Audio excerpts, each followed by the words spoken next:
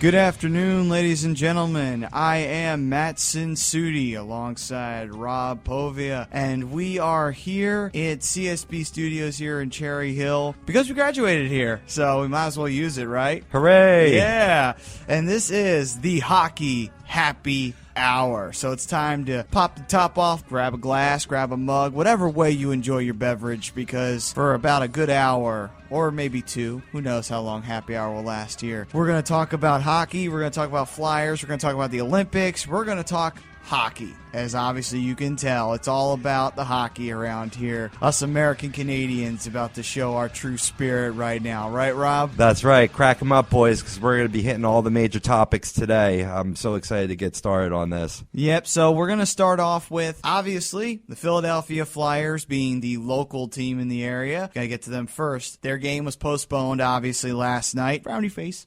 But nonetheless, they're getting ready to play tonight at 6 against the Carolina Hurricanes. So, Rob, let me ask you, when you are the Philadelphia Flyers and coming off of a day vacation, what would you say is the Flyers' strategy going into this, especially coming off of a loss that should not have happened in Long Island 2 nights ago? Well, with the extra time, they got to put into their morning skate and get their legs underneath them so they can come out starting off, firing on all cylinders instead of lagging behind, getting down by a goal or two, and then having to play comeback hockey. Yeah, I know. That's been a guilty problem of the Flyers. The Flyers have been time and time again. They have just been, we'll just go up by 3 and we'll take our foot off the gas. Next thing you know, the game's tied, or we'll be down by 2 and we'll tie it up and then win it in the third period. Like, that's great for heroic and for dramatic victories and stuff like that. And there have been some great dramatic victories this season for the Flyers. But the thing is, you're biting your nails every time, and you're playing with fire every time. You're going to get burned at some point. And they got burned in New York because of it. They let the Islanders back in the game. They lost in the shootout. Yeah, they sure did. It's one thing to, be successful coming back, but you can't do it day in and day out. No, not at all. I mean, today it's got to be the buck stops here. Enough of this. It is time for us to win games solidly and hold our leads.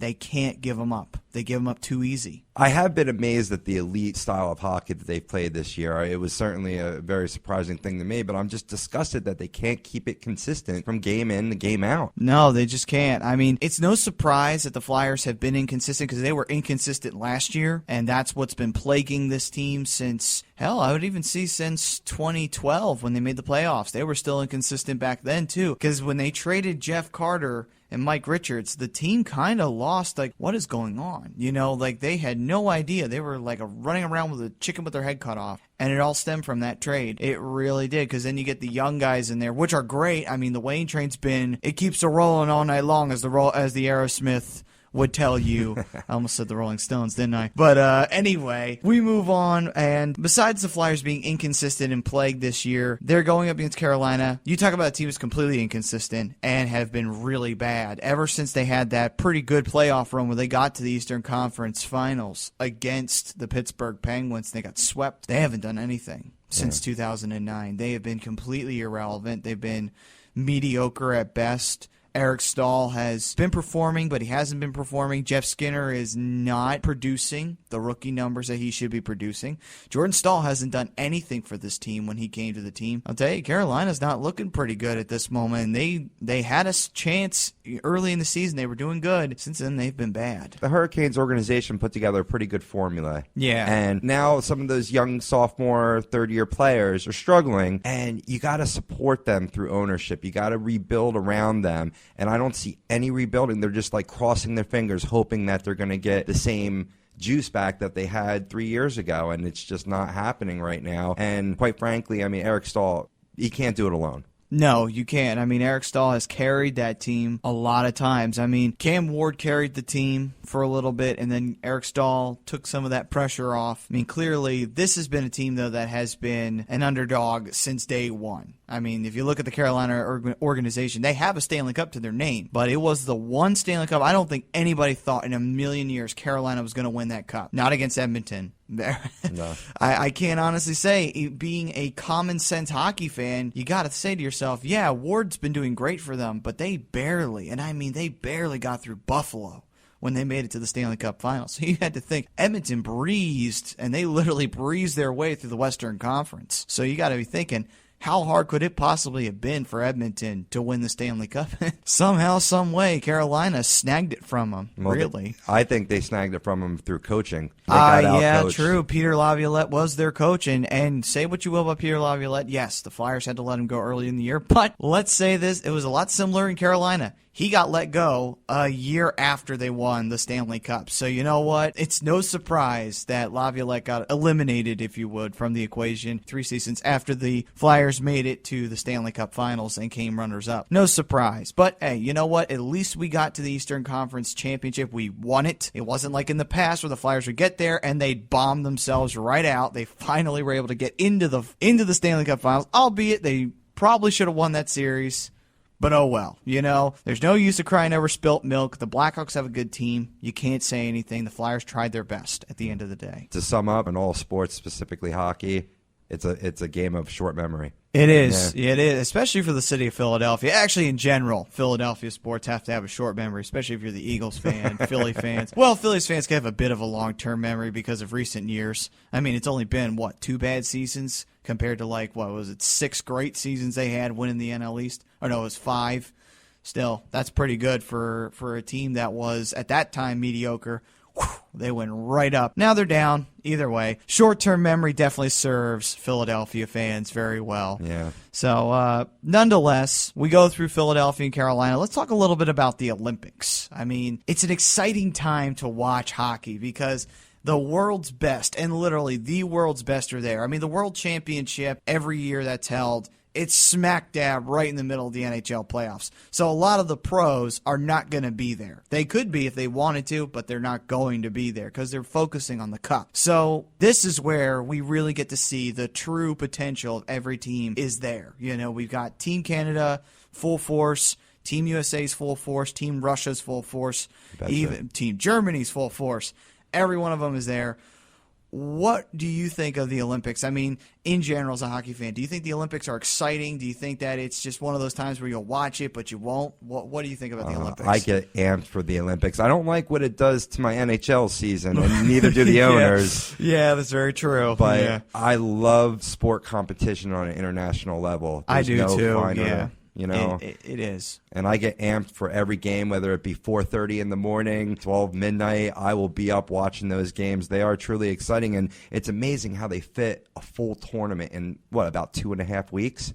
Yeah, they do. They fit it in about 2 weeks. I think 2.5, you're right, because the women's tournament starts before. The tournament for the men starts around about 3 or 4 days after that. So the women are ahead of the men, and their tournament ends before the men. But still, it's really cool because you see a lot of those teams develop almost a chemistry before the tournament's over, and it's really cool to watch in the tournament because then you're like, okay, this is the team that's winning the medal. This is a team that's not going to medal. You figure that out pretty early. Now, obviously, you have the ones that you're going to throw out there. Okay, this team's not going to make it. Yeah. Automatically off the bat, they're not going to make it. Mafia.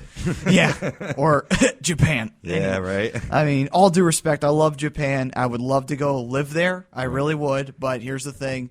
You have a horrible hockey team. And I don't think that's going to change anytime soon. Well, they do okay in some other winter sports, so they can have those. But yeah, true. You brought up, just to touch on that point where you said with the women's tournament, that's another big thing that I'm excited. It is, yeah. Women's hockey is, exciting. I mean, the girls go out and they play hard. They play, very technically sound hockey. And it's something that, the average American viewer doesn't get to see very much of. No, because a lot of women's hockey, there's only pro leagues for women in Europe. There's no pro leagues here in the United States. There's even there's a pro league in Asia for women. There is no pro league for women here in the United States. I think in Canada there is, but I don't think they cover it. Right. Strangely enough, I really don't think they do. And Which is a shame. I think that always stems back to sports as a man's thing. I think it goes back to that little chauvinist attitude that I think, all men are born with it. Some have a bigger gene than others. Others try to hide that, but they have it. It's just the way it is, Us men with our superiority complex, which is very mistaken. But anyway, we continue to talk about the Olympics. Let's get into some of the teams a little bit here. Let's start with let's just go in alphabetical order. Let's start with Team Austria. I mean, obviously, there's a flyer that is going to be on Team Austria.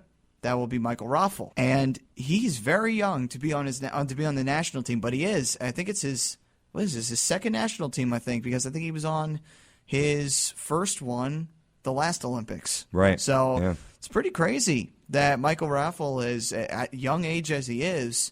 He's finally in the NHL. After all these years of not being spotted, he's picked up by the Flyers. Same thing happened with Bobrovsky, and now he's on his Austrian national team. Pretty interesting. I think a lot of it comes from the level of play that he's shown this year, being on the top line with Giroux and Voracek. He wasn't just given that spot. That was not given to him. He earned it. Yeah, he very much earned it. And Austria's history is very interesting when you look at it. They have, let's just throw a couple of quick facts. Their biggest win was in March 12th of 1963. They beat Belgium 30-0 in a hockey game. Their biggest loss was 23-0 to Canada in 1956. Wow. Yeah, and then they haven't had a world championship ever, but they bronzed in 31 and 47. So they have not seen a championship in quite some time. So winning a gold medal for them in the Olympics, albeit it is a long stretch, but if they actually pulled it off, they would be the most sacred team in Austria because they'd be the first team to do it. Like, that's impressive right there. They'd go back to their homeland being celebrated like rock stars, that's for sure. Oh, yeah, that's for sure, because Europe is a hockey place, you know. It's just the way it's soccer too, but it depends on what country. Right. Hockey is just universal there. For some of those other past drubbings that you mentioned, man, they need to institute a mercy rule. Come on now, they do. 30-0. I mean, some of these games are just not fair. I mean, it's just crazy to think about it. It's just like 20-0, 30-0. Boy. Not even in the NHL were there times like that. I mean, there were times where teams were losing 15-0, but still, I mean, that was crazy. 30-0. By that point, I would have just took my stick and bag and went home. I'd be like, it's not worth it, boys. We're not winning this game. You know? Sometimes the joy is to play, but not when you're down 30-0. Latvia. What about Latvia being the fact that they're already the odd man out? And the only player I ever remember on Latvia was Oskars Bartulis. Oskars Bartulis. And he was a healthy scratch and then a dressed skater for the Flyers. For about 4 or 5 years, he drifted in between that and between the Phantoms. And since then, he has not been in the Flyers organization since. Latvia is kind of a team that I always find funny. Is they're always there, but they don't exist. Right. They play hard. They play hard. I went out to Vancouver in 2010 and watched 3-game set, and they were one of the teams playing, and I believe they were playing Czech Republic, which is extremely strong team every year 4 after years. Year. Good Lord, yeah. They put up a good fight. I believe, if memory serves me correctly, they lost that game, but it was like 4-3, 4-2, and it was a lot closer than anyone in the crowd expected. Yeah, they actually put up a fight. I mean, it wasn't until they faced Russia and Sweden where they really outmatched. They fought hard against the Czech Republic and the Czechs. I'm pretty sure they earned a little bit of respect for Latvia on that particular occasion because that is a nasty, nasty fight that they had to put up with. Well, for Latvia's history, this is going to be interesting. Their biggest win was 35-0 over Armenian SSR back in 1962. Who was that? Yeah, Armenia, this little small country in, you know where Georgia is? The country of Georgia? Oh, yeah. That's where Armenia is, basically. Okay. And Armenia and Georgia used to belong to the Soviet Socialist Republic, of course. So did Latvia. That was their biggest win. Their biggest loss was to Canada. Big surprise. 14-0. Not as bad. They only lost 14-0 against a Western team back then. That's pretty good for a communist team at that time. Did better than Austria. Yeah, in 1935. That was actually, all right, they weren't communists back then, but still. 1935, they were still free, somewhat, besides civil wars. But that's politics. Anyway, let's talk a little bit about Slovenia. Another non-existent team that winds up. It's like we always forget that they exist, too. It's like it's Slovakia, Czech Republic, Slovenia. Who's the hell Slovenia? Yeah, right.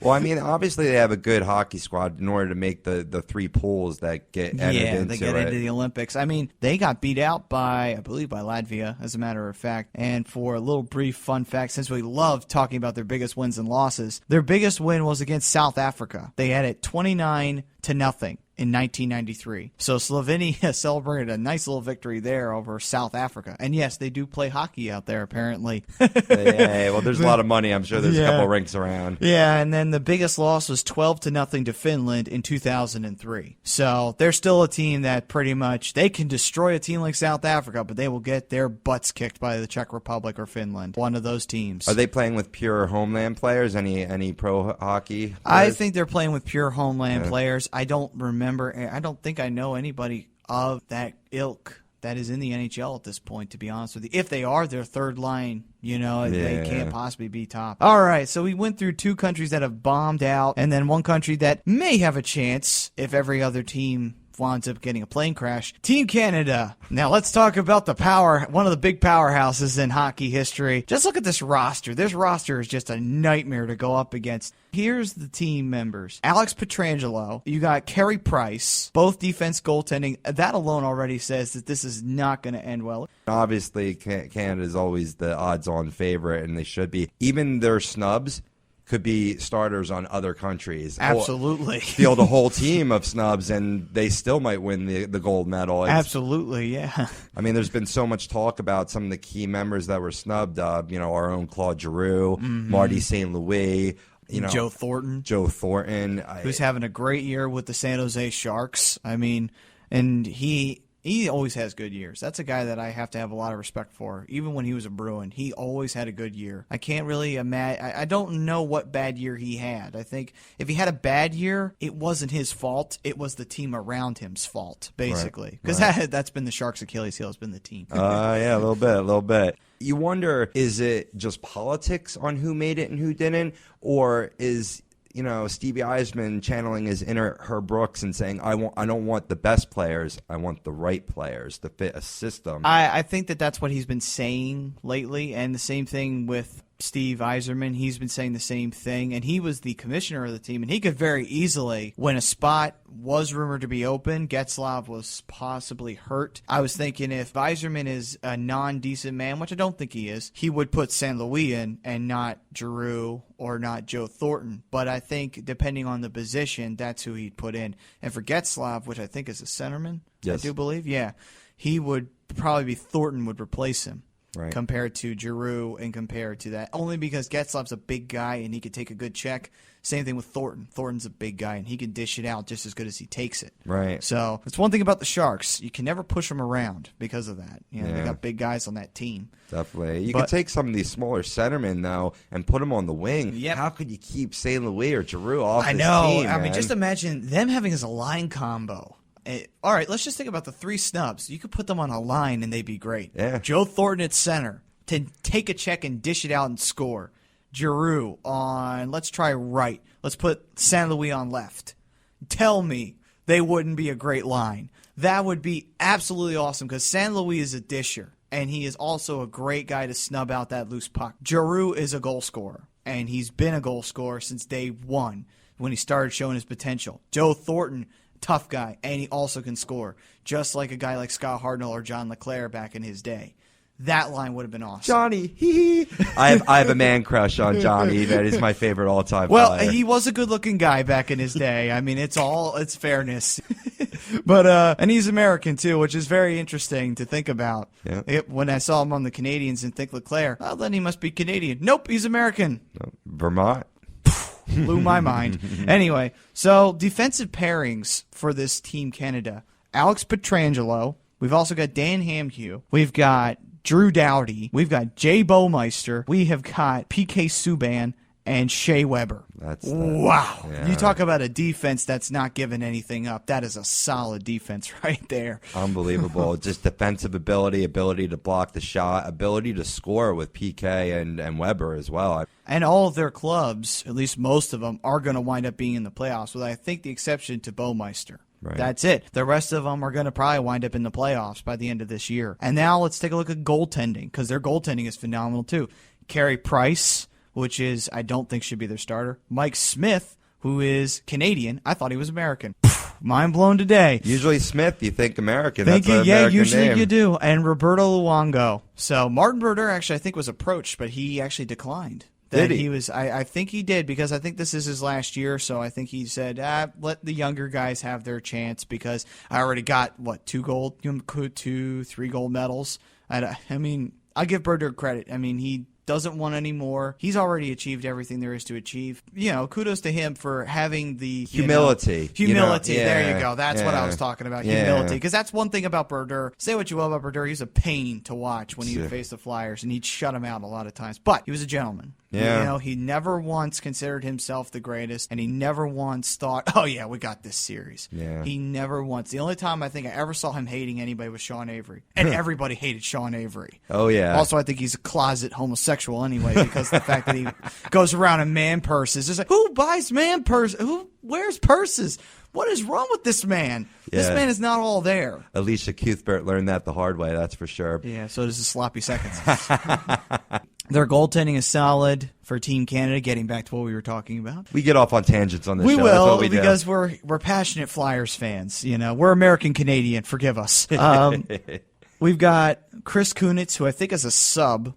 Or no, he's not. He hasn't got his number yet, but he will be on the team. Chris Kunitz, the other team that'll be solid player. Yeah, he's a solid player. And Corey Perry, another guy who almost was a Flyer. Or no, was that Bobby Ryan? Bobby Ryan. Yeah. I'm getting them mixed up. I don't know why I get Corey Perry and Bobby Ryan mixed up. Their names don't even sound similar. No. They're just on the Ducks. That's why. Yeah, they're Duck brethren. They may have been on the same line. I'm glad ultimately that the Flyers didn't get Bobby Ryan, though, because they would have had to given up way too much to get him. They would have. They wanted a lot of guys. They wanted a lot of young players. They wanted Matt Reed. I was thinking, after the season Matt Reed having, no, sir. I'm not giving you Matt Reed. Nope. No, sir.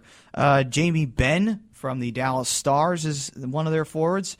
Jeff Carter of the former Philadelphia Flyer, now L.A. King and former Stanley Cup champion, might I add to that, just to dig that knife just a little bit deeper into the Flyers. Ouch. Yeah. John Tavares and Jonathan Taves, Twinkle Toes Taves, as we like to call him, from the Chicago Blackhawks. Mark Edward Vlasic from the San Jose Sharks. Matt Duchene from the Avalanche. Patrice Bergeron from the Bruins. Marleau, Sharp, and former Flyer, Rick Nash, and Nash doesn't deserve to be there. Ryan Getzlav, and Sidney Crosby, of course. And Steven Stamkos, who definitely belongs there. Yeah. So will he be healthy enough to play, though? That'll be the question. That's a big question. I mean, Steven Stamkos, though, that team is doing great without him. I mean, good Lord. If you guys can do great without Stamkos, donate him to us. We'll gladly take Stamkos off your hands.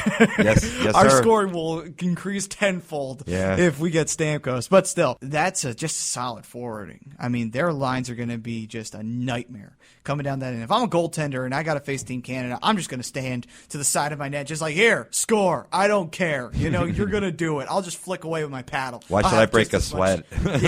Just as much chance of stopping the puck as I would if I had my full body in there in pads. Yeah. Like, well, looking like they will have Stamkos. He was out skating with the Lightning yesterday, and he's not too far from. If Stamkos is on there, I think you might as well just ship it in. Canada gets the gold medal. Yeah, I mean, it's just crazy with the way Stamkos is and the way that ability is in that Lightning team. My God. I just see them, and I'm thinking, Tampa, man, what is... And they got Steve Yzerman as their GM. That was the smartest thing they could have done, because he has built a nice team down there. Yeah. He certainly has. I'll tell you, between the two Florida organizations, the most mismanaged one was the Panthers, and they came into the league first, and they got to the Cup final first. And they're so mismanaged, it's not funny.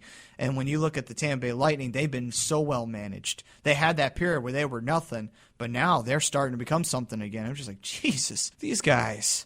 What is it with Tampa? They have these great seasons, and now they have their not-so-good season, but, man, they are doing good right now. Yeah, they're not in the lead in their division. They're the odds-on favorite for me, taking it to the conference finals and beyond. With Canada's team, even if they don't mesh well, they're still going to have plenty of great scorers as well as just tight defensive players. I don't know how you penetrate that team. I really don't. Yeah, well, I mean, I'm looking up Team Canada's history as champions in international scene, and it's just mighty. I mean, obviously. Their world championships, they've been gold medal 27 times. Their last time was in 2007. They won the world championship. Wow. Yeah. That is unbelievable. unbelievable. Just 27 championships. Olympic golds, they have about 6. They have about 6 gold medals. And then along with that, they've got about 5 World Cups, which were Canada Cups. Mm-hmm. So for most fans like myself who were only alive to see 1 or 2 World Cups, Canada Cup used to happen every year or every other year, I think it was. Every 2 years. It was like a biannual, which a lot of times the Soviet Union would wind up winning that. Yeah. So Canada winning it was phenomenal back then. Yeah. Well, on the one hand, obviously I'm very patriotic. I'm always rooting for the USA. Well, yeah, but of course. It is their sport. Maybe they should is. have more. But then you had the old Soviet Union for years taking it away from them. So yet again, it just goes to show the importance and power of the international game when it comes to Olympics or any other tournament. It is, because the Soviet Union system is the exact same system that every team follows today, because when you look at what they were doing, they were studying teams before studying teams became the norm. They were studying hockey and the way the game was played before that was the norm. They studied it. Canadians just played it. They just had that natural DNA of, we're Canadians, we can play the game, And Americans in the same end had that same sort of feeling because Canada's only how far away, Yeah. So there was the same thing with Americans. We just played it. We never really learned it. We just played the game. And Russia learned it from scratch. After having a crappy team won Olympic, they fixed it, and man, they never looked back. They were solid after that. Of course, when you turn to the Soviet Red Army, how could you go wrong? This is a military unit. Of course they're going to win. They don't win, they'll get shot. Anyway. Yeah, exactly. Nothing like putting your life on the line to make sure you win. You took the words right out of my mouth. The fear of embarrassment is the only thing that maybe players in the United States have to deal with, whereas they might go after your family. Well, at least not anymore. But we think. Yeah, we in think. Russia, yeah. Who knows what's going on? I mean, they although a little bit of scare went on for the Sochi Olympics because of those 3 bombs that went off. Like, that was scary. Mm-hmm. Like, I'm just thinking, Jesus, they're sending bombs off? What's the big deal? And then I heard from what the terrorist organizations claim was they don't want their people to be corrupted. It's like, how do bringing other people from all over the world corrupt your country? Explain that one to me. You corrupt your own country. I hate to say it, because guess what? You know who corrupted America? It wasn't China. It was other Americans, Just the way I'm just going to throw that out there for a little political statement. Anyway. Yeah. They're just, it's closed-mindedness. The Olympics, to me, represents peace and unity throughout the world through friendly competition. Absolutely. Let's talk about another team that's basically irrelevant, Team Norway. The Norwegians. Out of all the Scandinavian teams, this is the one team besides Iceland that is completely irrelevant. Except in curling. Norway, although that's a big deal in Canada, so don't tell the Canadians. Yeah, it's our little secret. Anyway, Norway, out of all of the Scandinavian teams, is the one that is the biggest underdog, because it seems like they have guys who can make it to the NHL and then they don't. They have those good draft years, so they'll have players that we got 2 or 3 Norwegians going to the NHL entry draft, which is good because that means that, hey, we had enough talent to get to the NHL. A lot of those players, though, usually don't make it. They either get drafted and they fall back to the Swedish leagues or whatever. It's kind of strange. Norway's that underdog. They have the talent to be there, but they don't have enough to get by those big teams. Just right on the cusp. Right on the cusp. It's a shame when you think about it, because you think about, man, if Norway just had 1 or 2 really good players, had a really good goaltender, they might actually be able to make a run for it. Yeah. Well, a little brief history. They have their biggest win was on China. What a surprise. It was in 2005, not all that long ago, 25-1. So, wow, that was a nightmare. But China did score 1 goal on them, so it goes to show they need good goaltending. That's their problem. You let China score on you at least 1 time. That is bad news. If I was the coach, I'd give them a hell for that. No shutout. Somebody said shutout before the game was over. That's what happened. But, yeah. Biggest loss was to Finland at 20-1 in 1947. But still, it just goes to show that when it comes to Norway, nothing much has changed. They're still that underdog-spirited team. If Norway made a run at it, good Lord, that'd be a celebrated team. team right there. 'Cause I'm not it'd be saying amazing. I'm not saying they would make anything close to the medal rounds, but I Yeah. could see them pulling like an upset, maybe upsetting like a highly favored team like the Czech Republic. Or, Maybe. you I mean, know. they're trying to get on that cusp, and Norway's been there. Norway has had those competitive seasons. I think in 1980, when the USA won the gold medal, they had a pretty good team. They made it to the tournament stage, but then again, the Olympics didn't have as many teams competing for qualification because back then Japan got on merit. Now it's just the women's team in Japan that's making it. So it was a different structure back then. There wasn't as many hockey teams around the world. Right. And the communist teams, besides East Germany, Russia, and the Czechoslovakia, were not very good coming up against the Western teams. Yeah. So there's a lot that was different back then compared to what it is now. But they did have a good team at that time. They made it to the qualification stage. They didn't get through the first round, but they were there. Absolutely. Yeah. Well, as time goes on, I mean, they just spread the sport further and further, and basically they build like great fundamentally sound systems in countries that previously didn't have exposure to hockey or rink or skates or stick or any of that. Yeah, I know. I mean, there's a lot of nations. I know that there's a project going on where they're building a hockey team, and you'll never believe this, in Argentina and Brazil. Awesome. So they are actually getting hockey teams, and there's other teams that have got hockey teams that you would think had no business with hockey teams, like Bahrain has a hockey team. China has a hockey team. The Chinese Taipei has a hockey team. Chinese Taipei, they're my favorite in baseball. I love them. Yeah. That's because they're the underdog. Yeah. They always will be the underdog because of the fact that they got to go up against you-know-who. Yes, But, yes. It's like, let Chiang Kai-shek live forever. More politics. Anyway, even Israel has a hockey team. It's amazing just how many hockey teams there are. I'm on this website called National Teams of Ice Hockey. If you ever have a chance, look it up. Yeah. I'm always on this site wondering, God, these are weird. How do they get hockey teams? It's amazing, you know? Out of all those countries that you mentioned, I could see Brazil surprisingly putting together a decent hockey team, and I'll explain why.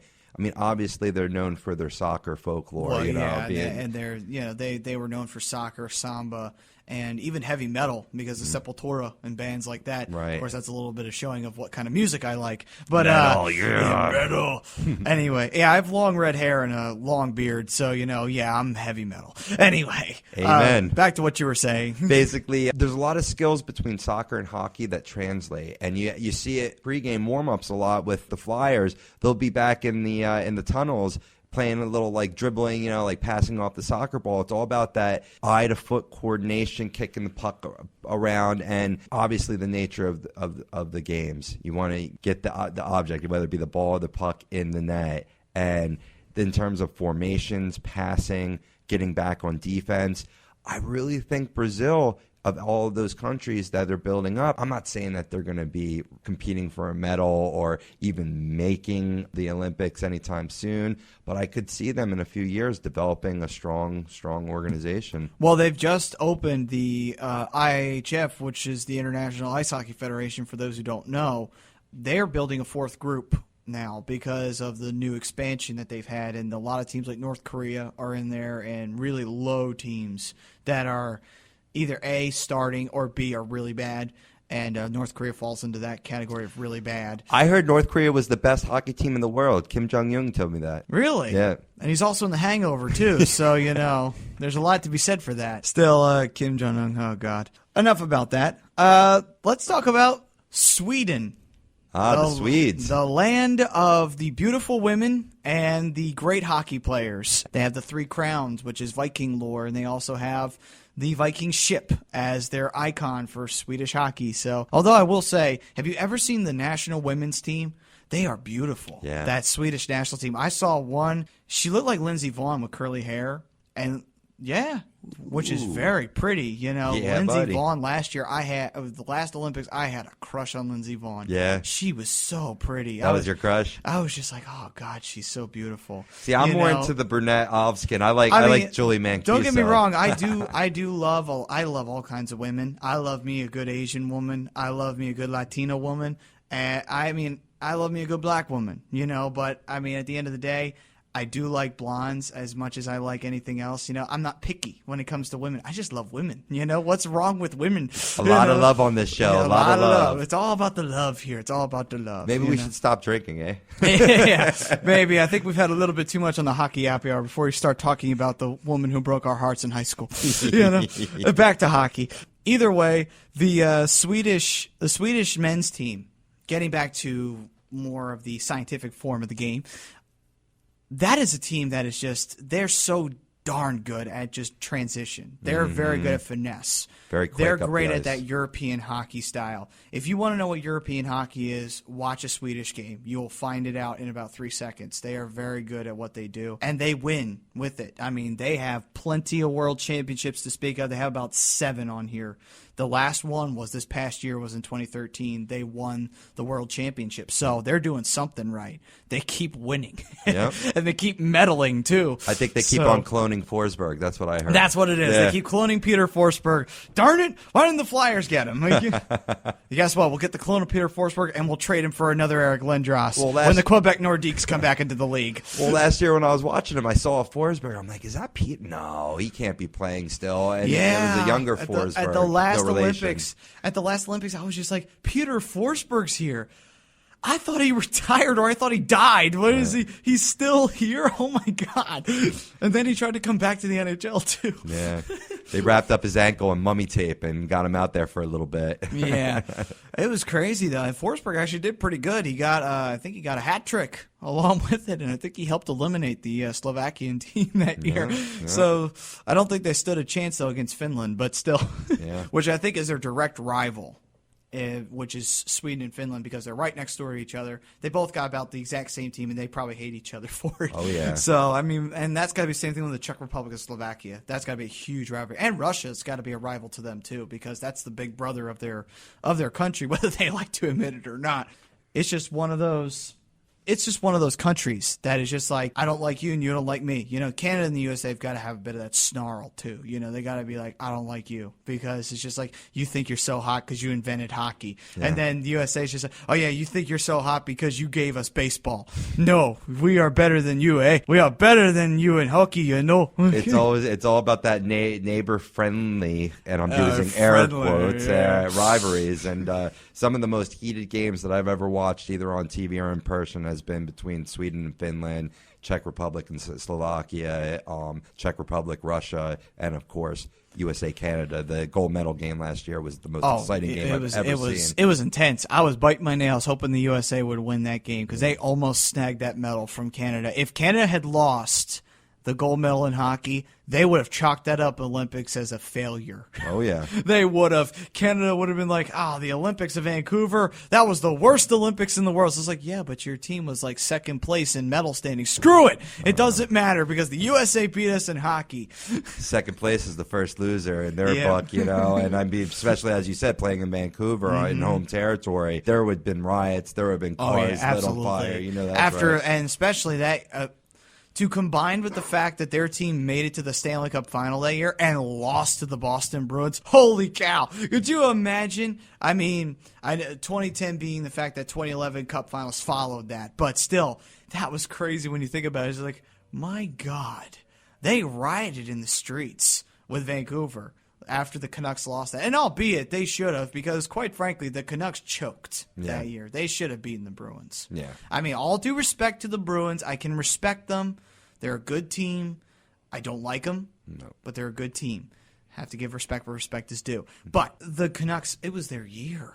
Yeah. It was their year, and you screwed it up. It was all there, Yeah. All the pieces of the puzzle were there for him, but you know what? Ultimately, Boston's defense shut him down, led by Zdeno Chara. Mm-hmm.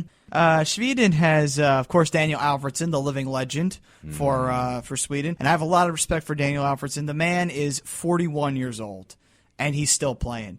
I give it up to the man. That takes guts and determination. And, I mean, he wants that cup. I know he does, because he doesn't have one. Yeah. You got to think that that's what he's thinking when he joined Detroit. He's just like, I want to be on a team that's going to win the Stanley Cup. All due respect to Daniel Alfredsson, I don't think Detroit's going to do it this year.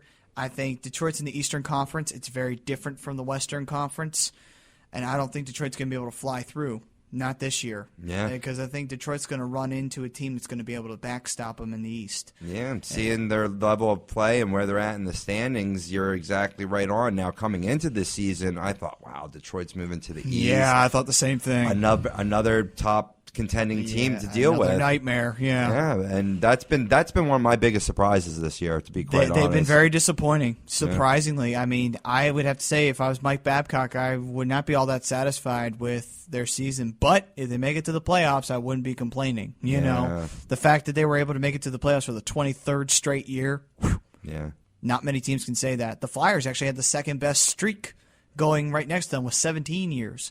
17 years of Flyers are in the playoffs. No wonder we hate the fact that we missed the playoffs last year. Yeah. We're so accustomed to it. Yeah. You know? Yeah, besides last year and the 40th anniversary year, that's the only 2 seasons that I ever remember them missing the playoffs in my my fandom. There was a time when all 4 teams were making the playoffs. You know, the Sixers were making the playoffs, albeit they were getting eliminated in the first round. The Flyers were making the playoffs and had a pretty decent chance of making it pretty far. The Eagles were always in the playoffs because during those last few years of Andy Reid. And the Phillies were doing that amazing run in the NL East where they had that dynasty for that 5 years. They were always in the playoffs too. So there was a time where all 4 teams were in the playoffs, which was a good time to be a Philadelphia fan because you knew that we were going to have the postseason no matter what sport you liked. Yeah. Even the Union made it to the playoffs. Hey, that's good. That's good. I mean, you know, I think we'll get back there. We'll get back to those days soon enough. Yeah, hopefully especially for the Flyers. You know, that's our favorite team. You know, we got to keep it going. Absolutely. And one last point with Detroit. I think a big reason why they're not been competitive this year is that Jimmy Howard, their goaltender, has not been healthy this year. He's out again a week now due to that knee injury. Yeah, and I think that's going to keep him out of the Olympics too, quite frankly. And which is good with me because I don't want a goaltender who's going to give up fluky goals. Right. You know, and Howard has done that this year.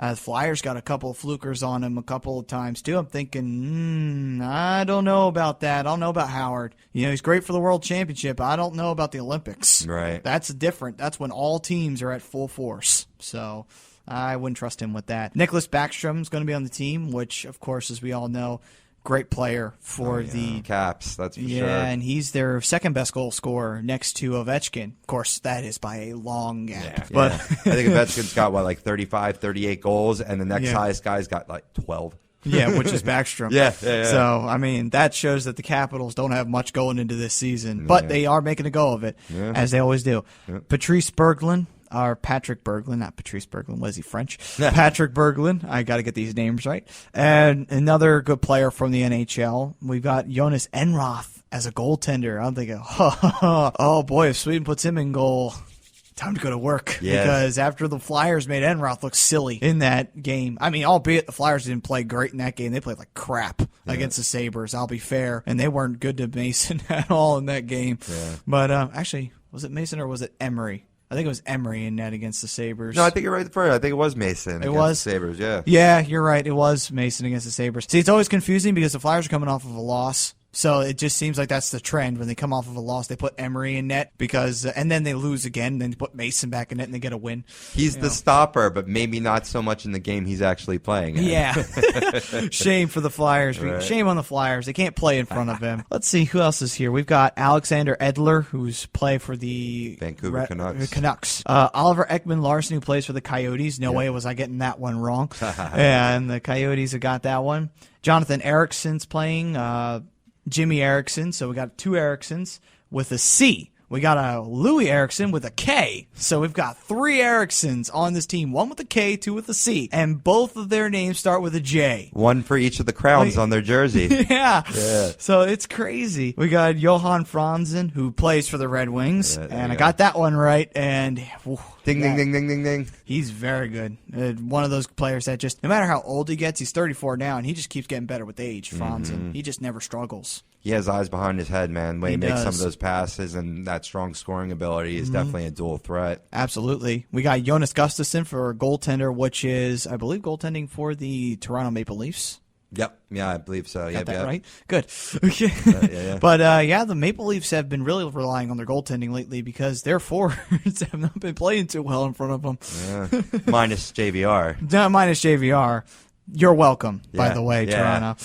All right. I'd love to get him back. Hopefully, Flyers are just known for trading away players and getting them back. Quite frankly, they did the same thing with Bernie Parent, and he came back as a polished gem. And Yeah. then the rest they say is history because they won 2 cups. Yeah. So, wink, wink. Maybe we'll get JVR back. And JVR is the key to us winning the cup again. And guess what? We got Bernie Parent back from the Maple Leafs. So, yes, it is all there. History is there in front of our eyes, and the stars are going to be aligned someday where we get JVR back and we will win the Stanley Cup. That's right. I got chills down my spine, man. You inspired me. Yep, Carl Hagelin, who plays for the New York Rangers, who's a pain in the butt every time we got to face him. Very So naggy. that shows he's a good player. Yeah. We got Nicholas Jarmelson, another pain in the butt, who plays for the Chicago Blackhawks, the defending Stanley Cup champions. Henrik Lundqvist, no doubt's going to be the starting goaltender for this team, obviously playing for the New York Rangers. And we've got Erik Karlsson. We've got Nicholas Kronwall. The nightmares of Kronwall as the Detroit Red Wing. Got Kronwalled. Yeah, nothing like that. Great plus-minus guy. Great, hard checker in the boards. Definitely blocking shots. He's given my team nightmares, but he's given my fantasy team championships. Oh, yes. Yeah. Nicholas Kronwall is a great, great player. I would have him on my defensive squad, no doubt about it. Johnny Aduya from the Chicago Blackhawks, who I thought he was Canadian. So, another mind blown. Aduya doesn't even sound Swedish. Aduya sounds like a New York slang term. It's like, Aduya. Yeah. Aduya.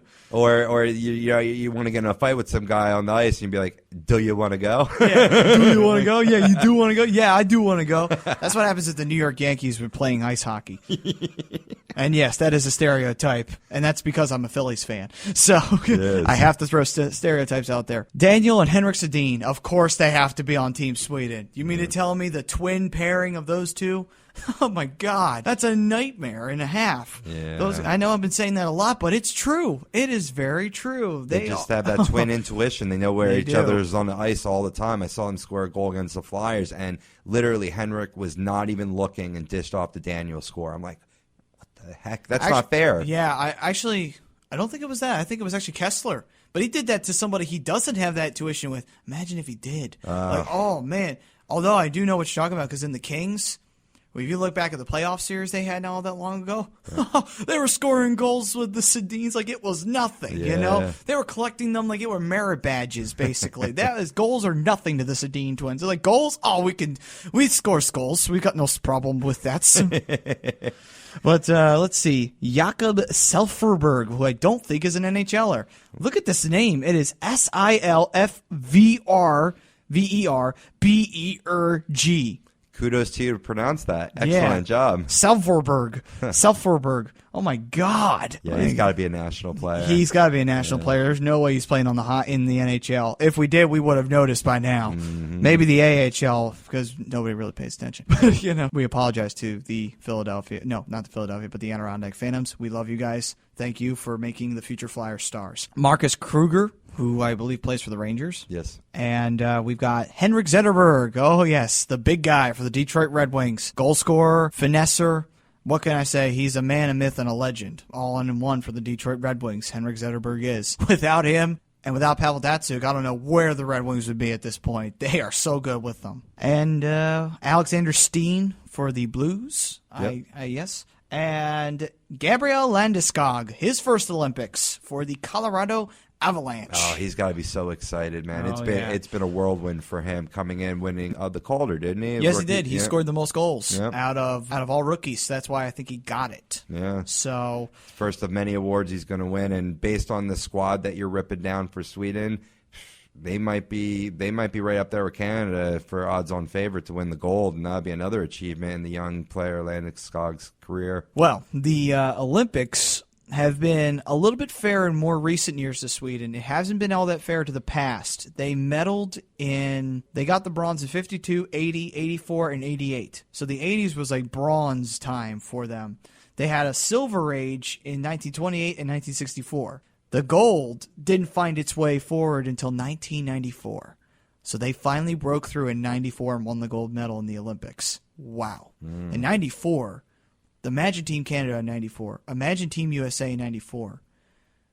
That must have been that must have been great teams. Oh, yeah, right there, absolutely. for both of those organizations. And Team Russia too must have been phenomenal at that time. So for Team Sweden to do that, impressive. And then they won again in 2006 during the Torino Olympics, where every team, swear to God, sucked in that Olympic Games. The USA did horrible. Team Canada was atrocious. It was that bad. They were bad. No wonder Sweden won that. Yeah. Sweden beat Finland, I think, too, in the final to do it. So I wouldn't suspect the Italians up to shenanigans putting something in the water there. You know what I mean? yeah, put it in the water. Yeah, depadoo. You know.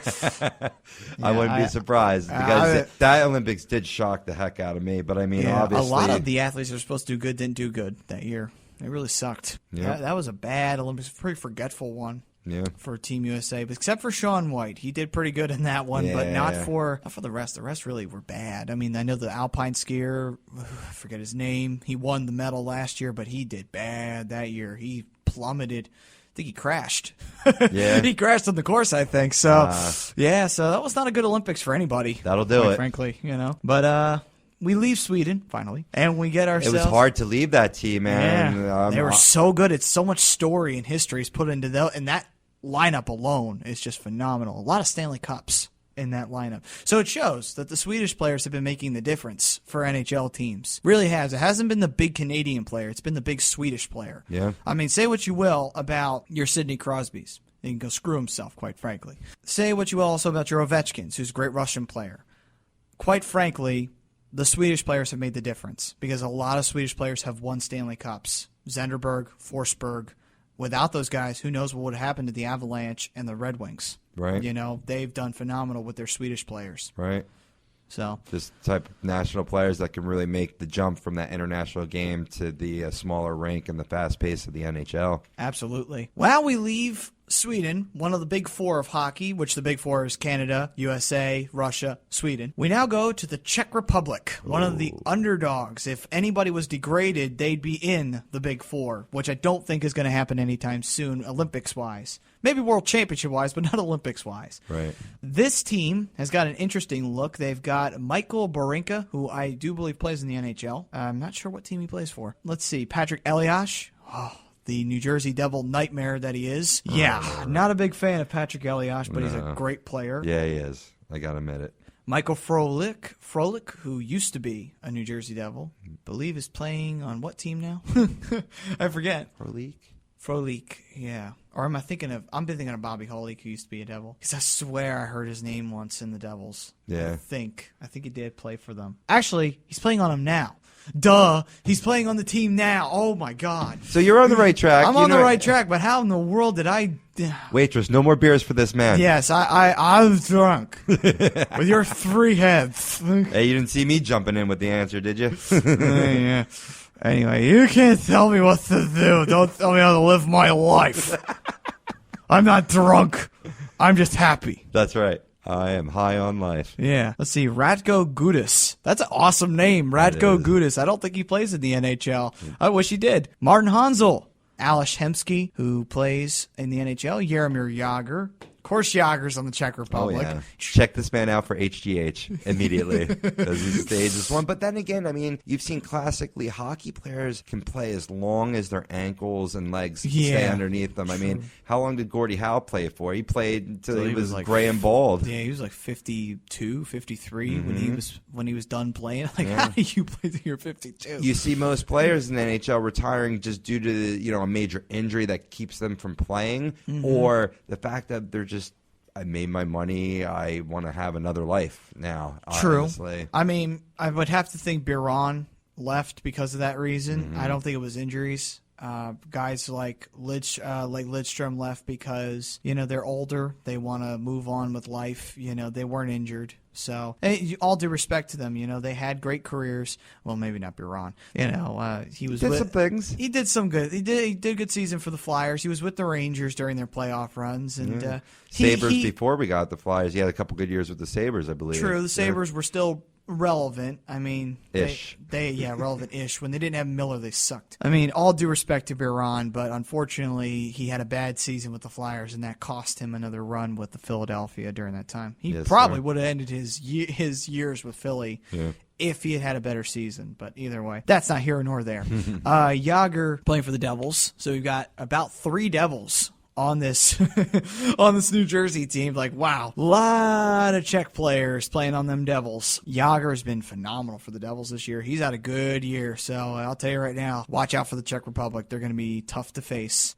Thomas Kaberle for the Maple Leafs will be on that team. We got Jakub Kovar. He's a backup goalie. You're seeing a lot of active, if not backup, NHLers on this team. And Jágr, led by Jágr, the ageless one, who's just a natural-born leader for this team. They call him the ageless one for a reason. Yeah. I mean, I've seen him the way he's led past teams for the Czech Republic, and he just puts him right on his shoulder. Thinking about this kid that came up in like the 89-90 season with Pittsburgh, and he's still playing to 2014, playing at an Olympic level. I was glad that we got the honor of having Jágr on our team for at least one season. Yeah, that was a great year. That was a good year. That was last year we made the playoffs. I really enjoyed it, to see Jágr as a Flyer. I was just like, Jágr's a Flyer. Hell yeah! We can finally say Jágr and not have to be like, oh, it's Jágr. F you, Pittsburgh. Screw you, Pittsburgh, for dare tainting the legacy of Jaromir Jágr. And also you, New York Rangers, too. You know who you are. You tainted his legacy. Not the Capitals. Capitals sucked back then, so you can't taint a legacy when you suck. You know? So basically, Jágr just needs to play for the Islanders, and they'll have the whole area wrapped up now. Pretty much. Yeah, he is almost done with this division. Soon he'll be moving on to the next division. He's played on the Stars. Maybe he'll go out west and try to finish up that division when he's like 58. Yeah. But anyway, let's see. Lucas Krajicek is next, and he plays for the Boston Bruins. And he's had a pretty decent, hard-working, nose-of-the-grind season, as most Bruins have had this year. They've had a lot of hard work to keep that first-place spot. They have about 50 points to speak of. So they've had a hard-working, nose-of-the-grind year. They've been without Seidenberg, which has been a huge loss for that Bruins team. So Krajicek, I have to say, is definitely probably stepped up his game at this point for the Bruins. Yeah, cover that loss. Seidenberg, has been a predominantly excellent player for Team Germany in the past, who I noticed did not make this year's Olympic. And I think it's all over that injury that he suffered, because it was a nasty, nasty injury. He suffered it against the Penguins, and the Penguins didn't get penalized. So it goes to show the NHL is favorable towards the Penguins.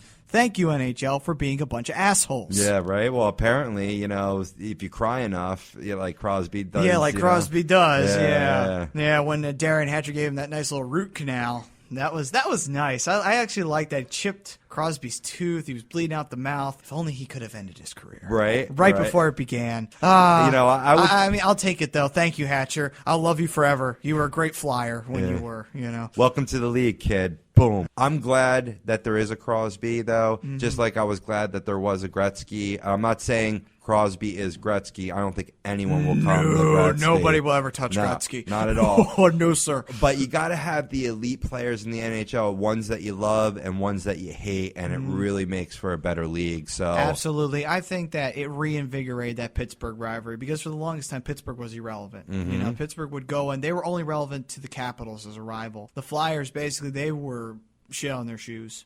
It really was the case. I mean, the Flyers would just brush them off like they were nothing. Oh, it's the Penguins. I will just beat them in 5 OTs and finish them off in 5. We're good. Or I think it was 6 they beat them in. 6. But still, it was nothing. The Penguins were nothing to the Flyers. And even to this day, with Crosby, it wasn't until they got Crosby were the Penguins able to beat the Flyers in the playoffs. So that goes to show that it took Crosby and 4 tries to get rid of the Flyers. So that was pretty impressive. I think a Russian might have had something to do with it too. Yeah, I think Malkin had more to do with it. I mean, I don't know about that. I think you are right that Crosby leads that team. But honestly, if you ask me who's the best Pittsburgh Penguins player, I'm going to say Evgeny Malkin.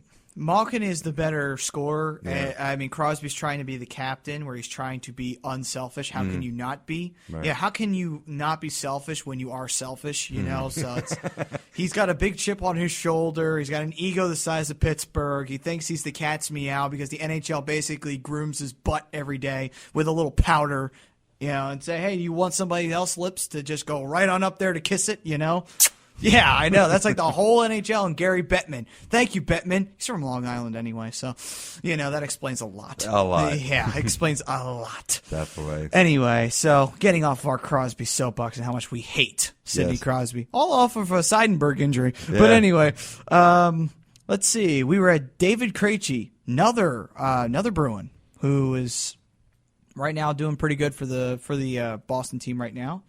Hopefully, see what he does for the Republic. I mean, he's one of those guys who he does good and then he doesn't do good. He's had his hot and cold streaks at times. Yeah, he is a bit of a streaky player, but when he's on, he's on. Yeah, he's very good. When he was on in 2010, he was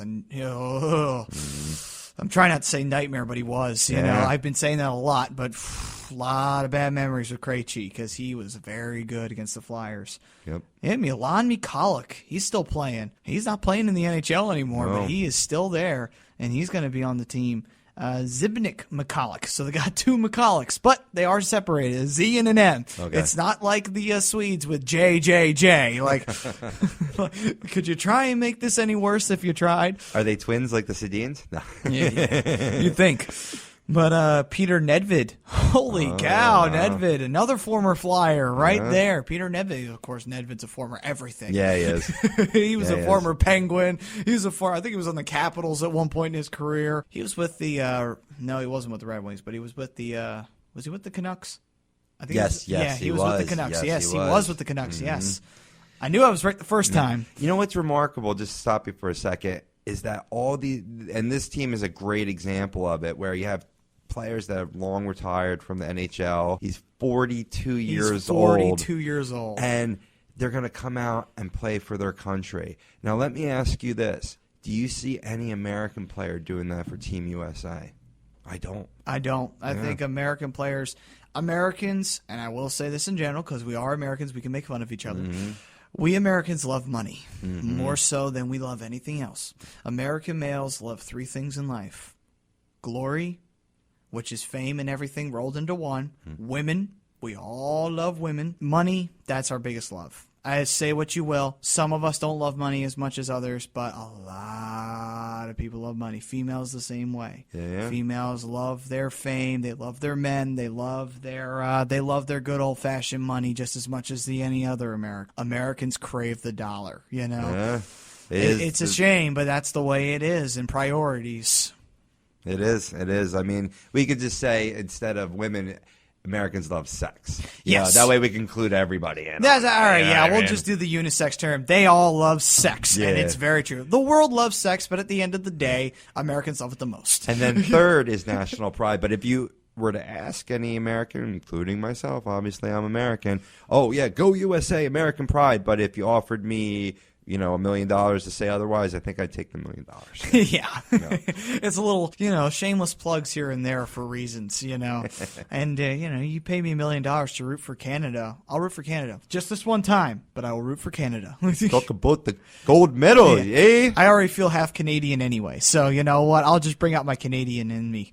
Canadian American, that's right. Canadian American. Let's see. Yuri Novotny, who does not play in the NHL. Novotny. That's a good name. That's a cool name. Andre Palat. He's 22. Andre Pavlik, who we all know very well. He plays for the Winnipeg Jets, who I can't stand because they're just the Atlanta Thrashers in a different skin, and I hated the Thrashers simply because they have Dustin Byfuglien. I hate Dustin Byfuglien. I hate him with a passion. Byfuglien should die tomorrow. I hate Byfuglien. Die, Byfuglien, die. All right. I couldn't agree with you more with him, man. I mean, he's a great two-way player. Sometimes they even play him on forward when he's not riding the blue line. But did you see the taunt he gave when he scored on the Flyers in Winnipeg? That little stupid curtsy look. Yeah. Like, are you sure you're not hiding something? I told you before when I was talking about the Phillies, I have no respect for that. I think the sports world has no room for attitudes like that. Be a professional. And I get what you're saying about Jimmy Rollins because I'm not a big fan of Jimmy Rollins. As a Phillies fan, he's outlived his usefulness. It's time for him to move on. Sayonara. But anyway, we go on to the next player. The next player is Thomas Plekanec. He's still playing, man. Yes. 31 years old, and I think he's playing for the Canadians now, which I feel sorry for him. Canadians are going to make the playoffs, but they're not going to do anything with it. But talk about another good two-way player, man. Like he played for the what was it? The Devils? Yep. Yeah, he played for the Devils, and he was very good for the Devils during that time. He's good for the Canadians, too. Yep. Try to epitomize Patrice Bergeron in terms of that two-way playing ability, and he certainly is I'd say a half step to a step behind, because I mean Bergeron's got to be at the top of that list. And one thing I'm proud of, just to tie it back to the Flyers a little bit, is Sean Couturier is epitomizing that man every day that goes by. And that's a good thing, because Lekanek was a big reason why the Devils went on to win a Stanley Cup. Yep. Again. Yeah. But let's see. We go to Michael Roosevelt, who's playing in the NHL, and I forget what team. Roosevelt. Is he? He was a Ranger. I think he's still playing for the Rangers. Okay. Yeah, Rangers. I was going to say Rangers, but I was fear of being wrong. Let's see. Alexander Salak, who don't think he plays in the NHL, but he is a goaltender, so he's probably backup for their starter. Vladimir Zabotka, who plays for the St. Louis Blues. That's a guy that I wish the Flyers had, Zabotka. Did you see the fight he had? I did not. He took a guy and judo threw him onto the ice. That's awesome. That was against the 2 years ago. That was against the Sharks. He judo threw somebody. He took him by the arm and hurled them over his shoulder. I was like, oh, my God, that's awesome. Judo chop. Yeah, and then he just had his stance right. I was thinking, oh, God, is this guy know Sambo? Right. Because I was thinking that's got to be what he knows. I think, I wouldn't want to fight Sabatka. And then Ken Hitchcock said in the press conference, like, boys will be boys. I was just like, Ken Hitchcock, salute you. I love that man. He was one of the best coaches for the Flyers. He was. It's a shame the Flyers couldn't really do anything when he was coaching. I know, which was a huge surprise. You'd think it would be a match made in heaven. But, but oh well. You can't help it when the team structure's not there, you know. Look how well he's doing in St. Louis. I mean, they're another top contender in the Western Conference. He won a cup in Conference. Dallas. There's something to it, Yeah, you know. Yeah. And his goaltender, I think, is a big reason why the Blues are having such a great season. Yep. And now we've got Jakub Voracek, good old Philadelphia Flyer. Jake the Snake. Yep, Jake the Snake. Good old. And for all those who don't know wrestling, Jake the Snake was a former awesome wrestler. Never won a title, but he was still awesome. Oh, yeah. But anyway, Jake the Snake, Jake Voracek, has been awesome this year for Philadelphia. He had a bit of a slow start, but he's picked up, and the Czech Republic, not ignorant, like Team Canada, decided to bring him on. So thank you, Czech Republic, for not being ignorant. Yes. And we've got Roman Saravenka. Nice. I love these names, dude. That's another guy who is not in the NHL. Ladislav Smid is in the NHL, and I'm not sure what team he plays for. Some of these names sound like they should be gymnasts, not hockey players. I don't know about this. With the Czech Republic. We got the right information up here? No, I'm sorry. This was the women's national team. I didn't realize Voracek was hiding something the whole time. Hey, now. Yeah. But oh well, for a guy who didn't have something downstairs, he sure does. Yeah, right? You got a nice beard. Yeah. Sure, more than Patrick Kane. But anyway. I apologize. He's a fellow American, but oh well. I'm going to make fun of him because I am an American. Yes, anyway, I'm an American, and I will make fun of other Americans because that's what we do. Hey, Kane gave us so many pains in 2010. He so did. Feel free. And then the final one is another Devil, Marek Zidlicki. Wow. My God, how many Devils? That's like 5 Devils, and Yeah. that's like 5 former Devils. Like, my God. You know, I wanted to root for the Czech Republic. Now I don't know with all these devils on With them. all the Devils on him, I don't think I can with a straight face. Yeah. I guess I could root for him with Voracek. Yeah, that Just bounces out. Voracek. Just I'll root Voracek. for Voracek. I will buy a Voracek Czech Republic jersey. No others. That'd be great. Not even Yager, because unfortunately he's a Devil right now. I would gladly have done it in 2010. I can't do it now. Yeah. But let's see. The Czech Republic. Oh, we're not going anywhere. We're still in the Big Four. Russia. Oh, the The home country. home squad. Yeah, Oh, yeah. boy. Now, this is a team that I have very heavily favored in the midst here with this team. I think this team is going to go pretty darn far when it comes to this matchup because they're home. Yeah, exactly. Just the juice that they're going to get off of the home crowd. I mean, you saw, not that Team Canada needed it per se in 2010, but man, when I was in that building, it was deafening. And, Canada was playing, I think, Team Germany at the time, and it was an onslaught, and the crowd was fired up like it was a 1-0 game in the third period, and just the roar of the crowd. So you're gonna get that in Sochi for Team Russia, who is putting together a pretty decent squad to compete this year. Yeah, they are. I mean, I know Alexander Semin of the Carolina Hurricanes. He's going to be on the team. Yeah, just added. Yeah. Yeah, the Olympic site, though, is being derp, and they don't have the roster up. So a derp moment right here on the Hockey Happy Hour. Thank you, Internet, for failing us, as you so gladly did. The Internet. Don't you love it when the Internet just decides not to play ball with you whatsoever? Every day of my life, yeah, man. Every day.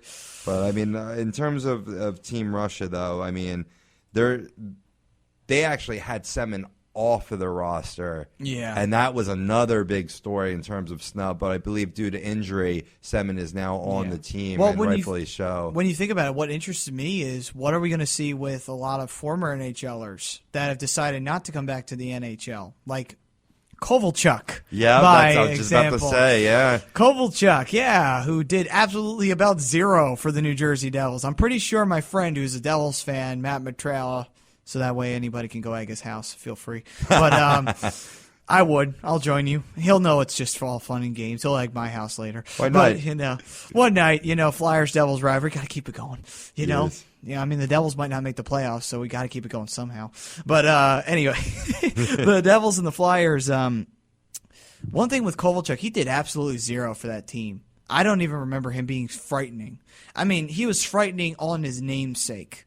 But with actual playing in that 2010 campaign, he didn't play well at all in that series. Right. Boucher stoned him all series. I'm like, you had Boucher stone you. Boucher hasn't been a great starter since he was a Phoenix Coyote. That's 5 years ago, buddy. 5 years ago. You were a rookie 5 years ago. You suck. Money worth spent by the Devils, and they're still paying it. Yeah, they're still paying it over to Russia in rubles. Yes, yep. Oh, my God. But that's a team that I wonder, what will Kovalchuk do? Will he actually be anything substantial for this Russian team? I think so. I think so because, playing in the KHL, you're in that genre, you're in that culture now, and that culture is going to carry forth. Even though this is on a much bigger stage, not in their eyes, because the KHL is just as popular in Russia as the NHL is here. Yeah, the KHL is the second biggest league in the entire world on popularity. I mean, in Europe, you've got two choices. Either you're watching the KHL or you're watching the NHL.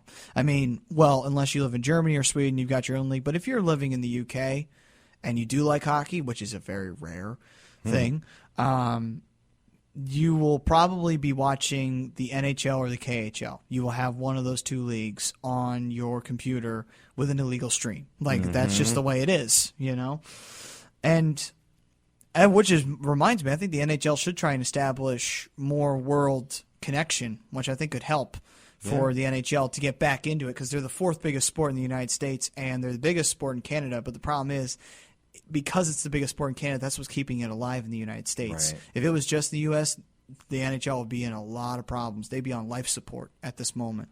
The TV wouldn't want it because they had two lockouts. So my opinion is they should start broadcasting around the world a little bit more, get some more I tune in. More knowledge. Yeah. I just think that'd be a good idea. Or even some exhibition games like they used to have with the Soviet Army team where they'd come and play like some of their best teams in NHL, the All-Stars. I think that should be a good idea. Yeah. I would. I think that the All-Star game should probably be where we have the World All-Stars. We get the best of the KHL and all around the Europe League, and we have them face off with the NHL. Or have the KHL stars face the NHL stars. Exactly. That could make quite a big rivalry for the All-Star weekend where all of us in our NHL, our respected jerseys, would just be, come on, NHL, come on, score, beat those Russian bastards, come on. Yeah. They don't deserve to be hockey players, And then the Russians will be all like, bring back the Cold War. Yeah, bring back the Cold War in hockey. I dare you. That was great times for hockey, especially for Canadians, but and for us American Canadians too, especially in 1980. What a great year. I wasn't alive, but I was 2. So you don't have much memory of that. Nah, very, very, very little, but I do remember the game-winning goal from Rizzoni. So, that was like one of my first memories of hockey, and it was great. Nothing like that, And then, of course, you can always get that Disney flick Miracle and relive it all. Yeah, it's nothing like the original, of course, But oh well, Ken Dryden called that game too. Anyway, Ken Dryden, who didn't like the Flyers, so screw him. Yes. But let's see. All right, now a team that I have a lot of respect for that has been really shooting up lately, Switzerland. This is a team I have a lot of respect for, and I will say this because back in 2010 in the Vancouver Olympics, the USA had to open their group standings against them. Switzerland almost beat the United States. They gave them a hard time. And then, it was Team Canada that they opened the season with. Team USA started with the Czech Republic. But Team Canada had to go to a shootout to beat Team Switzerland. Yeah. Holy cow. If it wasn't for the fact that Team Canada had Team Canada style in the shootout, Switzerland could have won. Yeah. Wow. Yeah, I'm sure that's got to be a novel concept to yeah. Switzerland, whereas a lot of the Canadian players playing in the NHL, they're used to the shootout scenario.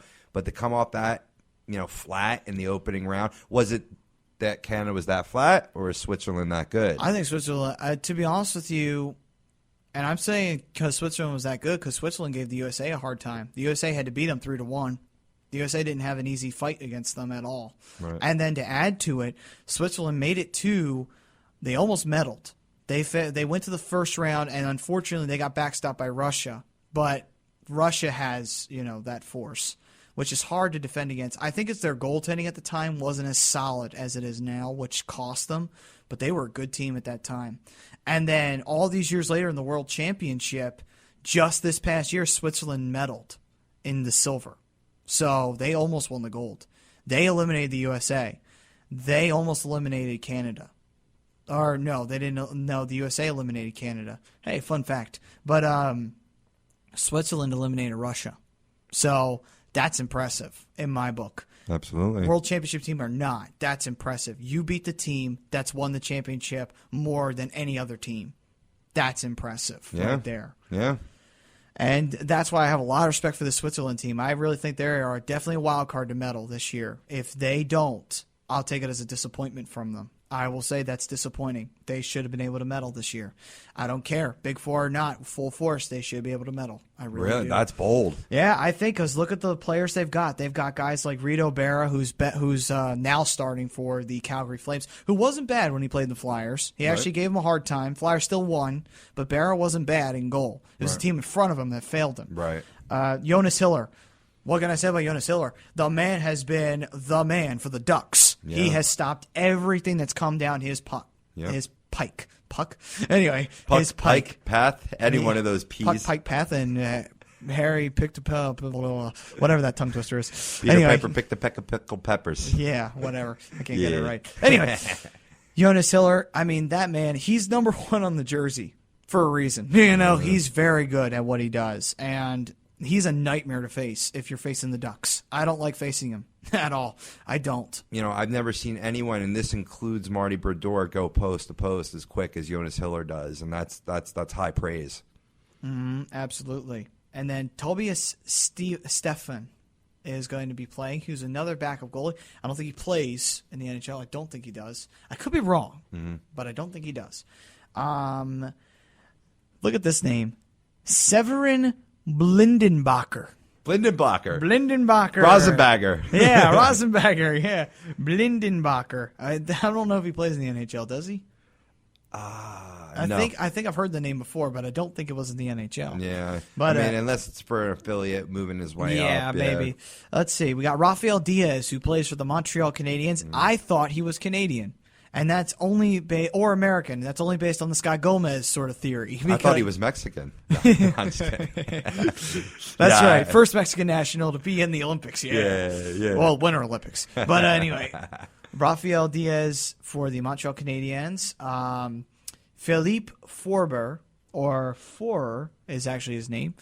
And I don't think he plays in the NHL. Roman Josi of the Nashville Predators, who screwed the Flyers out of an extra point in the shootout. Thank you, asshole. Appreciate that. Yeah, appreciate that little stiff shot that you gave us in the shootout. Thank you. But then again, the Flyers have never been good at it. So now it was only fair because you know what? We stole a shootout from them in Nashville, so they got us back. Yeah. So, well. Tit for tat. What goes around comes around, I guess. Yep. Anyway, Matthias Seiger is another player on this team. Mark Streit, Philadelphia Flyer. And of course, former New York Islander, boo, Boo. and former Montreal Canadian. Can't hate him for that. I mean, I can't hate the Canadians. They're so pathetic. Yeah, but, you know. But every player wants to play for him, though, at one point in their career. Yeah, because it's just a history. It's the feeling that you get when you play. Yeah. You know, it's not going to be the same where you feel the ghosts of the form because that's been long gone. But, you know, it's still got to be a great feeling to wear that Habs jersey and I couldn't imagine that. It makes me sick. But, Yeah. well, that's just because I'm a fan. Yeah. But as a player, you got to think most players grew up as Canadians fans, you know, just because of the hockey, you know, and the history and the illustrious history that they have. Be in the same locker room that Jacques Plante was in. I mean, come on. Yeah, Jacques Plante and, you know, all that. Yep. Just great stuff. And now we have Julien Vauclair and Anders Ambul. I love these names. Anders Ambul, that sounds familiar. I think he is in the NHL. He's 30, so he's probably still here. Yeah. I'm not sure what team he's playing for, Ambul. I'm not sure. I don't remember hearing it anytime soon. All right, we got Matthias Bieber, or Bieber. Bieber fever. I tried not to say it. I think he's playing in the NHL too, Bieber. Oh, man, somebody's got to check that guy. Oh, somebody's got to get rid of him. End his career now. I'm sorry, Matthias, but you have a great first name, but you have a shitty last name. I'm sorry. All right. Simon Bodman, who I think plays in the NHL. Bodman, and I forget what team he plays for. But I do remember hearing his name. Not all that long ago, too. So check the last 3 teams. He's probably on them. Yeah, right. Damian Brunner, another guy's playing in the NHL. Lucia Conti, who I don't think is playing. Come to what? No. Yeah, I try not to say it. Ryan Gardner, and yes, that is his name, Gardner. I'm thinking Canadian with that, but anyway. Right. Dennis Hollenstein. Well, these Swiss names are like so weird because they're like a mix between French and German. You don't know what the hell you're getting with these damn and Latino. Like, what is going on here? Well, you know, it's Switzerland. They're right on the fence. Yeah, it's true. Yeah. Corny joke. Sorry about that, folks. Here in the Hockey Hour, no more drinks for this man. All right, now I'm flagged now. Yeah, All now right. he's flagged for no more drinks on this Hockey Happy Hour. You can't tell me what to do. I'm going to live my life the way I want to. So put your 3 mouths away. Hold on. I'm good. And now we've got Kevin Romy and Nino Niederreiter of the New York Islanders. Yep. And I must say, I wish he was a Flyer because he has an awesome name. He really Nino Niederreiter. You can't get much cooler than that. No, Niederreiter. definitely. That's an awesome name. Martin Plus. I'm going to say plus, but I don't think it sounds like that. So it's probably Plus. Yep. Mm-hmm. Rito Sorai. And Morris Trashler. And Roman Wick, who I think played in the NHL at one point. Yes, he did. And Yannick Weber, who does play in the NHL, who I think is playing for the Wild, I do believe. Minnesota Wild, yes, sir. Yes, he does. All right. I thought there was a Weber on the Wild. And so that is Team Switzerland. So Switzerland's actually got a good lineup when you think about it. They're going to be a defensive squad, obviously. Well, Jonas obviously, Hiller, yeah. Net. I mean, they're going to, in order for them to be successful, it's got to be a lot of 2-1, 3-2 games. A lot of it, yeah. I mean, it's more of that. Switzerland, if they can play solid defensively and they got goaltending to do it, I think they could medal. Personally, I think they could be the underdogs of this year and really shock everybody in Russia. Who knows? We might have a miracle of 2014 where they win the gold medal for the first time beating Russia. It'd be like, hey, it happened to them again. This time it wasn't America. Nice. Yeah, we win the bronze. Beating Canada. Miracle 2 coming out in Switzerland. Yeah, Miracle 2 happening in Sochi. Switzerland's going to win it. That's right, all you Swiss listeners. Well, shameless plug for you. Anyway, or all you Swiss natives, which we are not. I don't think we have Switzerland in our blood. Not that I look back on. And Matt, I got the Team Russia lineup. Finally, thank you, Team Sochi here being derp here on their website. I mean, there's a lot of obvious names. We covered some of them with Ilya Kovalchuk, Evgeny Malkin, but you got Artem and Nisimov. Rangers. Yep, great player. Pavel Datsuk. Oh yes, of the Detroit Red Wings. That man can juke anyone right out of their jock, man. He is just fabulous. He's oh god. Not a guy you want to face too often. No. Really not. That's why I'm not happy the Red Wings are in the Eastern Conference. Despite what they're playing like, they can still score, you know. Yeah, absolutely. The scoring is not their problem, that's for scoring sure. is not the issue. Yep. You got Denis Kokarov, and then Nikolai Kokarov. Thank you. Kokarov, yeah. Yeah, Kokarov. Who I think is playing in the NHL. Yep. Nikolai Kuhlman. Nikolai Kuhlman. Kuhlman. Yeah. Kuhlman? Okay, Kuhlman. Valerie. Kuhlman! Valerie Nitschkunskun. Nishchenskov? Let me see. Yeah. Let me see. Maybe you might be better at pronouncing these names. I think I might be. Let's see. Where were you? Let's see. Valerie Nichushkin. Nichushkin. Yeah, these Russian names, usually they just sound out the way they're spelled. Usually. Yeah. They're not like Czech names where they put a silent J at the end of every name. And Budaj, for anybody who's ever wondering, Peter Budaj, who is Czech, but he's irrelevant at this moment because he's playing on the Canadiens. Right. Anyway, let's see. Alex Ovechkin. Oh, what a surprise. Yeah. Oh, Alex Ovechkin. It's like Evgeny Malkin playing on the Russian team. Who would have heard of such a thing? You think they'll put Datsuk and Ovechkin together on the same line? Because that would be a nightmare. Yeah.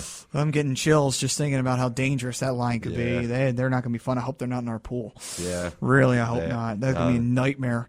Let's see. Alexander Popov. Popov. Hey, get some more Popov in here. More Popov. Yeah, more Popov. Yes. More Popov and vodka, comrade. Yes. Comrade. Alexander Radulov, who is playing in the NHL. Sergei Soin, who is the first name that doesn't sound Russian. Yeah. Vladimir Tarasenko. Now, if that's not Russian, I don't know what is, quite frankly. That's an NHLer, too. Great young player. Alexei Tereshchenko. Tereshchenko. There we go. Tereshchenko. I knew I was going to get it right eventually. Yep. And Viktor Tikhonov. So we've got that for the forwards. Yep. And now we've got our defense. Anton Belov. Alexei Imolin, who's playing in the NHL. Andrei Markov, another NHLer. Yep. Evgeny Medvedev. Another NHLer as well. And Markov has got a cannon from the blue line in terms of a power play, captaining that squad. What team is he again? Canadians. Yeah, that's right. Yeah, I knew it was irrelevant. Yeah. Let's say Nikita Nikitin. That's a KHLer. And matter of fact, one of the other forwards that you mentioned, I think, was one of the forwards that was injured from the KHL that left room for Semin to be on the squad. So let's not forget about Semin. Yeah, Semin is on this team. Yep. For anybody who's a Hurricanes fan, we apologize if your team sucks. Yes. But they do. You're getting beat tonight. Yeah. Ilya Nikulin. And Fedor Tutin. Oh, my God, Fedor Tutin. He's still playing. Fedor Tutin from Panthers fame, I believe. My God, I thought he'd retire by now. Yeah, right? I mean, it's not like he was going to win the Cup. And Slava Voinov of the former Stanley Cup champion Los Angeles Kings got in his rookie year, lucky bastard. Yep. Same thing as Tyler Seguin, lucky bastard. Anyway, so many players. That's a good point, man. Yeah, they're getting it in their rookie year. It's crazy. And you have guys that have played for 20 plus seasons and still haven't seen a cup. Where is the fairness? Timonen comes to mind. Mm-hmm. And let's see, goaltenders. Sergei Bobrovsky, his very first Olympic. Bob. Yep, Bob. Man. Yeah, what do you think, Bob? I don't understand why the Flyers traded him away. Because they wanted to make a commitment to Brizgalov. But why not keep him and have? They're both Russian goaltenders. He could have took him under his wing and reared him. But I guess Bob was ready to play. I think there was a lot of rumors going back that Bob wanted to be a starter and Brizgalov didn't like that. So Brizgalov wanted him gone. And us stupidly favoring towards our veteran decided to get rid of him. I don't know. It seemed like a no-brainer to get rid of Brizgalov and buy out his contract and then keep Bobrovsky, but oh well, it's too late now. We've got Mason. Everything's back to normal, so it all came full circle. Thank God we got rid of Brizgalov. And we shoved it straight up his butt when we beat him in Edmonton. That's right. And he deserved it, too. Yeah. Semyon Varlamov of the Colorado Avalanche. I almost got it wrong there. Yep. I almost said Capitals, which I think he played for them. Did he come up with the Capitals? I think he played with the Capitals for a couple seasons before Holtby took his spot. So you're 110% right. That's exactly. And then because I know Theodore was there for in between period. Mm-hmm. So then they sent him out to Colorado, and he's just been lights out this season. I watched the game the other night. They could not score on him. He was just great. It's really strong in Whatever Waugh has done, he has whipped this young team into shape, and they are scary looking now. When you have Patrick Waugh as your coach, yeah, you should be pretty highly skilled as a goaltender. Well, as a goaltender, I'm just shocked that the team is doing so good. It's just like, man, goaltenders usually don't make great coaches, but he's contrary to this opinion, man. He is solid right now, Patrick Waugh. Yeah, first season. Or he's got great assistants, one or the other. Maybe. I mean, let's not forget the assistant coaches. I mean, Laviolette, he had a great staff. Berube, look at what he's done with the Flyers. Yeah. And Ian LaPerriere is his assistant coach. Mm-hmm. LaPerriere, great player, and we all love him because he took a puck to the face for the Flyers. Yep. That will get you love in Philadelphia forever. And he's showing this team how to play gritty, smart hockey, and that's what's really showing. That's the thing. Yeah, that's one thing that I will point out about the Flyers. They're playing smart and gritty at the same time, which is something that has to be said for this. When the Flyers are playing too gritty, they lose. When the Flyers are playing less gritty, they lose. Right. They're finding the balance, which is something that LaPerriere deserves a lot of credit for, that he knows how to do that. Because when you think about it, LaPerriere didn't always fight. LaPerriere a lot of times was a big reason for goals. Right. He was a big plus-minus. Yeah. He was very important there. Absolutely. Do they still have Dave Robinson as an assistant coach as well? I do believe so. Yeah, I think so. He drew. Yeah. I had thought so because he draws up good plays for the power play, and that's what's been very impressive with the Flyers. But anyway, we're talking about Team Russia. Yeah, we keep on getting back to the Flyers because we love them. I know we love them so much. Yeah. We can't stop talking about them. Yeah. Alexander Yeroyomenko. Yeroyomenko. I love this name, Yeroyomenko, and it is Yeroyomenko. Look at this name, Yeroyomenko. That's a mouthful. Ladies and gentlemen, and I think I spelled that right, right in front of you. Holy crap, I got that right. Left. Sign me up for the next spelling bee down the road. Russian spelling bee, you're a winner. Russian spelling bee, I'm going to win every freaking time. Nice. Man, I still love the fact I can pronounce these names right. yeah, you did far better of the job than me. Thank you, sir. Yeah. You're welcome. A lot of these names, though, like I said, Russian names are not all that tricky. I think a lot of people always come off with, you hear names like Shermeshvili or something like that, and something like that in Russian. That's not common in Russia. That's actually common in the lower region, in Georgia and stuff like that. Shermeshvili and stuff like that happens down there. In Russia, it's very much you're Ivan Kolyov or something like that, or Petrenko. That's a lot of the Russian style of naming. Meanwhile, Kosavov or something like that is Czech, usually. So just a little brief name history there. A little name dropping here on the show. I'm a historian, so I know these kind of stuffs. We drop names at the Hockey Happy Hour. We be dropping names here. Yeah. Tutin. Yeah. Yeah. Modine. Yeah. Eliash. Sakura. Nedved. One of my favorite. Well, he wasn't really known as a Flyer, but Tony Amante. I'm going to drop that name on you, son. Yeah. Cabby Bullen. Yeah. Irrelevant goaltender. How about Federtutin? Federtortin, yeah. Mizaros, Mizzletoast. Mizzletoast, yeah. Yeah. I got that nickname from my buddy's wife, and he comes up with she calls Ovechkin oven chicken. Oven chicken, because it's spelled like that too, oven chicken. Yeah. She's a pretty good diehard hockey fan, though. I love it. Oh, God, that's great. But it's funny because another friend of mine, he had a good friend from Russia. She was really pretty, and she became a New York Rangers fan because she moved to New York, so it's only fitting that she became a Rangers fan. No, I'll give her a pass on that. She wanted to wear her gear to a Flyers game. I thought, and my friend Art said the same thing. No, we are not doing that. You're not wearing any Rangers gear whatsoever. Oh, no, she didn't want to go to a Flyers game. She wanted to go to a bar. That's worse. Yeah, oh yeah. What's worse than going to a Flyers game with enemy gear? It's going to a bar with enemy gear in Philadelphia. Don't ever do that. Right. Especially if you've got enemy football jerseys or basketball jerseys, you will get killed. Oh, yeah. It's official. You will get killed on a drive-by. Ha-ha, stereotypes. Yeah, right absolutely, man. Yep. You combine alcohol with obnoxious fandom. It usually is bad results. It is bad. I've seen fights over sports teams. I've been in fights over sports teams, and it was not me who started it. I was not drunk. It was a Pittsburgh fan who was drunk. And he was trying to give me crap because the Penguins got eliminated and the Flyers were losing to the Devils. Like, we beat your team in 5, and you supposedly have the greatest player in the world. Go screw yourself. You can't beat us. You can't beat us. And especially in Consol Energy Center, you can't beat us, prick.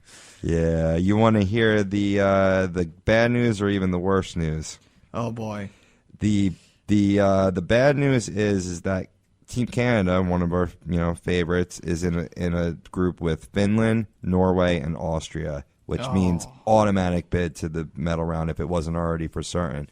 The even worse news is the United States are in the same pool with Russia. And face off in the second game. I was afraid of that. Yeah. I was afraid of that. Now, what group is going to be the most interesting, I think, is the Czech Republic, Sweden, Switzerland, and then Latvia is the throw-in in Group C. I think that could turn out a numerous amount of ways, and especially since you're high on Switzerland being a dark horse in this competition. Yeah, absolutely. I think Switzerland, though, could do it. I really do. USA still can be competitive against Russia because we have our full force. It's not like we're facing them in the World Championship or we're watered down. Yeah. But, we do actually have the ability to compete with them. So it's scary because you do have to really fight them. But it's not as scary because you know you can compete with them. So it's one of those. I don't like facing them because we're dead even now. Yeah, I know that. One of those teams that can beat you, and you know it. So. Sure can. All right, now we go to Finland, another one of those Scandinavian teams that have just always find a way to medal. Yeah. They always do. Their goaltending, Antti Niemi. Yeah. Here's another guy the Flyers should have gotten when he was on free agency. But I will say the Flyers had right to hold off on him because for the Sharks, he has done nada zero for the Sharks to improve their ability to get to the Stanley Cup Finals. They haven't done it since he's been on. They haven't gotten to the Western Conference Finals since he's been a Shark. And he got outbeat by Niittymaki. Let me remind you how old Niittymaki was. He was 30-something years old, and he outbeat Niemi for that starting position. That's bad for Antti Niemi. Yeah. For a guy who won the Cup, come on now. That's horrible. I think he's a byproduct of the team in front of him, honestly. I would say that all fairness to Niemi, he's still a good goalie. Oh, yeah, he's a good goalie, yeah. But I think you are right. The team in front of him has been watered down in recent years. The Sharks are not as dangerous as they were 3 or 4 years ago. Rewind the tape 3 or 4 years ago, the Sharks could, if they had Niemi, they probably would have won the Cup. Not Nabokov, Right. That's just the way it is. Yep. And now we move on. Their other goaltender is Kari Lehtinen, playing for the Dallas Stars. And Lehtinen's become a very good goaltender. I used to have my doubts about him but again, another guy who's a product of the team in front of him. Stars were not that great. Now they are. So, they're doing very well. Yeah. And I don't think they're in the playoffs picture, but they're in the race. They're trying to get there. They're creeping back in. It's tough in the West. It's very tough in the West. If you have 60 points, you're still competing. It's that bad. Yeah. It is really that bad. 60 points, you might have something clinched already in the Eastern Conference. No, not quite that bad, but yeah, close. All right, and now their final goaltender, Tuukka Rask. My God, you got solid gold in goaltending right now. Look at that. That is 3 great. That might be the best 3 combo other than Canada. Yeah, other than Canada. Now we'll say Price is iffy. Yeah. Even Canada's got to bow out to this really solid goaltending core they've got here. Between Lehtinen, Niemi, and Rask, you can't win. Yeah. It's as simple as that. You just can't win. Yeah. For all of their teams, they have done phenomenal for them. Niemi basically keeps the Sharks relevant. Lehtinen has kept the Dallas Stars in the playoff hunt, and the Bruins have been solid with Rask. So, oh my God. Who do you see starting? That's a good question. I'm going to say Rask. Yeah, I would say Rask the same. only because he has kept his team higher. Niemi, his team has still got to really fight for their spot. They're still in that playoff wild card. They're not in that division standing like they would want to be, but they've been there in and out. But the problem is the Western Conference is so damn hard. It's hard to move. It's hard to move up or move down, it's easy to move down. It's hard to move up. They might have the same problem that Team USA has. Too many cooks spoil the soup. You have 3 great options for goaltending on both teams. How do you know which hot hand to go with?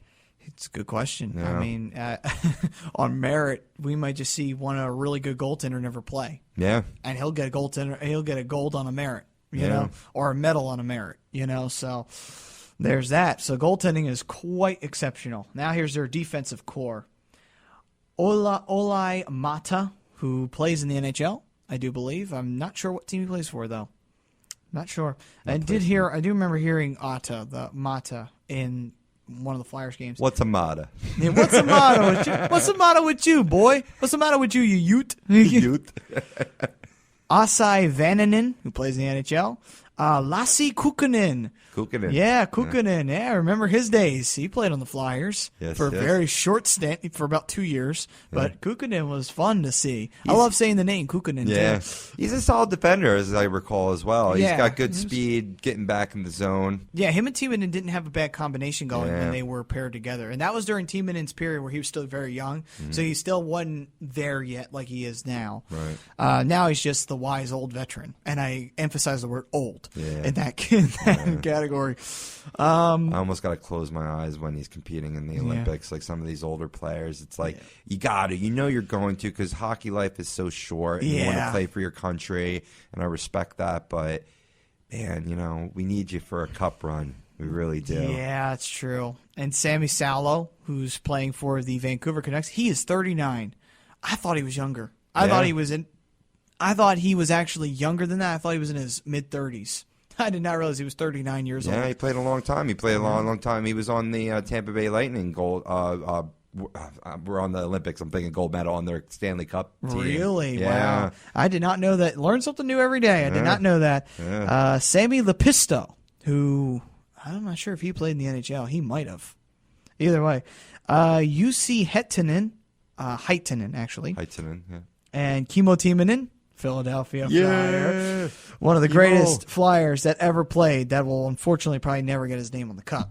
Sadly. I mean, newsflash and spoiler alert for this season, the Flyers aren't going to win the cup. We still got a lot of work to do before we're there. We do have something. Not saying we don't. We just need to find the pieces. So, you know, we're still looking for the jigsaw puzzle pieces. Exactly. Sadly, Holmgren he's buried them in the backyard. He can't dig them up. Sadly. But Sammy Vatanen, Teemu Selanne, the living legend, 43 years of age, and this might very well be his last Olympics. Actually, it will be his last Olympics. This is his final season with the Anaheim Ducks. I would say if the Ducks do win another Stanley Cup, I'll be very happy for them. He's who you were thinking of. That is 6-time Olympic. Yager's 5, Yeah, and he's Yager's 6. 5, he's 6. I read an article about that. I'm like, 6 Olympics. Think about it. So 6 times, 24 years the man's been playing hockey on a professional level. And he is one of the, and I don't know if Cabby Bullen's still playing, but he was one of the only 2 active players that was on the original Winnipeg Jets. That says something. Yeah. Because nobody of the original Quebec Nordiques is still playing. Yeah.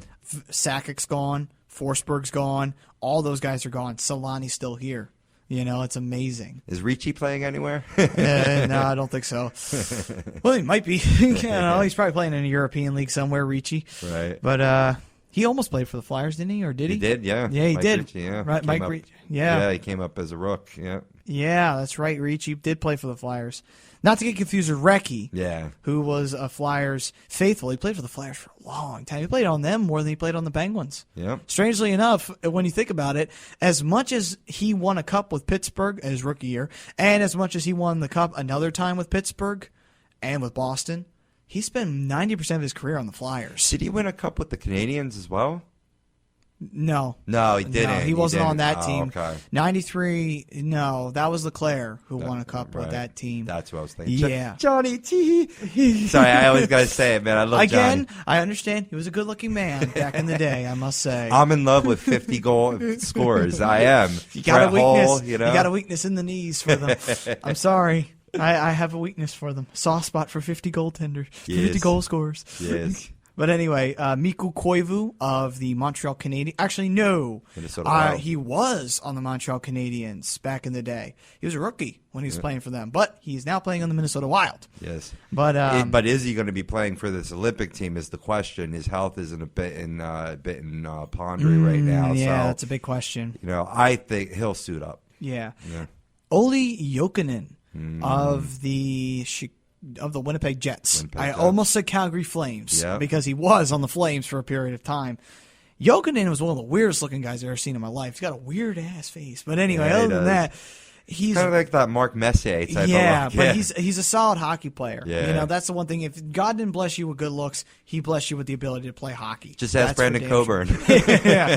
And just ask Messier. Look how many cups he's got. Yeah, you know? true. You know, so, I mean, Olli Jokinen is a solid player. He's been a good player. He's 35 years old. He's one of those veterans that you keep around for 4 or 5 years, and you got a solid team, you know? Right. We've got Toimu Ruutu. That's right, Toimu Ruutu. Remember that name. Yes. Not much of a goal scorer. More of a, I'll drop the gloves and beat the crap out of you kind of player. But last year was funny. Or last Olympics. I keep saying last year. But the last Olympics, they got his jersey messed up. They had a T after Ruutu. So they called him Rutut. I remember that. Yeah, Rutut. Rutut. Yeah. Yeah, Rutut, which I thought was funny. The announcer pointed it out, and I was laughing so hard. I was like, Rutut. And I'm glad you brought up last Olympics, too, because, yeah, this is a player in the NHL that's a tough guy. Yeah. You know, hard checker, you know, gets called with charging a lot. Yeah, that one in the playoffs. Yeah, and probably You know? he'll probably be the first one to get called for stabbing somebody with a skate.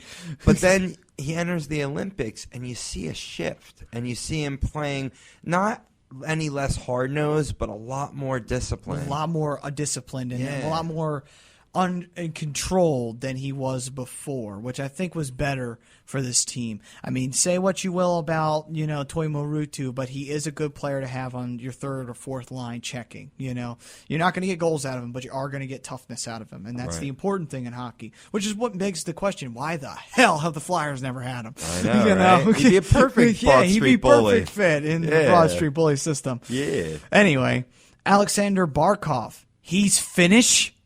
Yeah. How the world does a Barkov? That is not a Finnish name. He has to be half Russian. My God, you know. Between Rafael Diaz being Swiss and Alexander Barkov being Russian, I'm done.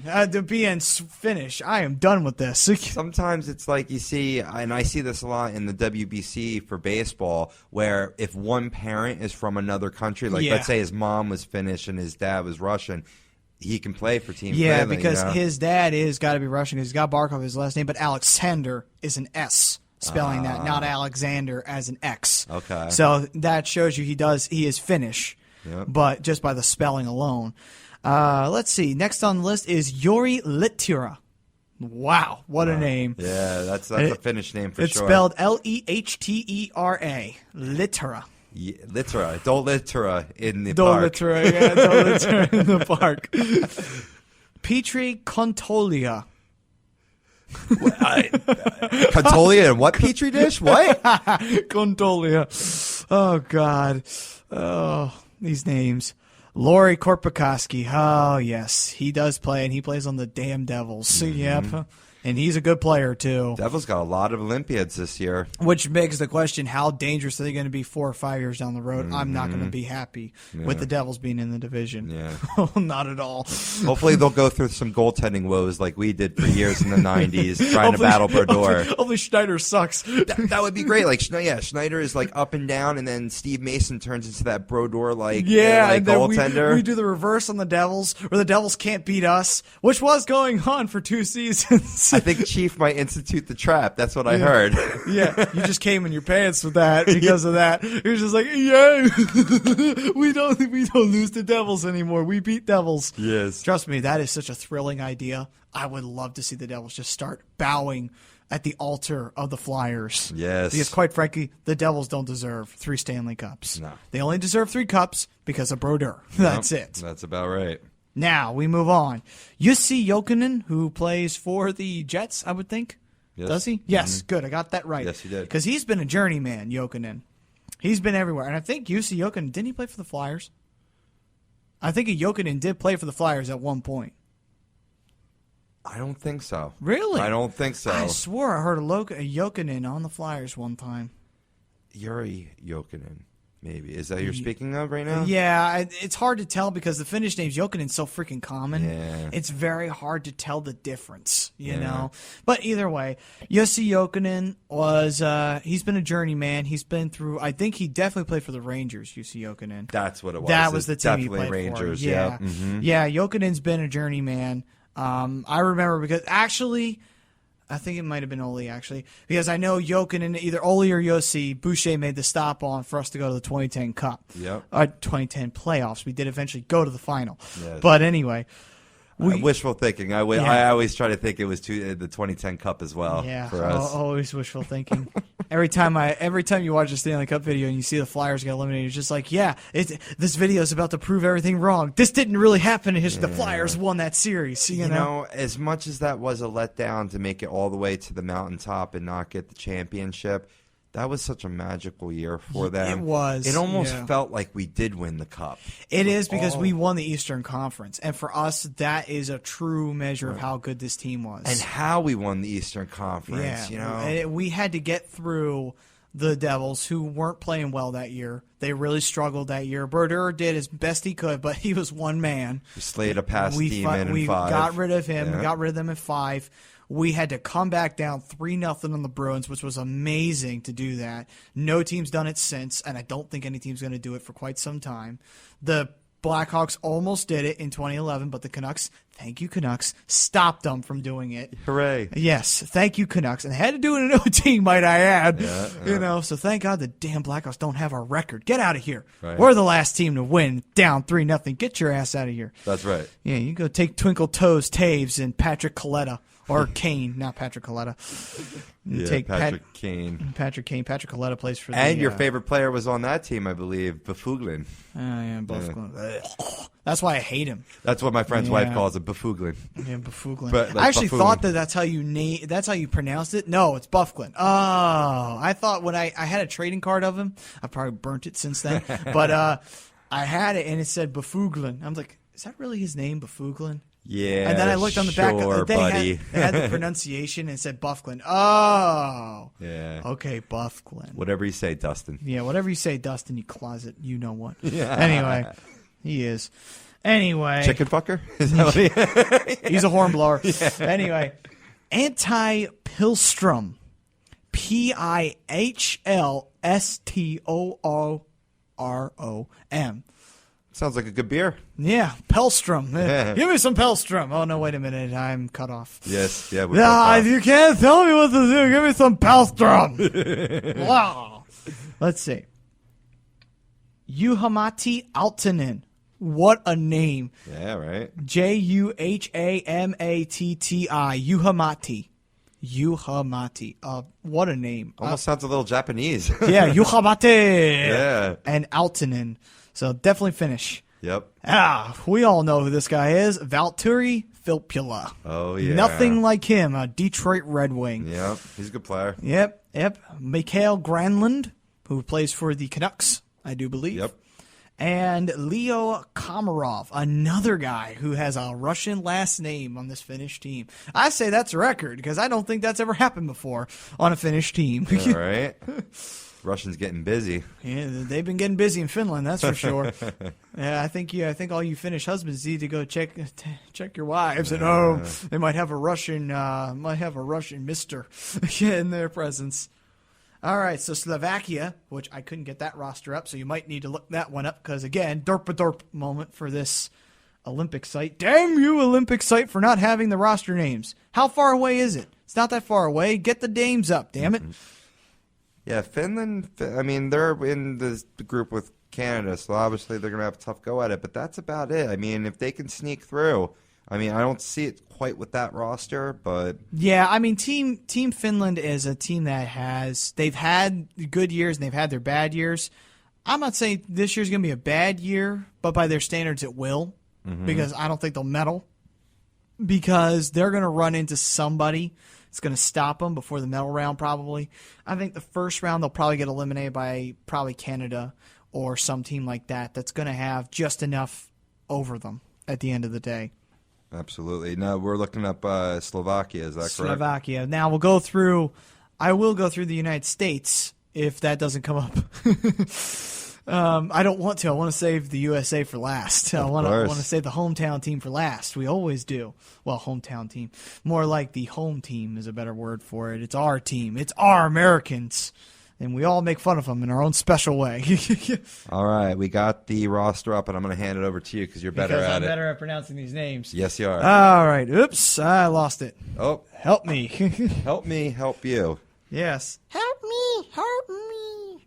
That's a great movie. No, I it know isn't. Peter Budaj. I know that player. That's for sure. That's a goaltender there. Yeah, Peter Budaj playing on the Montreal Canadiens. Very irrelevant. And he actually cost the Montreal Canadiens a series last year to the Ottawa Senators. He's used to giving up goals in a big stage, so that'll He be only good had for one us. good year. What was it when he was his first year against the Avalanche, and then that was it. He was never good after that. Yep, pretty much. Yaroslav Halak. Now there's a good goalie. There's a guy who he was good when he was playing for the Canadiens. He was now good when he's playing for the Blues. So he's a good player. Jan Lako is another goaltender. He's obviously their third string backup. Ivan Barenka, who I don't think is playing in the NHL. No, he is not. He's playing for Avangard Omsk in the KHL, which is Oh, a KHL player. Yeah. Okay. Zdeno Chara, captain, of course, of playing course. for the Bruins. Dominic Granick and Martin Marison. Andre Mazzaros, Philadelphia Flyers. And Mezzel Toast, Yeah, man. Mezzel Toast. He is playing, Oh, he's playing phenomenal. I think, better than any other I think year it's in his because he career. got named to his team. Yeah. He got named to that Olympic team. That lit a fire under him, and now he's just kicking ass. Yeah. He's just going out there and scoring 50 goals a game. You know, like this man's doing phenomenal. As a defenseman coming in, rushing on the play, like he is just playing with such, not reckless abandon, but borderline on it, just coming in, pressing the issue. And what's interesting about Mazzaros is that even before we got him, I've never seen this level of play. So obviously he struggled a little bit with the Flyers due to injuries, but now that he's 100%, so you're getting the 100% healthy Mazzaros with this fire, this Olympic fire. Never played this well in his career, in my opinion. Yeah. Andrei Sakira will be the next man in line. Michael Surson.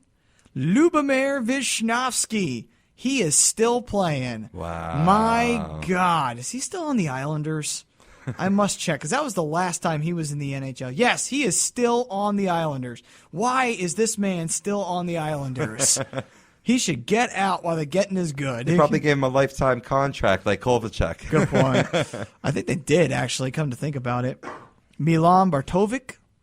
Marian Gabrick, who is possibly not going to be there because of Zach Ronaldo. Wink, wink. Yeah. Avery injured Marian Gabrick. You're welcome, Gabrick, because you suck. Yep. Hey, former Flyer will be alternate Michael Hanzus. There's He's Hanzus. still playing. Yep.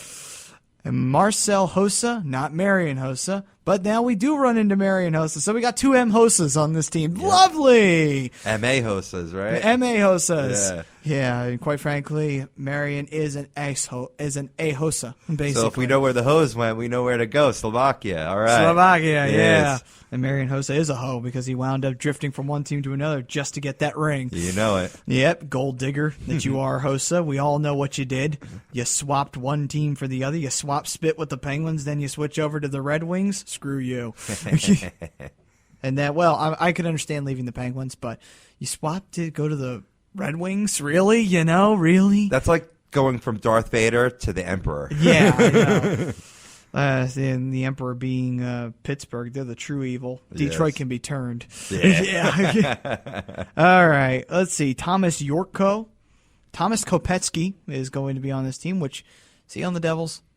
I think he is. Yep. Yeah, he is. Another My Devil, God, man. another damn Devil. What the hell? I really am worried that this Devils team is going to be stumped to worry about later on. Yeah, but in terms of this season, though, No.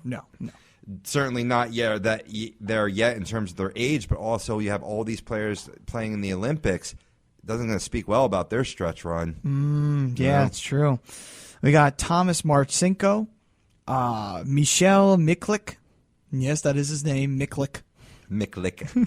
Miklik high, Mikahiny hole. Peter Olevsky. And who else? We got Richard Panik. Panic. Yeah, Richard Panic. Richard Panic Room. Let's see, what team does he play for? I need to see what this Richard Panic plays for. He plays for the Tampa Bay Lightning. You gotta be kidding me. That's about right. Oh my God. Richard Panic playing for the Tampa Bay Lightning. He's got no reason to panic. He's on a great team. Yeah, right? Hey, Lightning, no need to panic. Tomas Sorievo. Yep. Thomas Tartar, who plays for the Red Wings. I think he played for the Predators beforehand. Yes, he did. And Thomas Zaborski. Those are the players on the Slovakian team. So I don't think Slovakia is going to really make a big go at it this year. If they lose Gaborik, which is most likely they will, they're not going to do much. Yeah. I mean, as much as I'd like to see Hanzus win a title, I don't think it's going to happen. Nah. Not this year. And Mistletoast isn't going to get one neither. Yeah. Shame. He's playing so well, too. Yeah. Oh, well. Hey. At least look at some Olympic experience, pride for playing for your country. Mm-hmm. Not everyone's meant to reach the medal round. Not everybody, Yeah. Latvia. All right, now we go with the home team, Team USA. Dun, dun, dun, dun, dun. All right, now we got to put the American national anthem here for this occasion. Yes. Only because it is such an honor to announce this team on this show. I mean, yeah, the games are in Russia, so certainly we'll be hearing the Russian national anthem several times. We'll be hearing it too much for my taste. Yes. I don't care if they're not communist anymore. They say it. Yes. But we gotta cover our homeland, the USA. We got to cover our homeland. Now, let me see. I've got to get an instrumental version so that way I'm not interrupted by somebody yelling at the top of their lungs, because that's what people do when they sing the national anthem. They decide to yell the mid part of it. It's just like, you don't need to do that. No. Just sing it at a nice tone. Thank you. They hire singers for a reason, buddy. Let them do their job. Yep. Put your hand on your heart. Take your hat off. Yep. Enjoy the show. Enjoy the show. Hey, usually it's the sporting events where the national anthem matters anyway. So it's true. Yeah. All right. Ladies and gentlemen, the Olympic team of Team USA. The forwards. David Backus. Dustin Brown. Ryan Callahan. John Carlson. Justin Falk, Jimmy Howard, Cam Fowler, Patrick Kane, Ryan Kessler, Phil Kessel, Paul Martin, Ryan McDonough, Ryan Miller, Brooks Orpik, TJ Oshie, Max Pacioretty, Zach Parise, Joe Pavelski, Jonathan Quick, Kevin Shattenkirk, Paul Stastny, Derek Stepan, Ryan Suter, James Van Riemsdyk, and Blake Wheeler. JVR. Yeah. Play ball. You said Shatton. What? Shattenkirk? Shattenkirk. Yes, I'm Shatting Captain Kirk. Anyway. He's a good player. Yep. I am Shatting out Kirk. Anyway. In space, with a world of other dimensions. Your inner Captain Kirk there. Yeah.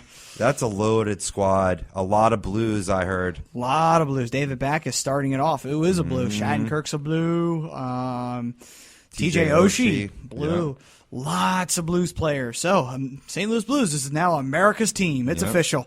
And one trend I saw is young and speed. And that, I think, is going to translate into Olympic success, on the big ice. I think it will, too. I mean, just the fact that we are looking at a team that has a lot of goal scorers, but they also have a lot of good defensive players and such like that. They just got a lot of ability to them. Right. They really do.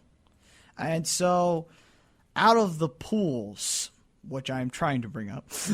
right. Because, unfortunately, site's being derp again. Apparently, when I put in Olympic pools, they took me to Olympic-sized pools. Certainly. They took me to the pools that Michael Phelps is I got it up here. You got the pools. Thank you. I don't need to look them up. Thank you. Such annoying hearing my googly hands. Googly moogly. Great googly moogly. Actually, you know what? I'm turning that on. We got a shortcut machine here. We might as well use it. All right. We're going to get sound effects now, ladies and gentlemen. Hooray. All right. Here is as it follows. And I'm going to do this by sound effect, as a matter of fact. So that way, we all get to have it. Now, Group A will be nothing but it will be Russia. Hold on.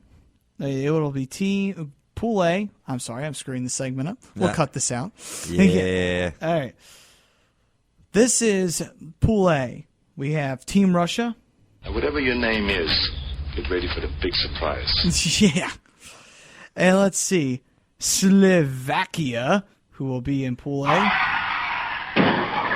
Basically, that's Slovakia's future. Car crash. Yep. And let's see. Let's move on here with more stuff. Looking for some cool themes here. Aha! I think I found it. Team USA. Here's the 2-1. Swing and a long one. It is. Gotta do it because it's Team USA and it's America's pastime. Slovenia.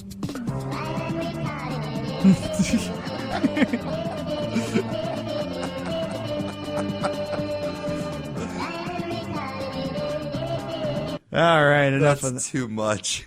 Nothing but Team Slovenia being retarded because they're in Pool A and they don't stand a single hope in hell chance of getting out of that pool. They really don't. Mark it down. Yeah. All right, let's try Finland. He's climbing your windows, he's snatching your people up, trying to rape them, so y'all need to hide your kids, hide your wife, hide your kids, hide your wife, hide your kids, hide your wife, and hide your husband, because they're raping everybody out here. Because basically, we all know that Finland could very well rape Canada in the pool and rape away all of the medals from Canada at any time. That's right. And now we go to Team Canada. In 1972, a crack commando unit was sent to prison by a military court for a crime they didn't commit. These men promptly escaped from a maximum security stockade to the Los Angeles underground. Today, still wanted by the government, they survive as soldiers of fortune. If you have a problem, if no one else can help, and if you can find them, maybe you can hire the A-Team. Very fitting. Very fitting for Team Canada going off. This is for you, all you Canadians. Yeah. You've got a hell of a team up there. All right, enough of that. Even though it was one of the most patriotic themes in the world, that's all for Team Canada right there. Yeah, we gave a lot of praise to Team USA, but I don't think most of our roster would make Team Canada. Yeah. Here's Team Norway. Great googly moogly. Yeah. Basically, we all know that they're not going to be doing a whole hell of a lot unless they finally get something going. I don't know about that. As for that, we turn now to Michael Roffel's team in Group B. That is right, Team Austria. Here's what I think of them.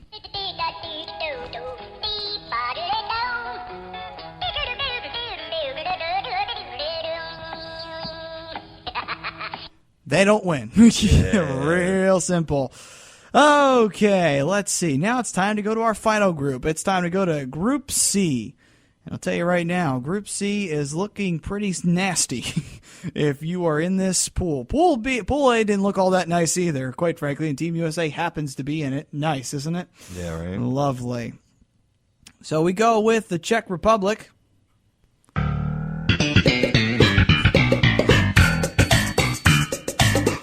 It's the 90s in the Czech Republic because Jaromír Jágr's still leading the team.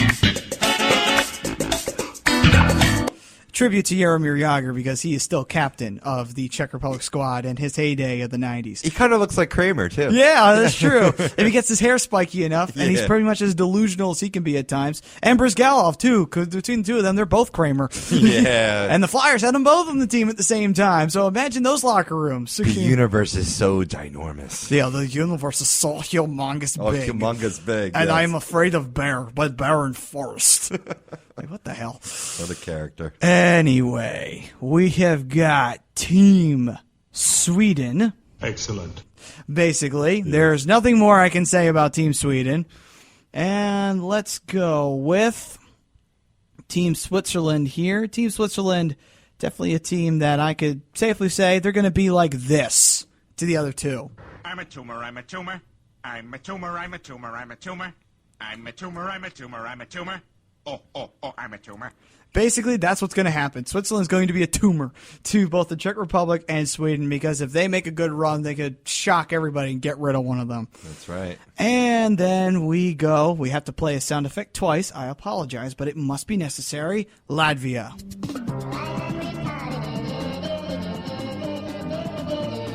Because they're equally as irrelevant. Because they're as equally as irrelevant as Slovenia in this year's Olympics. So there is your pool, ladies and gentlemen, count with sound effects. Well done. By the Hockey Happy Hour people. I think we're just a little bit too slush-faced for this right now. Yes. Nah, never. Never. I love enjoying my beers and talking hockey, that's for sure. So we have our pools signed out, and we're going to splash into our picks, into the who do you think is going to be making out of the pools? Interesting. Well, I mean, personally, you got to like Canada coming out of Pool B. I mean, that's for certain. It's going to be tough between Russia and the United States, and you know what? As fast as I see the United States, and not to be, unpatriotic, I honestly see Russia coming out of that group. What do you think? I can understand because Russia's playing for a lot. They're playing at home. It's very different for Canada, USA. They're not playing on their turf anymore. It's going to be an Olympic-sized rink. It's going to be a different feel. Russia's going to have the advantage when it comes to play style. So if I had to venture a guess, I'd say you're pretty accurate. You're pretty accurate in saying that Russia's going to walk away with that group and Canada as well. Well, correct me if I'm wrong. So you got 4 teams in each group. So the top 2 come out, and then the top 2 will go out to the tournament standing. So Team USA would probably walk out of that group because Canada's not in that group. Nope. Czech Republic's in it. Thing is about Czech Republic is. Not Czech Republic, Slovakia. Slovakia lost Marian Gabrick. Yeah. They're in trouble. Yeah, they in have trouble. No real hope of beating Team USA or Team Russia without him. Right. So I'm going to say Team USA, Team Russia walk out of that pool. And then out of those 2, like I said, I hate to say it, but I could see Russia with being on their home turf. Well, I think if I can remember how the Olympic tournament set up, I don't think the groups face off with each other. Yeah. I don't think that's how the tournament stage works. So I'm going to look that up. Meanwhile, let's talk about Pool B while I'm doing such things with my googly hands. They do mix it up like that, that's for certain. But yeah, Pool B, you got Finland, Canada, Norway, and Austria, just to recap. And out of those teams, obviously Canada's the lock. Finland could squeak through with them. I don't really see Norway or Austria infiltrating that. Although maybe the Norwegians show up a little bit and top Finland, but you got to say Finland and Canada coming from Group B. And then in Group C, to recap, we have the Czech Republic, Sweden, Switzerland, and Latvia. That's going to be tough. Yeah. That's going to be really tough making it out of that group. Yeah, absolutely. You're looking at teams where the top 9 get automatically in by their world ranking, and that means only like 2 teams are going to be thrown in there, aka Latvia and Slovenia. Sorry to narrow you down, but it's a very tough thing to see how Team USA would be able to get through Russia, and because Russia's home. It's very. I know. It's kind of like beating a dead horse with saying that, but it's very true. Look at the team. And look at what they're fighting for. They're fighting for a gold medal on their ice. That is a lot to be playing for when you think about it. Think about what that could do. It would change a lot. It really would. Change a lot. Be monumental. Mm-hmm. Absolutely. So Pool B is Canada. And it is Finland, Norway, and Austria. Now, Austria is the only wild card in this, but I don't think Austria is going to do it. So I think it'll definitely be the obvious ones, Canada and Finland, moving out of this pool. Oh, you see Austria even above Norway. Yeah. Yeah. I really do. I think Norway doesn't have what it takes to get over Austria. I think Austria is a little bit better than they are at this point. So, and not by much, as it pertains to how that went. Yeah. Which I'm trying to figure out how this was all set up from the groups.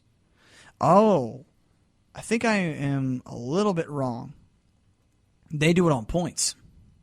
Yeah, they do it on points. Yeah. Ha ha. That's right. That was instituted 2 Olympics ago. Yeah. So they do it by points, though. USA qualified number 1 in Group A. Canada did 2. Switzerland did as well. No, Canada did 2, and so did Russia and the Czech Republic and Sweden and Finland. So all of them qualified for the tournament. Mm-hmm. Oh no, did they? Oh yeah, they did. I'm right. Duh. Yeah. That was just the rankings. But the draw for it was that, let's see, Switzerland wound up in the qualification round against Belarus, and it's really a draw when it comes to this. And I think it's all a ranking of the preliminary round. Mm-hmm. So by your rankings, that's whom you face. Right. So the United States was number 1. Therefore, they faced off with – they had a bye. They didn't face off with anybody. Right. Because Latvia was automatically eliminated from the tournament. So was Germany wasn't. Latvia was automatically – oh, no, they weren't.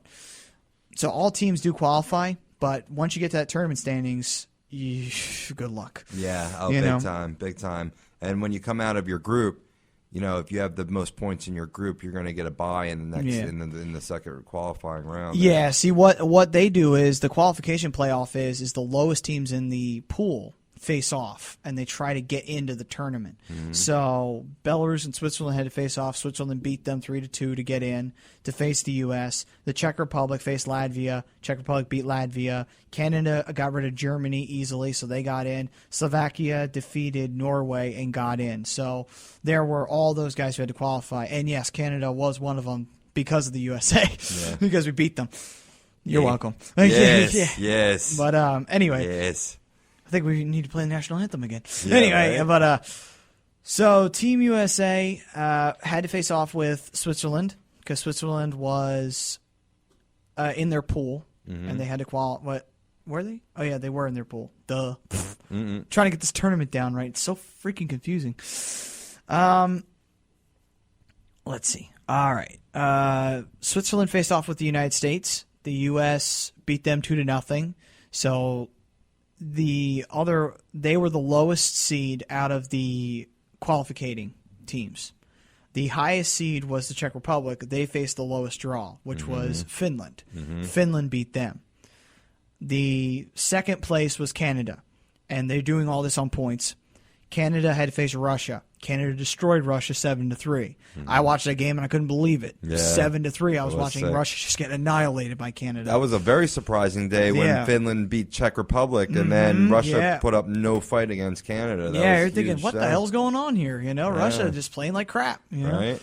And then the second draw was Sweden, and they faced Slovakia, and Slovakia beat them, which is no surprise, but it's a hard fight. That's a good matchup. Right.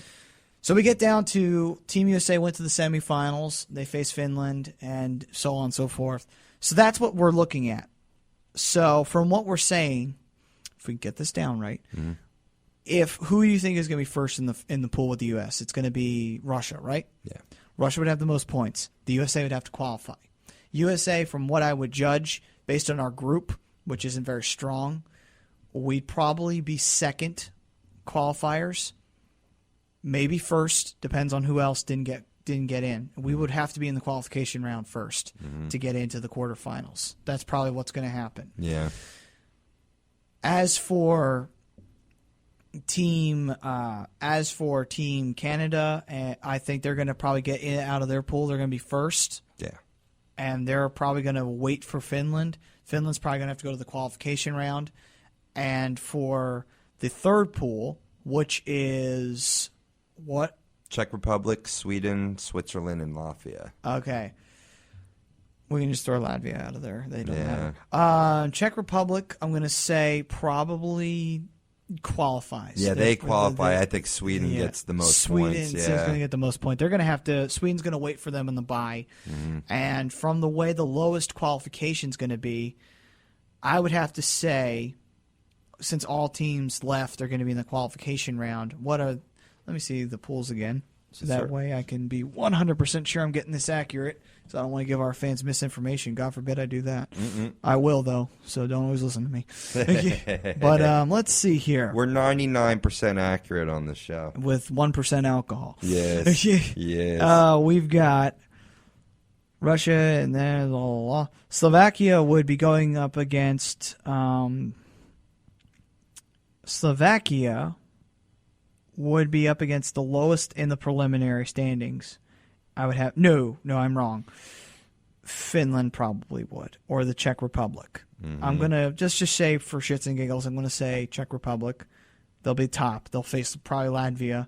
They'll probably get rid of Latvia, and then they would go up against the top draw, and the top draw is probably going to be Russia. Yeah, clear as day. If not, it's going to be Canada, but it's probably going to be Russia because they're home. Right. So Russia's going to be top draw. And it's going to be Czech Republic and Russia in the quarterfinals. Don't forget about Sweden in that loaded lineup, though. Oh, no, I know. But let's see. Who would face them? Let's see if I keep this going. If I keep getting this right, I'm on a roll. Don't stop me. On a roll. Let's see. We've got Czech Republic facing Russia. Let's see. Next qualification is going to be, let's say, Finland. Finland's going to probably have to qualify. They're probably going to have to face off with the second lowest, which will be Slovenia. Finland will probably win that easily. Finland will go up in the next round. They'd be facing the second draw, which would be Canada. So they would face the team in their group. Canada is that's a tough game right there. We move on. I'm not going to do the quarterfinals yet. We'll do yours in a sec, but no, stick with it. This is a good flow. The United States, they're going to have to be the next qualification. They'll be third highest, most likely. Yeah. They're going to have to go mano-a-mano with Austria. Austria. Austria, and I'd say the USA is going to be Austria. I can't really say. Austria will put up a fight, but I think USA will keep them down. I know we've been discrediting U.S. on a non-biased standpoint a little bit, but... Yeah, we can still beat Austria. Yeah, they can still be Austria. Yeah. And, they could be a lot better than we're even giving them credit for, because, like I said, it is a very fast team. It is. I'm not saying that it isn't, but we're in a pool with Russia and Slovakia, and they're usually always godlike when it comes to the Olympics. It's very hard not to judge them. Who knows? We might be set up for an upset. But nonetheless, Team USA gets a win on the next round. They go and they will have to face the third draw. Third draw in this tournament. First was Russia. Second was Canada. Third is Sweden. So we'd have to face Sweden. Oh, my God. Oh, my God. Oh. It's going to be a tough task. Oh, I don't like that matchup at all. Nope. At all. Just pray that Lundqvist has a bad day that day. I hate that matchup, really. That's going to be a goaltender's duel. It's going to be between Quick and Lundqvist. Yep. Because I think Quick's going to be a starter. No doubt about it. Jimmy Howard's not. That's for sure. Yeah, he's not going to be healthy enough. I mean, they might even have to clear that spot if he can't get If he does, I don't know who they're going to put in. Because I don't know who's American. Schneider's are already our third. I'm comfortable with Schneider. I'm not comfortable with Howard by any stretch of the imagination. Right. Let's see. We've got our next one is our final one is Switzerland. And Switzerland would go one-on-one with Norway. And, the USA would face Norway because I put Austria below Norway. So I put Austria above Norway. So USA would definitely beat Norway. Yeah, no problem with that. No doubter. So Austria would face Switzerland. That's a good match. I think they pull it out. Yeah. And I think they'll, at all due respect to Austria, they would put up a fight. That's going to a shootout. My honest opinion, that would go to a shootout because they're pretty even when it comes to their ability. That match might be the highlight of the tournament. It might be between Austria and Switzerland. That would be. And who would have known that going in? Yeah, who would have known that going in? We would, because we just said it. We just said it. That's right. We are Nostradamus incarnate, ladies and gentlemen. We're just two different versions. That's right. Yeah. All right. Now we've got my second round I'll get this right. My second round, first draw, is Team Russia going up against Team Slovakia. That is a team, Slovakia and Russia. That's a matchup, ladies and gentlemen. And this is single elimination, too. This ain't a series. You imagine this was a series and this went to a full 7? It would go full 7. There's no doubt about it. These teams are good. Yep.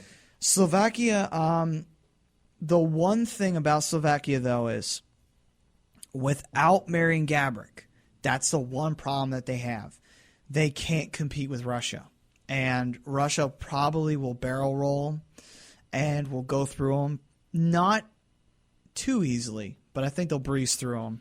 Not so difficultly, you know. I think it's going to be a tough game. I mean, I think Russia will come out victorious, maybe even quite handily, but it's going to be a hard fought game. It will be. If anything, really it'll be 4-2, and it'll be a harder and 4-2, maybe 5-3 and a harder and 5-3. You know, some blood, sweat, and tears. I don't think we'll be seeing shootout or OT at this particular time. Nah. Okay, so now we move on to the next draw. Next draw for me was Finland, and no, I was wrong. That was Canada. Stop listening to me.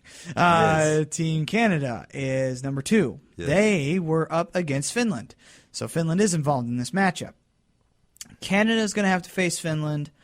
I'll be completely honest with you. Finland has the advantage with the wide rinks, but Canada is just too overpowering. Yeah. And as much as I'd like to say Finland would upset Canada, it's not going to happen.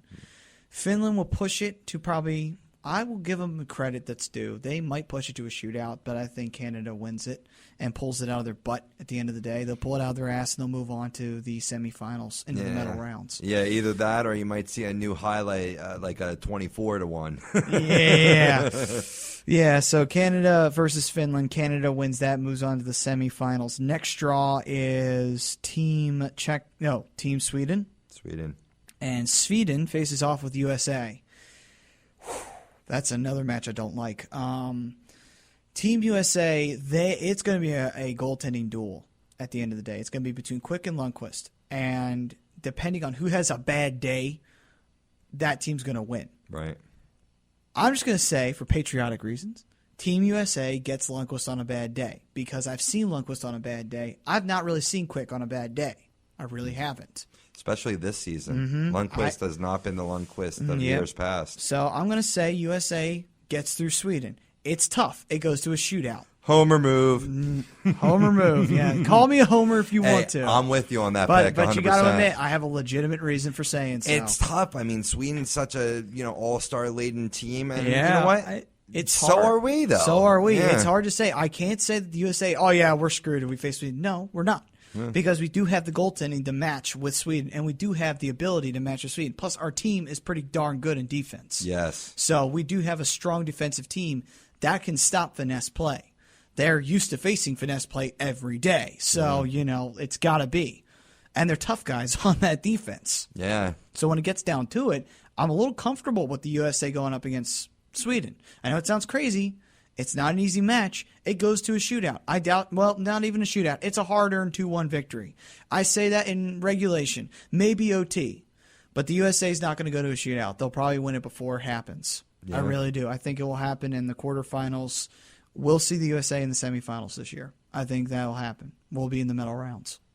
Hey, I hope you're right. I hope you're right. And, I mean, our defense is pretty strong to leave out, some notable, past former Olympiads and world champions, and the Johnsons, and I could see it. I could see it definitely us being victorious, and I'm gonna call it that we win it 3-2. That's what I'm gonna call it. I said 2-1. You said 3-2. Both fair, because it's going to be goaltending duels, basically, and both those results are goaltending duels. I just think there's going to be a few more goals scored with all those with all the talent. Yeah. I'm saying 2-1 only because I think Lundqvist is going to have just as good of a day as Quick is on that particular night, but I think the USA will hold on just a little bit. They'll get a nice goal.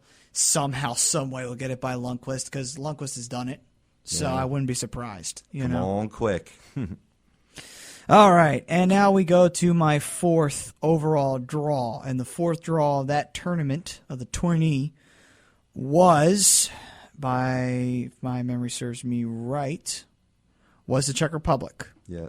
And the Czech Republic would be going mano-a-mano with Switzerland. Yes. This is a great match, and I'd say the Swiss team might have an upset in them. I'm going to go there. I'm going to say underdog. Jager's team gets beat by Swiss. Paper, front page in the Swiss press. Switzerland beats Czech Republic 1-0. Mark it down. Jonas Hiller shuts out the Czechs. Hey. Yes, that's what happens. Mark it down. The Swiss are winning against the Czechs in the first round of the quarterfinals. See, normally I would say that you're still drunk, but this Czech team is not as strong as teams past. And, you know, I wasn't familiar. I'll be quite honest. I was not familiar with Switzerland's lineup before we began today, and I'm a believer, man. You sold me. Yeah, I sold mean, me. look at their team. Their team is a lot of NHLers are on this team than it used to be. Used to be Switzerland's team was completely irrelevant, but now in recent years, like I saw back in 2010, this team had something. Right. And they had some in 2013. They medaled in the World Championship. So they've got the ability. And Jonas Hiller is a great goaltender. Look at what he's done for the Ducks this season. He has had a great year. I wouldn't be surprised if he wins the Vezina Trophy. He will probably win the Vezina Trophy this year. And this is way early to be saying that, but I think he will. Hey. I mean, look at the kind of season he's had so far, and we're well past the halfway mark. Mm-hmm. You know, he continues this level of play. So I say the Swiss goaltender shuts him down. He shuts the Czechs down, and he wins the game for the Swiss. And they move to the semifinals. So the first time in Olympic history, the Swiss are in the semifinals. They are going to possibly medal. Wow. That's huge. That is very huge. And finally, we get the Red Cross. Yeah. Up in the medal rounds. The Red Cross. I'm like, is that the Red Cross? Oh, no, that's Team Switzerland, right? Yeah. Right. Yeah, that's right. Switzerland. Yeah, that's what I thought. I thought they were a hospital team.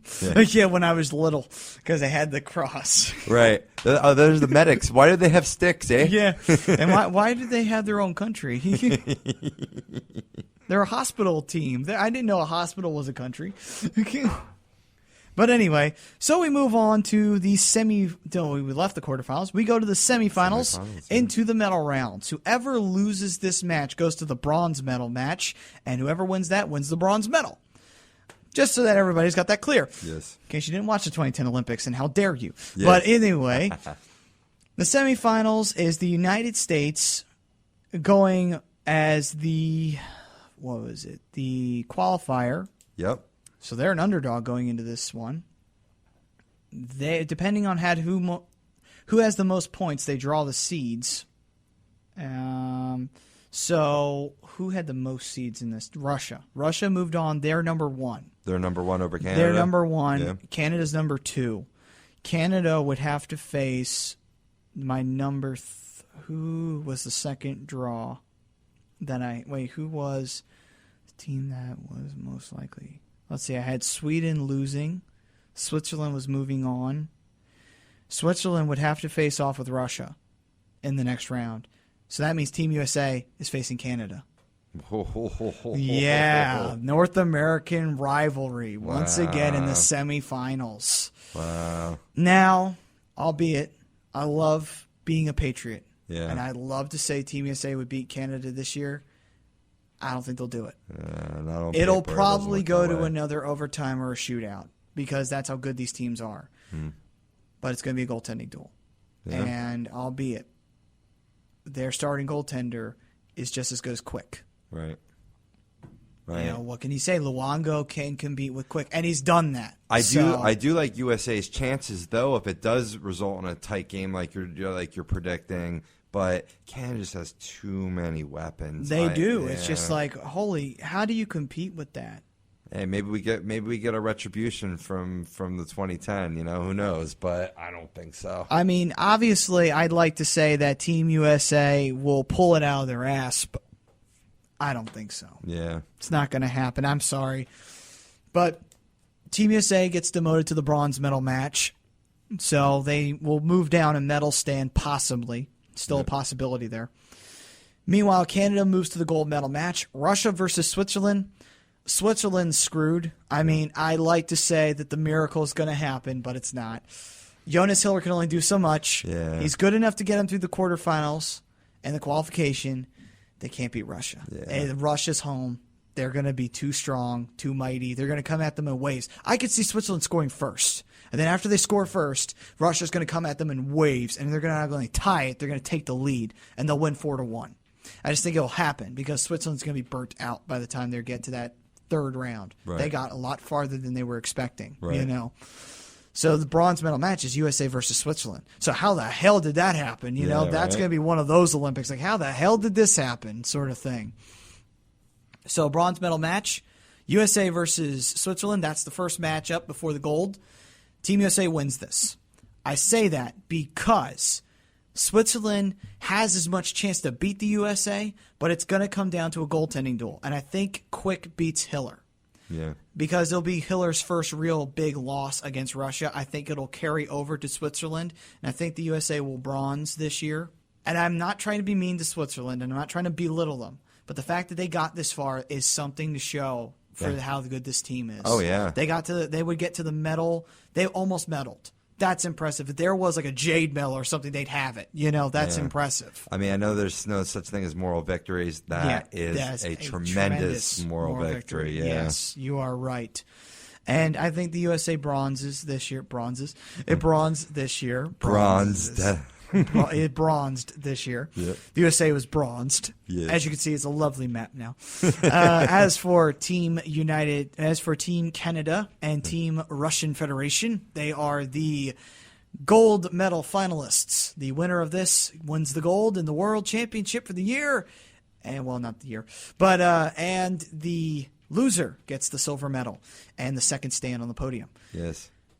Well, this is going to be a classic rival matchup. Team Russia versus Team Canada. Yeah. What can I say? This is also going to OT. It's going to be 2 straight years of OT hockey. It's just going to be. You can't say that these two powerhouses are, one's not going to dominate the other. It's going to be like this. They're going to be pounding each other back and forth. If it works out to be this game for the gold medal, it is going to be one of the best games you've ever seen. And Russia, I will give it to them because they're home. Yeah. And I'm going to say home ice advantage plays to Russia's favor. Home ice advantage played against them last year. I think it will. That's shocking. I thought you were going to pick Canada, and I thought I was going to be the one to pick Russia, but we're both picking Russia. I'm picking Russia because you know what? Canada's got a great team. They would have eliminated the U.S., which takes a lot, and they would have eliminated a Finnish team, which is very strong in their own right, too. But there's a big but here. It's a black woman but. It is not possible for Team Canada to beat Russia in Russia if Russia has got its game going. Yeah. Because they've got their fans there. Canada will have their fans there. I'm not saying Canada won't have their fair share of the red and white there. All these countries will. Oh, yeah.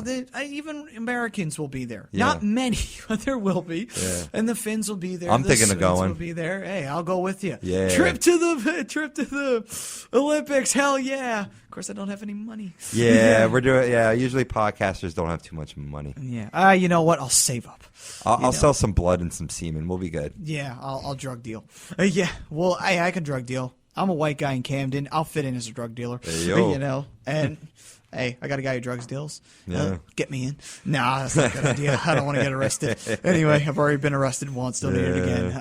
Anyway, so Team Russia wins the final score 4-3. 4-3. Overtime or shootout. That's my final score, and I say that because Luongo is probably going to have a tough time competing against the Russian shooters. But I also say that Bobrovsky, who will be in his first Olympics, and he'll most likely be the starter, he's going to be nervous as hell. And he's going to come into effect, but he has been able to calm down in those high-pressure situations. In the playoffs, when the Flyers used him, he was very calm. Boucher wasn't, which was very strange. When you think about it, Boucher was supposed to be the calm one of the two when we were facing the Sabres. You know?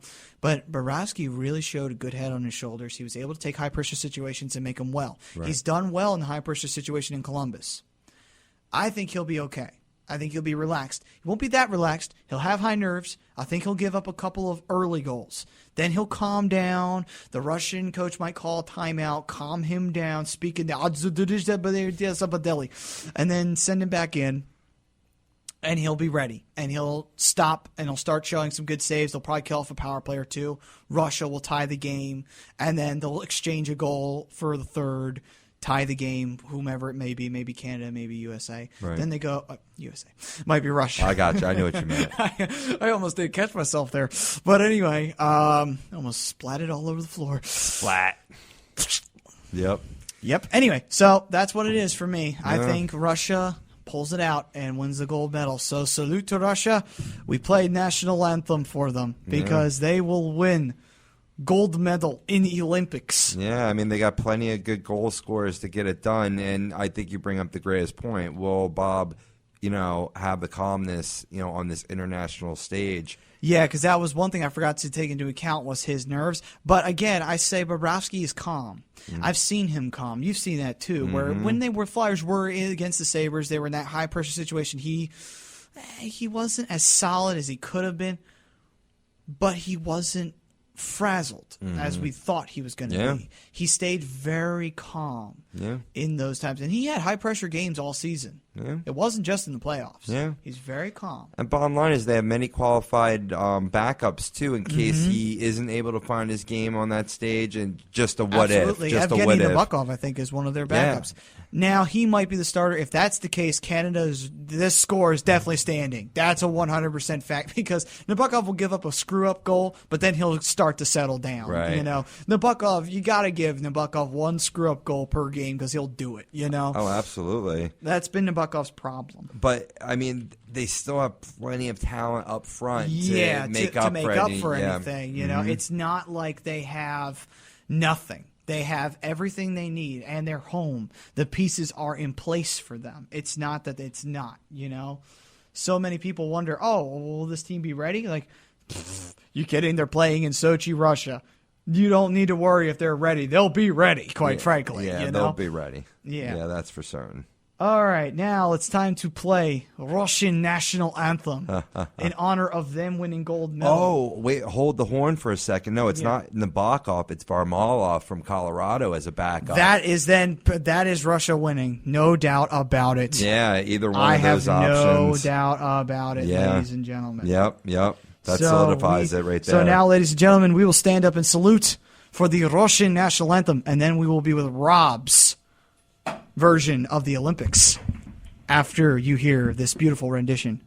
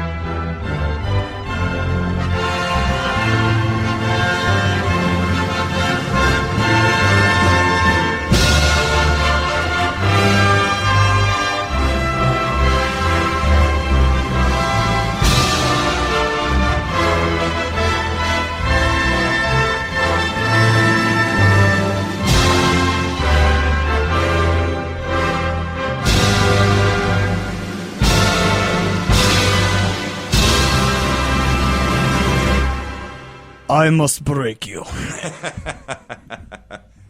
Yeah, I was imagining Rocky IV there for a minute. I was thinking that myself. So the Russian national anthem in honor of the soon-to-be Olympic gold medalist, by my point of view. Now, Rob, it is your turn. Please give us your very over-intelligent observation of the Olympics. Will do, sir. Will do. Well, we're going to start off, since I agreed with a lot of your initial picks in the quarterfinals here. Okay, then. I definitely agreed with having Czech Republic versus Switzerland, Russia versus Slovakia, Sweden versus the USA, and Canada versus Finland. Now, coming from here, I'll start with Canada versus Finland. Okay. That's a given. All right. We're going with Canada there coming out of that matchup. This team is just put together too well to have that finished team. And look at the goaltending alone. If Finland could get a goal and hold it, that would mean a lot because they do have the ability to do it. But the problem is, as great as their goaltending is, they've got to go up against Roberto Luongo. And say what you will about Luongo, when he is on, he's as good as all three of them. Right. He can compete with all three. Price, I don't trust him. But who comes after Price? Mike Smith. Mike Smith is even better. Yeah. Hell, you start Mike Smith or Luongo, you got to win.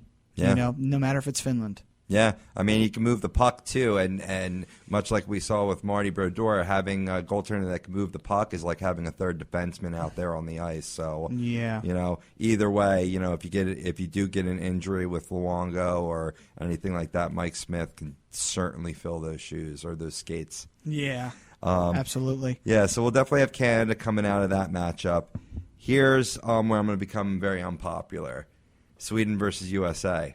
You're picking Sweden. I am picking Sweden. They're just too loaded up front. Henrik, he just thrives on the international stage, and I feel like our team is fast. Not a lot of absolute proven goal scorers on Team USA.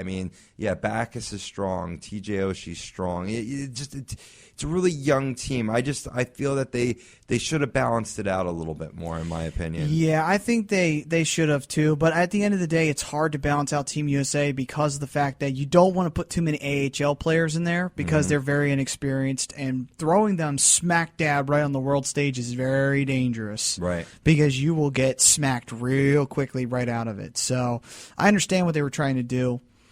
It's hard because Team USA and its pros are not as many when it comes to Canada or Russia. Right. So it's very hard to do that. Right. Exactly. So this leads us to the other side of the pool, and we're looking at Russia versus Slovakia. I'm going to go again and pick Russia there. Okay. Home ice. Slovakia without Marian Gaborik. I'm surprised that maybe they might not even get this far. That's the only thing that I maybe disagreed with. I could see like a team like either Finland or Switzerland. You had Switzerland, correct? I had Switzerland in the next round. Slovakia would have been. I think it was the Czech Republic that came in on mine. Right. Yeah, not right. Slovakia. Slovakia, I think, found themselves eliminated against Switzerland. No, I was wrong. Switzerland didn't face them. They faced Austria in mine. Yes. So Slovakia had to face off with a very low team like Latvia or something like that. And when it comes to that, to me, I just think that Slovakia is going to win it, personally. And that's only on merit. Right. I'm not saying that scientifically. So, if you feel free to disagree and say Latvia is going to be in the tournament for the first time. So No, I'm not going to say that. Yeah. I'm definitely not going to say that. All right. But yeah, I will have Russia beating Slovakia there, making it into the semifinals, and then coming down to it with the Czech Republic. I'm going to go ahead and say Switzerland does not upset them, and Czech Republic comes out of that matchup. Okay. I think that they do have the goaltending, they do have the depth and forward, as we covered earlier in the show, and just seasoned vets like what USA is missing. What they have. Yeah, they have guys like Rafael Diaz who've been in the NHL for at least 3 or 4 years now and have played a lot of the style that they're playing. Plus, they've got the players who've played on those rinks as well and have played that kind of style hockey, tell me they can't help those NHL players adjust real fast. Oh, you quick, know? very quickly. And also their goaltending is good. So, Yeah. they've got a good team, Switzerland does. Can't judge that book by its cover. Yep. It might suck in every other sport, but in hockey, it's doing well. Oh, yeah, they'll be good. And it will be a tight matchup. It will definitely be a tight matchup. But I really feel that Czech Republic holds on in honor of Yager's last Olympics. Okay, then. Maybe. Maybe. That's a big maybe. I mean, you and me are just taking stabs in the dark when it comes to that matchup. It's the same thing when you take stabs in USA and Canada. Because both teams are just as qualified to beat each other. And Russia and Canada, it's like taking stabs in the dark. Nobody knows, Canada's going to win. It's like, do you have any proof? Like, yeah, because this. Yeah, but guess what? Russia has that too. Right. So you're just guessing. Absolutely. Absolutely. So that leaves us in the semis with the Czech Republic versus Russia and Sweden versus Canada. So a little different from yours. Not Little too different. Much. We still have the main runners, Russia and Canada. Yeah, going the up. main guys that I had in the gold medal match. Right. Now here's where I'm going to really get different. Oh, boy, this is going to get interesting real Here's fast. my upset of the whole tournament. I'm going to pick Sweden over Canada. Really? I am going to That's pick. interesting. I know it's a ballsy move. You think Lundqvist holds on for Sweden to move on against Canada? I do, but I also think that their scoring depth can match Canada's scoring It does. depth. Yeah. Maybe not on the blue line. And that's where I'm a little concerned by this pick a little bit. Their defense is a little iffy.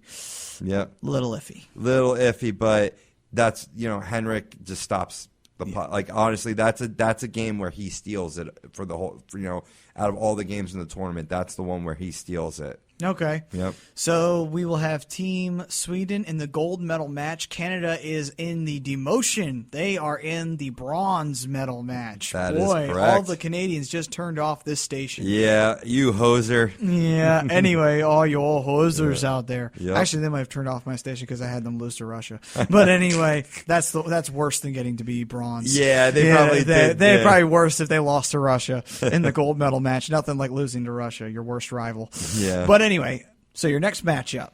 Czech Republic versus Russia. Russia's going to win that game. Okay. Yeah. I mean, that's an old classic rivalry, old communist rivalry right there. Czechoslovakia and the Soviet Union back in the day. It's now Russia and Czech Republic. But, man, that's a good matchup right there. This is going to be the most entertaining game of the tournament. It would be. If that does happen, Yeah. it will be. I mean, quite frankly, you sit back and watch Czech Republic and Russia go at it, you're just like back and forth, back and forth, back and forth. It's just like, who's going to win this game? Nobody knows. Nobody knows at all. How do you know who's going to win this damn game? It's going to be like a KHL plus the NHL pros type of game, like all mixed into one montage. Absolutely. It's going to be crazy. Yep. I mean, between the KHL, the Russian Extraliga, the Czech Republic Extraliga players, oh my God. And you put the NHL and the KHL, oh my God, it's going to be crazy. Yeah. It's a great matchup right there. This is going to be a high scoring affair in my opinion. I really feel like Russia in the end is going to win by 2 goals at the end. Okay. Do you think it will be 2-0, or would you see 3-1? No, I'm saying 6-4. Oh, you're thinking really high high games. scoring, yeah. Wow. Yeah. You are thinking no goaltending in this game whatsoever. Nope. 6 goals on Czech Republic's goaltending. Actually, I do see that happening, come to think about it, because Czech probably doesn't have reliable goaltending. 4 goals, I could see that. Both Nabokov and Bobrovsky could give it up. Yep. And then their KHL affiliate, who knows how good he is? We haven't seen him, so we don't know. That's right. Maybe during this game you see Bobrovsky pull for Varlamov. Maybe. I mean, I'm going to say maybe only because Varlamov has been shaky at times. And I said Nabokov.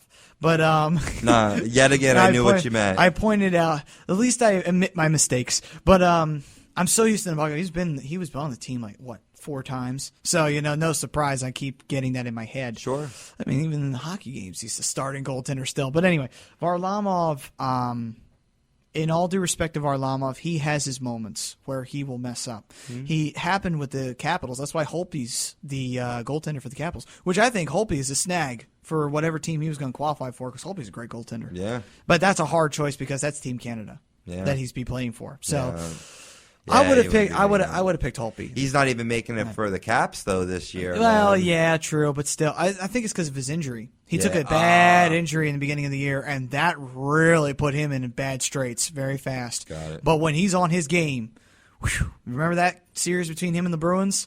Holtby single-handedly won that series with the Capitals against the defending Cup champ Bruins. That was impressive. I was just like, goddamn, Braden Holtby. You earned my respect on that series. Yeah, You know? he did. Not Ray Emery's though. Apparently, when Ray he called Emery. him out for that fight. Yeah, well, quite frankly, Ray Emery. Sugar Ray Emery. That was a game that if the Flyers didn't do that, I don't know what would have happened. Yeah. Because the Flyers, that's like taking it in the butt and then not doing anything, Since that game, They have not had a game like that. That was rock bottom for them. Mm-hmm. It really was. That was rock bottom. they've been statistically the 5th best team in the league since that game. That's impressive. That Yeah. fight really turned their season around. It did. I mean, you talk about focal points of the season. Emery charging out of that net, take all the punishment from the NHL that he did. He brought this team. He sparked them in that fight. He said, "We're the Philadelphia effing Flyers. We don't take crap like this. We give it." That's right. That's what he said, and that's how Gotcha. the Flyers have responded since then. So Emery definitely deserves a lot of respect for that. Now, Absolutely. you were talking about a final in the gold medal match. Getting back to the Olympics. That's right. Sweden is in the gold medal match versus Russia, the Yes. hometown team. The bronze medal match. Let's get to this first. Yes. Canada and the Republic. Czech Republic. Do you see the North American red, black, and white taking home a bronze medal to match their jerseys? Or do you see Czech Republic snagging a medal from the beloved Team Canada? Nah, Canada holds on and gets Canada the holds on bronze and just to gets the save bronze, some yeah. face. Okay. They're not going to be happy with this bronze medal. No, they're not. one It's going little to be bit. disappointing to them. They wouldn't have been happy with the silver either, but it's going to be a game that is going to be saving face, and they're going to have to take at all costs. So they'll be playing hard, and I think they just killed the Czech Republic in this game. Absolutely killed them. Basic 5-0 or 5-3 Yeah. or whatever, Yeah, just like somewhere in dominant that or like ballpark. 10-1. Yeah. Let's just go with that. 10-1, Team Canada wins the bronze medal. It's They're- in the front page of the press. They'll be playing angry, that's for sure. They certainly will be. If you lose and you lost in the semifinals to Sweden, to them I have to think Team Canada, even though Sweden is not beneath Team Canada has to think Sweden's beneath them. Yep. Despite what Sweden has, and they got all the tools to win a gold medal,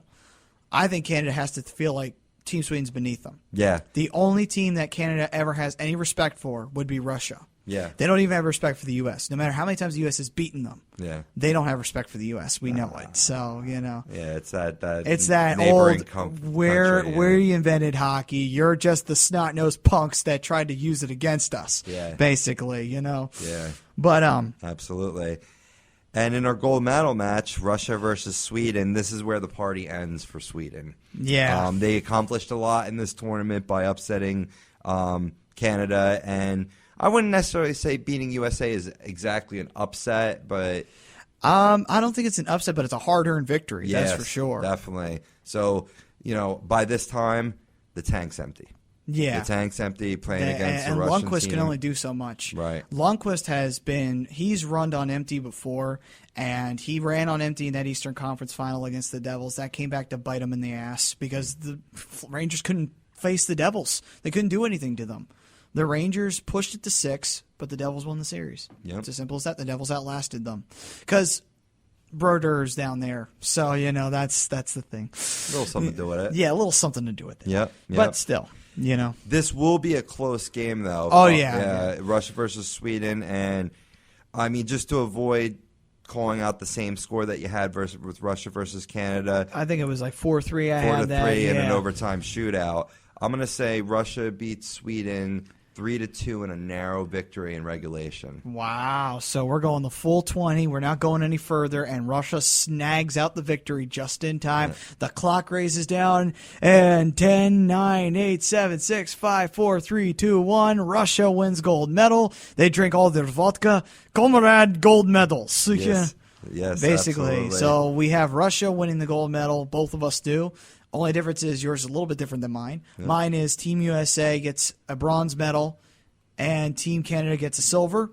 Team Russia gets the gold. For you, you say Team Canada gets the bronze, Team Sweden gets the silver, and Team Russia gets the gold. So we both have Russia as our champions. Yeah, maybe it's because we're too into the whole wall. It's at Sochi, but And maybe look at it's that because team. we're closet communists. But anyway, shh, don't. That's our secret. Shh, here on the happy hour. My favorite show is The Americans. Yeah. But I just as a little side note, I think that the game Russia versus Sweden is 3-1, Okay. and they get a goal with their goaltender pulled. To Really? make it 3-2, Okay. and it's that exciting of a finish. So so Sweden darn near pulls out a Yeah, tie. yes. They almost get it. They almost get I it. actually It's a could tie. see that, and just a dream of that match is awesome. You Yeah. know, between both of our finals, it's epic. Yeah. Canada and Russia, Sweden and Russia. You can't go wrong with those two finals at all. Those are great classic finals. Even the bronze medal matches are fine. Canada, Czech Republic, the USA, and Switzerland with the team Switzerland has now. Pretty impressive. Mine's the underdog qualification. Mine's the underdog story. Yours is the most likely to happen. So just remember that when we go into the actual Olympics. Yeah. Remember that Rob's is most likely to happen. Mine is if all the underdog stories and all the stars are aligned for us. You know.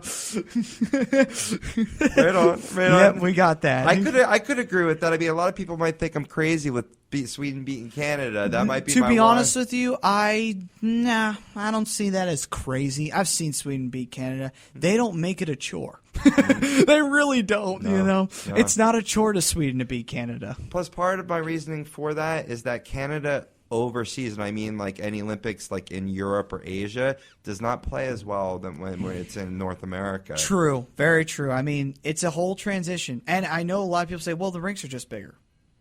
It's still the fact that the rinks are bigger. Look at all the ice that's there. I mean, we've stepped on rinks in North America. You see how small that rink is. In Europe, the rink is 10 times bigger than that. So just imagine, that's a soccer field almost of ice. You could put a whole 50,000 seat arena around that sucker. Right. And you do 60,000 for North American hockey. Right. That just shows the difference. Wow, that is a huge rink. Oh, it is a huge difference. I mean, you see players coming back and forth, and it's remarkable. Mm-hmm. You know, it's absolutely remarkable. Yeah, so, I mean, we've got our picks. Russia is the main goal, so go on, comrades. Win your gold medal. And as for me, I still believe in the Stars and Stripes, so go bring home the bronze medal, boys. And as for you, you're rooting for Team Canada or the Hosers, and Team Canada, bring home that bronze medal to match your jerseys. Yes. And they will be wearing their red away jerseys too, might I add. So, but anyway, that's our picks for the Olympics. And now it is time to talk a little bit about the Flyers. We're going to try and close up the show as fast as we possibly can. We've been going on for quite some time. The Hockey Happy Hour is well into our third hour, but that's how happy hours go. So you're joining us for a normal time. Now drinks are full price. Now drinks are full price. Don't worry. We'll get you out soon. Don't worry. All right. So Philadelphia Flyers and the Hurricanes. We already kind of went through the brush up on this matchup. That's going to be here tonight at 6, which should be quite an exciting game at the Wells Fargo Center. So Flyers have probably got this. Knock on wood. Yes. The door, not the table. I don't trust this table. Yeah, right. This might not be actual wood. This might not be wood. That is. This is definitely wood, my noggin. Yeah. Or maybe the walls. That might be drywall. But anyway, I do believe that the Flyers, albeit they start out in a good first period, and they stay in calm, and they should be all right. They should be all right, but this is a team that has beaten us twice this year down in Raleigh. 2-1 scores each game. But that was in Raleigh. Yeah. This is in Philadelphia, and I will say that does make a difference for the Yeah. Flyers. I mean, we lost to Columbus in Columbus, but we came back on Columbus in Philadelphia. So there is that hope that we will be able to take Carolina, which has been a jinx, but also the Flyers weren't playing well. Right. Either one of those games. They sucked in both games. Yeah. Flyers were going through that nasty slump. That second game was awful. Both teams played like garbage. They had to win it in OT. They were playing so bad, you Right. know? Even Mike Milbury was saying this game was atrocious. Both teams should be ashamed of themselves. And he's right. They were absolutely horrible. Yeah. They were absolutely horrible. So things are different. Carolina has shown its true colors. They're not as solid as they thought they were. The Flyers are not near solid, but we're showing that this team does have something in it. It has that ability to win games. Yeah. They have that desire, that passion, that fury, and that anger in the heart. That's the important thing, is they can't lose it, because they have that factor of, we don't give up. I don't care if the score is 5-0, we win 6-5. That's how it goes for the Flyers. Never give up, never surrender. That's exactly how these Flyers are. You can't deny it. Yep. You're absolutely right. They're playing with more grit, and as I said before, it's all due to Ian LaPerriere, in my opinion. Yep. Because you have a lot of great, skilled players on this team, and that's why it didn't mesh last year. Because too many skilled players, not enough people doing the hard work and the boards that wins you hockey games. Yeah, they lost a lot of that edge, and they lost it because Jágr wasn't there, and Jágr did a lot of that. Mm-hmm. Yeah, I mean, we like to think Jágr was just a finesse player. Jágr worked that puck out of the boards a lot of times when you kept watching him in games. As he's gotten older, that's become more of his game. Yeah, it's become more of his game because he knows he's not going to score 50 goals a season anymore like he used to. Right. So he's done the right thing in that knowledge. And look at what he's doing for the Devils. He's made that team a contender single-handedly. Oh, yeah. Give the man credit. The man still has it. There's no doubt about it. He is the ageless one. Indeed. But for the sake of this game, the Flyers, I'd say if they have a good first period, which hopefully they will, that's been the big question mark on my mind, has been their first periods. They have been atrocious in their first periods. Their first period against the New York Islanders was a perfect prototypical example of what you want. They had a solid game. They didn't give up anything. They had a goal. Mm-hmm. That's the kind of first period you want. Now, albeit this was against the Islanders. And even though the Islanders beat us, the Islanders didn't deserve that win. The Flyers should have won that game. Yeah. So, albeit Carolina's like the Islanders. They're not a solid team.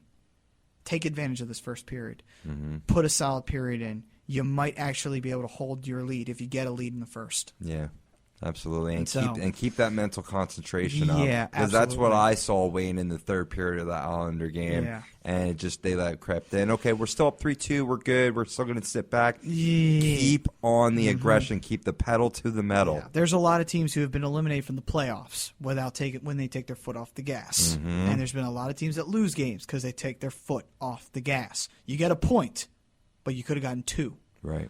So what do you want? 1 or 2 points? You want 2. You don't want the possibility of 2. You want 2 guaranteed. Go for it. Yeah. It's as simple as that. So what do you think about this game? You think that first period should be calm? What do you think the Flyers' main strategy is? Their main strategy is keeping Eric Stahl on a leash. Yeah. Certainly you're going to want to put like a shutdown defenseman like Coburn or Grossman on, certainly manning up with him, maybe even Couturier to match up with him in terms of, on the forechecking boards. I feel that, we're going to come off with a lot of juice since we sat an extra day due to the snow. I think so too. Yeah. Yeah. I think they'll have a waning moment in the second. I mean, I'm hoping that they don't. But realistically, they're going to have a waning moment in the second period where Carolina creeps back into this game. But ultimately, I think we do enough to hold on and win this game. Yeah, I'm judging that my score is going to be probably 4-2 Philly. And that's pretty fair for the Carolina Hurricanes to have 2 goals. Yeah, I'm going to say 4-2. Flyers pull it out in regulation. They get a solid win at home, and then they go on the road. We know if Mason's starting tonight, I would assume so. I believe Mason's starting tonight, yeah. So the Flyers' next opponent is the Columbus Blue Jackets. Speaking of which, I was going to say, they get to go against them on Thursday in the Nationwide Arena. So that should be loads of fun having to go back to Columbus, which we had a house of horrors made of last time we were there. Yep. But Emery's not going to start probably, so we might actually win. Anyway, that's not fair to Emery. Anyway, so time to finally get to our final segment. I know it took forever to get there for all you people who've been waiting. Thank you for being so positive about us. But it's time to say, what if the playoffs started today? What we mean by that is, if the season ended tomorrow, after all games have been played, all points have been tallied and collected, here we are, down and dirty, here's our look at the NHL playoff picture. Let's start with the Western Conference, just so that we don't get biasm in here early. Yes. Central Division. Number 1 is the Chicago Blackhawks. They would be facing off with the wild card. Now, how the playoffs are set up, the top 2 division leaders will go up against the wild card teams. Now, whoever had the most points out of the division leaders faces the wild card team with the least points, meaning the Chicago Blackhawks would face the Minnesota Wild. It'd be a rematch of last year's quarterfinal. As for the Anaheim Ducks, who have suffered their very first home loss, which might play into the Flyers' favor because they got to face them soon. In Anaheim, might I add. The Ducks will be facing off with the Vancouver Canucks. Wow. Yep. What an opening round matchup. What a round right there. Ooh. And meanwhile, for the division, in the Central Division, the Central Division will have the St. Louis Blues and the young and spunky Colorado Avalanche, led by Semyon Varlamov in goal and Matt Duchene up in front as captain with Patrick Waugh at the bench. Yeah, Duchene has been a stud this Yes, year. and they have Max Talbot too, so that's interesting to note. That's been a great trade for both teams. We got Downey, that was great for us, and they got Talbot, that's great for them. Yeah, so, Downey bringing more grit to a Flyers team that we needed. Talbot bringing a little veteran presence to the Avalanche that they needed. And he helped that Avalanche team a lot, getting over a lot of teams like the Flyers. Yep. So you can't say he hasn't helped. Now, meanwhile, we move on to the Pacific Division. The Pacific Division matchup is the San Jose Sharks and the Los Angeles Kings, old rivals, meeting for the 3rd time in the last 3 years. Yeah. 3 straight years they have faced each other. Wow. So, let's get into this Western Conference build-up first. So, first matchup, we'll get the first one done easy. Chicago, Minnesota. Chicago wins that down. Yeah. They win it in 5. Albeit Minnesota Wild is a great defensive team. They are, but Chicago right now has 184 goals on the season. Yeah. I mean, their prolificacy at scoring is going to outweigh Minnesota's defensive skills. Absolutely. This is basically how Minnesota is described to me. You lack discipline. That's basically their main issue when it comes to playing. And Chicago is the team at the moment, Yeah. And so they'll pretty much take care of Minnesota. I almost said Avalanche. Mm-hmm. They will take care of Minnesota, and they'll probably do it in 5 like they did last year. Same exact series that we had last year. Yeah, give boring. Them a game. Move on. Yep. Boring old series. Get out of here. Anaheim and Vancouver, exciting series. I feel if it worked out like this, I would feel bad for the Ducks having arguably the President's Trophy year to match up against Vancouver in the opening round, and I could see Vancouver upsetting the Ducks in this matchup. Well, John Tortorella's team is going to be aggressive. You know that they're going to put some bash into the Ducks, and that can counter Anaheim's offense, but there's something to be said about Anaheim, though, because they're in the same division as Vancouver, and that hasn't waned on them. Mm-hmm. So there is something to say about Anaheim, because Anaheim's used to taking beatings. They took beatings from San Jose, and that never put them down. Right. So I'll give Anaheim a little bit of tenacity, and Whatever your name is, get ready for the big surprise. Anaheim wins this sucker in 7. You got Anaheim. I believe Anaheim was winning this sucker in 7. Teemu Solani's dreams are still going to be alive of a year-ending, career-ending cup. But we have to wait for the semifinals to see what happens after that. So redemption for Bruce Boudreau, huh? Yep. Anaheim eliminates it. All due respect to Vancouver. They got a great team over there, but I think Anaheim's got a little bit more magic this year, and that'll get them by in 7 against Vancouver. I've been high on Vancouver, but I agree with you because they have been waning as of late. Their high touted offense does go on these cold streaks, and if they happen to have that cold streak during the wrong time, lights out. Mm-hmm. Absolutely. We now go on to our divisional matchups. So we have both our wild cards in the West gone. Let's move on to the St. Louis Blues and the Colorado Avalanche, 2 very young, hungry teams, especially the St. Louis Blues. Why? Because they've been in this twice. They've been eliminated twice by the same team, the Los Angeles Kings. Now they have a chance to redeem themselves. They're going up against the Avalanche. The Avalanche are hungry too, but I don't think they haven't tasted the playoffs yet. This is a team that hadn't tasted the playoffs in a long time. Last time they were in it, 2010. That's a long time to have been in the playoffs for hockey. Yeah, So for them this year, I'd say Colorado learns a lot, but there's hope. but they don't win. Yeah. I say St. Louis pulls it out in 6. Colorado does make it a series, though. They will not be easy for St. Louis. They're not going to lay down. Patrick Waugh's team's not going to lay down and take it. They're going to fight for every inch of the ice, and they're going to be fast, quick as lightning, and they're going to do whatever it takes to try and win. But when we get down to goaltending duels, Halak beats Varlamov. Yeah. I just believe it at the end of the day. He does get the check mark there. I mean, honestly, I was going to say right when you said in 6, I'm like, I don't even think it's going to take that long. I think Really? St. Louis might even sweep them. Really? Yeah. But you got me believing in Colorado a little bit. I have a feeling, because, Colorado's been sitting down there in that bottom standings for so long. They've got a lot of young draft kids that they got, and a lot of good ones, too, Right. might I add. Right. And it's just a team that has so much going for it, If I had to say, Colorado's that youthful team that rises up and will show, hey, you know what? We can play hockey here in Colorado. We might have been some spunky young punks before that didn't know what we were doing, but now we do. We got the leader in our bench. We got a leader in goal. We got a leader like Talbot on the ice. And Duchesne is our captain. We can make something happen here. I think they will, personally. Yeah, like I said, you got me to be a believer now. I could see this team slowly molding to that old formula of Joe Sakic, Adam Foote, Adam Deadmarsh. They have the ability to. And their coach. Their coach is he's connected with that team directly. So, it's... And Waugh's a winner. Yeah, Wherever he goes, Waugh he's is a winner. Yeah. You can't say Waugh doesn't have a charm about him. Hell, if he gets a Stanley Cup with Colorado and we don't have one by that point, Waugh's our new head coach. As simple as that. Any possibility Colorado upsets St. Louis in this series?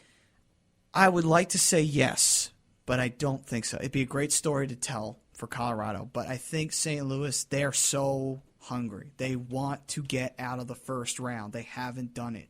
Well, they did, but they haven't gotten further than the semifinals. And Very this rarely. team can't possibly say that's good enough. That has to be unexceptional because first round against Los Angeles, they had to have revenge on their mind. They had 6 games. They got eliminated. Right. That's a big swift kick in the crotch because they had a great season, a better season than Los Angeles in my regard. Even though Los Angeles, actually no, they didn't have home ice advantage against St. Louis. Even though Los Angeles was the better team on paper, St. Louis had a better year. And in my opinion, St. Louis can't accept the fact that they lost to the Kings again. The 1 year to the Cup, I understand. That was your first year back in the playoffs, get swept, okay. But when you lose to the Kings again, that lights a fire under you. Yeah. It really does. Yeah. It lit the fire under the Flyers. How many times have they come back on teams just to try and beat that one team? Took them 3 times to beat the Devils, but they did it finally in 2004. Gosh darn it, we did it. Yeah, we did it, damn it. Yeah. Yeah, but I mean, I don't know. In the end, St. Louis scoring 171 goals for, 115 against. That is a phenomenal goal differential. It is. It is. I mean, I just think that Colorado, at the end of the day, if it comes down to a goaltending match, it might, probably won't. But Semyon Varlamov probably won't hold up to Halak. I mean, playoff experience-wise, Varlamov didn't do too well with the Caps. But Halak did amazing with the Blues and with the Canadians. He's done amazing in his playoff runs. So it's he's never more been proven. goaltending that's been the problem for St. Louis. Never. Never. So with that said, St. Louis wins, moves on in 6 in my book. Okay. You have them basically possibly sweeping the Colorado Avalanche. We move on to San Jose and Los Angeles for the 3rd straight year these teams are going. Actually, no, I'm wrong. It is the 4th straight year these teams are going against each other 4 times in a row. You know this playoff series is going to be bloody. Oh, God. This is a rivalry that is festering. It's a boiling hatred. San Jose has home ice advantage, too, might I add. That may play a big part in who wins this series. This is going to 7. Let's just get that out on the table right now. That is going to 7. That's not going anywhere. When it goes to 7, it's going to OT. I'm going to throw it out there. This is going to be a storied series. This is going to be one of those first-round classics that you don't get too often. A lot of times the first round over the last few years has been pretty disappointing. This year it won't be. It will be very, very, very fun to watch this series. I think that San Jose doesn't pull it out. I think Los Angeles wins. because I think the Kings have just a little bit more to get by San Jose. It's going to be Quick and Niami. I think Quick beats Niami at the end of the day. You know what? If it's based purely on the goalie matchup, how could you argue Quick doesn't beat Niami? But also when you add the teams up on paper, besides the Sharks veterans, a lot of their younger guys are still looking for that click. Right. I mean, Vlasic's there, but he's still, they had Ryan Clough, then they lost him. He was okay for the time. But Pavelski's still good, but that's veterans. Good. He's great. Yeah, he's great. He's carrying that team. He's carrying that team, yeah.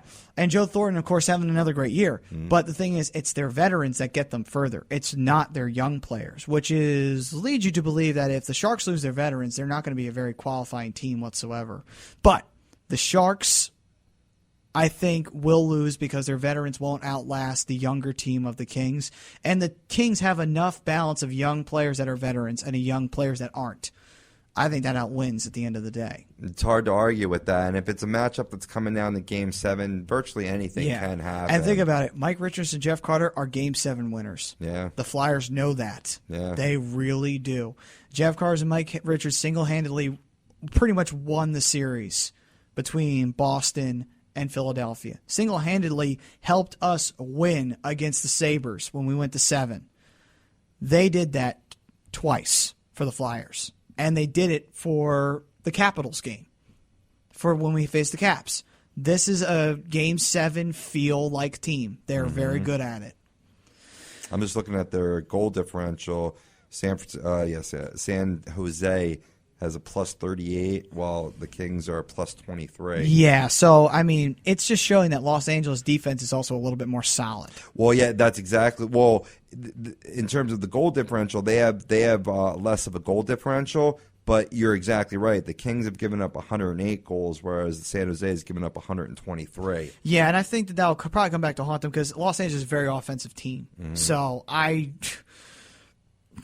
God bless the Sharks. I love them to death, But don't they have to eventually win sometime? They'll win someday. I mean, the Sharks are probably my second favorite team in the NHL. And the only reason why is because I feel sorry for them. This is a team that should have won the Cup 3 times by now, and they haven't done it. Yeah. Like, how do you screw it up? Yeah. If the Flyers had that team, they would have won the damn Cup. That's right. I mean, 2010 was a team that if you put a Joe Thornton in there to compete with Bufflin, we probably would have won the damn Cup. You're right. Like, I just say right now, ladies and gentlemen, and I will make a bold prediction. If Joe Thornton was a Flyer in 2010, we would have won the damn Stanley Cup. Because Bufflin would have been shot on his ass by Thornton, and Thornton could do it, too. Yeah, unfortunately, no way to find out. No way to find out anymore. Oh, well. Maybe we could play some NHL. Yeah, maybe play some NHL 14 and make ourselves feel better. We'll We're still recreate it. bitter. Yeah. But anyway, enough about that. So I say Los Angeles wins. What about you? I'll stick with you. I mean, honestly, I root for San Jose, but logistically, going over all the numbers, how can the Kings not win this? The Kings maybe don't win this if Jonathan Quick goes down. We're going to 4 hours. Hey, yo. We're going 4. We're going way past happy hour, ladies and gentlemen. There we are. We love it. Happy hour, overtime. Now it's the dinner rush. Now it's the dinner rush. Hell, we got to. If we can skip out of here, we could better get some dinner after this. Amen. I'm up for it. How about you? Absolutely. Yeah. Anyway, oh shit, I don't have any money. That might be a problem. Yeah, that might be a big problem. Anyway, all right, enough of that. We'll sell our witticisms for our witticism for some food. Yes. Hey, you know what? Pizza Hut's pretty cheap. Yes. They're not that far away neither. Anyway, all right, so we move on. Western Conference semifinals. St. Louis is going mano-a-mano. Oh, and the second round is determined by division. So since Chicago won their wild card matchup, they would be facing the St. Louis Blues. The Pacific Division would be Anaheim going mano-a-mano with the Los Angeles Kings. So that's that for the semifinals. Same applied to the East, in case anybody decided to be ignorant. Mm-hmm. Maybe you did. Maybe. Too late now. Too late. All right, so Chicago up against St. Louis. This is quite an exciting matchup. This is an old rivalry, too. Way back in the day, Chicago and St. Louis used to be butting heads every playoff, and Chicago would win most of the time. I think that changes this year. I agree with you. I think St. Louis has the desire, after getting out of Colorado with a tough series in 6, they'll beat Chicago in 7. because I think Chicago's going to come off with the smirky attitude of, oh, we can beat anybody. We're the President's Trophy. We're 2-time Cup champions. What's the worst that could happen? And Chicago puts their foot in their mouth and their thumb in their ass, and they watch St. Louis beat them. Mm-hmm. It's going to happen. I've seen it time and time again. I've been following hockey for a long time. The team that has an easy first-round matchup and the team that has a challenging first-round matchup usually is set for a better playoff run than that team that had the easy matchup from the get-go. Yeah. So I couldn't agree with you more. I think St. Louis has enough defensive depth. It has the goaltending. Mm-hmm. I end of the road, Chicago. Bye-bye. Yeah, I think Chicago loses in 7. I think St. Louis, this is going to be a 7-game series, no doubt about it, because these two teams are 75 and 71 on the point ratio. They're basically here with each other. They are neck and neck. Mm-hmm. St. Louis, I think they have more hunger, more desire. Chicago's won it twice. How much hunger do they have? You know, look at Pittsburgh. They won it once. They can't get back. Mm-hmm. That just shows you right there. After winning the cup a certain amount of times, you lose interest in winning the cup. You can't do it. Well, we'll see what they're made out of, because many, you look towards cross sports like in baseball. Yankees have won a lot of championships, and they're always hungry for more each and every year. They do, but the thing is, the Yankees have so many good players, it's hard to compete against them. Yeah. And unfortunately, baseball is not a game of luck. It's a game of strategy, and it's also a game of psyche. Yeah. It's always been that way. But let's highlight the psyche, though. With Chicago, we're going to really see, does Kane, does Taves, does Sharp have this desire to want to be the best year in and year out? I would say that they do, but the thing is they have to be firing on all cylinders. Thing is about them, they're arrogant. You can tell they're arrogant because they don't worry about anything. Right. Let me explain to you how arrogance will come back to bite you in the ass. It happened to the Devils. They thought the cup was theirs in 2001. They lost to Colorado. Devils fans still are bitter about that. Even after they won the cup in 2003, they still feel like they should have 4 banners. Mm-hmm. Why? Because the Devils were arrogant. They thought they were going to win on necessity. They thought, oh, we'll win in 2001. We'll repeat. We got no problem. Our shit doesn't stink. We're good. Yeah, we're good. We got rid of all the usuals. We got rid of the Flyers. We got rid of all of them. We got nothing to worry about. Go up against Colorado, they got their asses kicked. They can't say that wasn't their fault, because it was. Right. When you get arrogant, you lose cups. Right. Chicago, I think, is going to get arrogant in this series, and they're going to lose to St. Louis, because St. Louis is the team that wants it. Chicago has the power. St. Louis wants it. Right. St. Louis will kill the beast to get the power. So you know that's what the Blues are thinking. They're thinking, if we got to get rid of them, we will. Yeah. We're not intimidated by this team. Yeah. And earlier in the season, I saw a game between the Blues and the Blackhawks. Blues won that damn thing in overtime. Impressive stuff from the Blues. Yeah. They're showing a lot. They're showing a lot. They're actually my pick to come out of the West overall, just as a little sneak peek. Yeah, spoiler. A little sneak peek. Yep, yeah. So I have them winning. You have them winning. Yep. And 7 for me. How about you? I don't think it goes quite 7. I don't think it's a sweep. I will say that they win in 6. They win in 6? Mm-hmm. Okay. All right, then. We'll go with that one. Still pretty competitive. Oh, yeah. Yeah, so now we go on to Anaheim and Los Angeles. Timo Solani, God bless you for being 43 and having your final season, but your season ends here. I think the Kings outlast the Ducks. Again, I think Hiller and Quick, if it comes down to that goaltending matchup, which this match actually would, when you think about the team structure, because they're basically the same. Right. It's going to come down to goaltending. Quick wins. Quick will beat Hiller. I can't see it. I can't see Hiller beating Quick. Yeah. I can't. As much as I think he's going to win as much as he has a chance to win a bronze medal in the Olympics, I don't think he will pull off getting to that Western Conference final. I think the Ducks will say goodbye, and Ducks will say goodbye. So Lon Solani had a great career, and shame you didn't win your last cup, but you know what? You made it one hell of a show. You got through the first round at least. Yeah, Hiller with the bronze medal, that was then. Yeah. This is now. And I don't think he's going to – I don't think they'll have enough to get through the Kings. I mean, I've seen it time and time again. I know I said that before in another reference, but, Anaheim's going to win the President's Trophy. They have this high and mighty home record that was squashed by the Winnipeg Jets last night. It was. What was it? They were 20-0-2, I believe, before that. Yeah, they were phenomenal. They went that many games without a loss at home. Even Chicago, when they went on their long regulation loss, they took an overtime loss at home. So that's pretty impressive, you know? Right. But does it show you something? It shows you a lot. That they're playing at this high level, and then there's a letdown. Yeah. I think, unfortunately, that is going to pop its head up in this series. Because I think Chicago and Anaheim are both in that same predicament where they are playing at a high, there's got to be a big low. And I think Chicago's going to run to that low into the second round just as much as the Ducks will. So I think the two obvious choices are going to wind up eliminated, and the two finalists are going to be the wild card ones, Los Angeles and St. Louis. Yeah, I do. As the final two. I do agree with you. I say the Anaheim-Los Angeles series does go a full 7.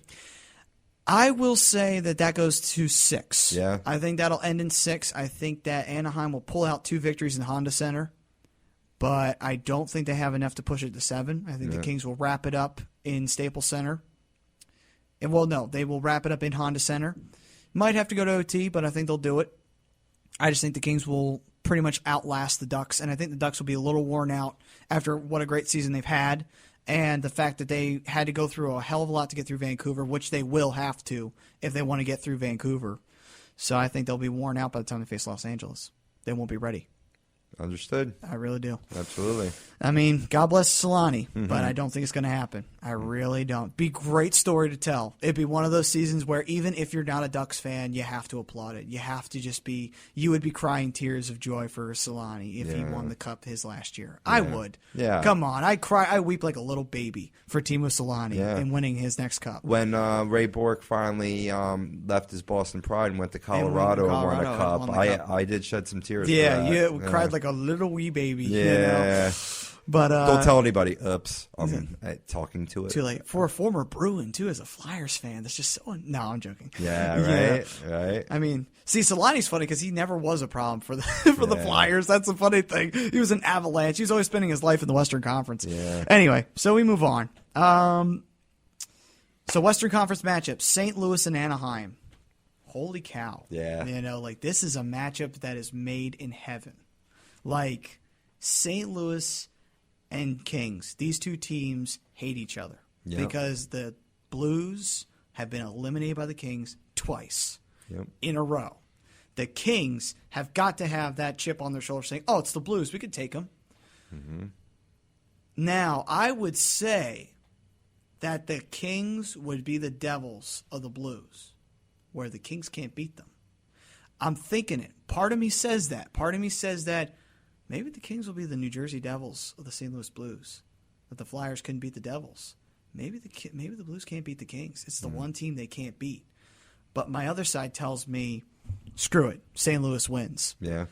As hard as it is, I'm torn in this series because I really want to say that the Kings win because I'm just thinking a snarky, sneaky attitude gets into the finals.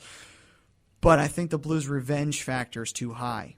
I really do. I think the Blues will just a little bit outlive. Like, this is how close it is. I think the Blues will win the series in 7. Yeah. The Blues will have gone to 7 games, 2 straight series, and they would have proven their worth of winning the Cup. I think they will. Yeah. I think they'll do it because it's hard for a team to get back to the Stanley Cup Finals nowadays. It really is. It's not like back in the day where it was almost a given, you know? Right. This matchup is going to be a chippy one. It will be. No doubt about it. We might be seeing a Colorado Avalanche, Detroit Red Wings rivalry. Absolutely. I think when it boils down to it, St. Louis just has too much defensive power to really see that the Los Angeles Kings are going to be, impenetrable to, their defense. I mean, in the end, I think this is going to be a 7-game series.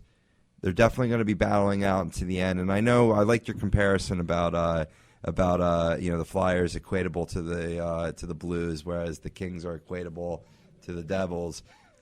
I'm gonna have to say that I'm honestly gonna have to say that the Kings continue their long run of domination and beat St. Louis again in 7. I'm gonna have to side with the Kings on that one. Okay, I am back. But anyway, good. Thank you for dragging that out, Rob. Anyway, I do get what you're saying. I don't think the audience even knew you left. Yeah, they might have. Either way. Well, I was still talking to you. Good point. All right. So the Blues and the Kings, I mean, that's just going to be a great rivalry. That might be Red Wings Avalanche. It might be a rivalry like that. I mean, personally, for myself, Red Wings and Avalanche are solid when it comes to that, personally. Yeah. You know? But it's a toss-up series, though. it's a toss-up series. I'm going to say the Blues' revenge factor is too high. The Kings, they're going to make a great series out of it because the Kings are still – they're a cup contender now, forever at this point, because as long as they have Mike Richards, Jeff Carter, and that structure, they're going to be a contender every year. Right. So there's always that hint that Right. and with Quick, you can't go wrong. So I'm just saying there's a lot that the Kings could pull off an upset against the Blues and move into the final, but I think the Blues do win 7. And I think it might just happen in OT. You know? My heart wants to say you're right, like I was saying before. I mean, I'm a huge Ken Hitchcock fan. Yeah, because I'm thinking about this series, and I'm thinking, what kind of rivalry we got here? We got a Detroit Red Wings Avalanche rivalry where both teams were basically anyone could win, or Devils and Flyers where the Devils were always winning. So doesn't matter how good the Flyers were. It didn't matter if the Flyers outmatched the damn Devils, and they did half the time. Yeah. And they couldn't beat them, you know? So it's just what kind of rivalry we got here. That's what we're going to find out this year. I really believe so in the Eastern Conference, Western Conference. I almost said Eastern. Anyway. Close one. Okay, so we get into our final part of the segment. We go to the Bruins and the Pittsburgh Penguins Eastern Conference playoff. Eastern Conference playoffs, where the real action exists. Yeah, the Bruins are going mano-a-mano with... From the points, they'll be facing the Columbus Blue Jackets. Holy cow, they're in the playoff picture again. So now the Flyers have to beat them on Thursday. Yeah, right. No, they really do, actually. Yeah, they really that means do. they're knocking on the Flyers' door. Yeah. But the Boston Bruins would be facing off with the Columbus Blue Jackets. And this is a series where the Blue Jackets are too young. Bobrovsky, albeit, he has this experience. And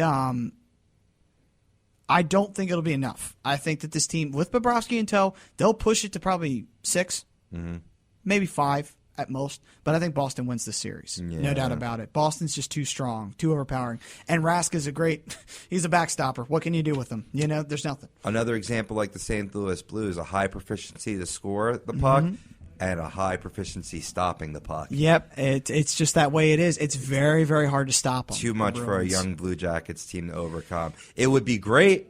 It would be phenomenal for the league to see a young upstart Blue Jackets come in. And in a market that basically didn't care about hockey, might start caring about hockey if they were to make a deeper run, but I don't think so. Maybe if Umbergler could score some goals. Umbergler. Yeah. Former Flyer. Yes, Anyway, yeah, is. he was good when he was a Flyer. RJ. Yeah. Anyway, we move on to the Pittsburgh Penguins and the Toronto Maple Leafs. Here's my definition of this.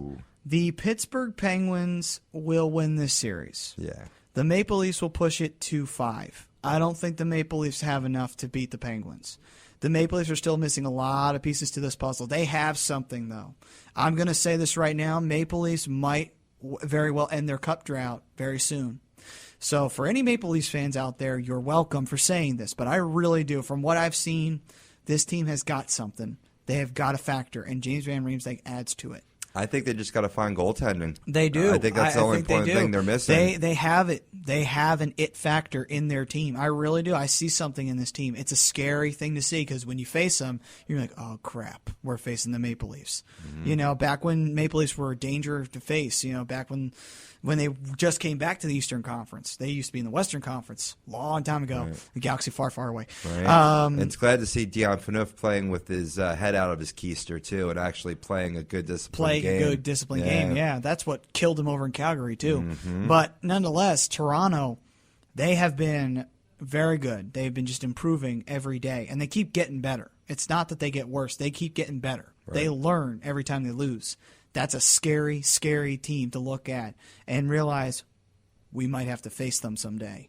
You don't want to face the Maple Leafs. That's right. You know, that's the way it is. When a team can strike fear in you this early, you can tell there's something there. Right. but I don't think it's this year. I think the Maple Leafs get outkicked, get shit-canned right out of the first round. Pittsburgh probably wins it quickly. Pittsburgh won't have a problem rustling them down because it's just Pittsburgh. They've got that overpowering force. Yeah. No matter if Fleury or Flower over there gives up a fluker or two, which he does, I don't think it will happen. But this year, here's the difference. Even if he should, they got Thomas Vokoun to back him and up, and he is now healthy now. Yeah, and Vokoun is solid. Yeah. Vokoun has very little weaknesses. I mean, put anything aside, say what you will about Vokoun, he almost gave the Capitals a run to the Cup. Yep. He made Nashville relevant during its early years. During the early years, Nashville had no hope of hell of being anything, but Vokoun was the big standout star for that team during that time period. He really was. Yeah. So, all right, so you got Pittsburgh winning. I got Pittsburgh. Series. What about you? I hands down Pittsburgh. I think they sweep. Okay, then. So I got 5. You got 4. I'm thinking 5 or sweep myself. I don't think it'll take a lot for Pittsburgh to get rid of Toronto. We move on to the second round.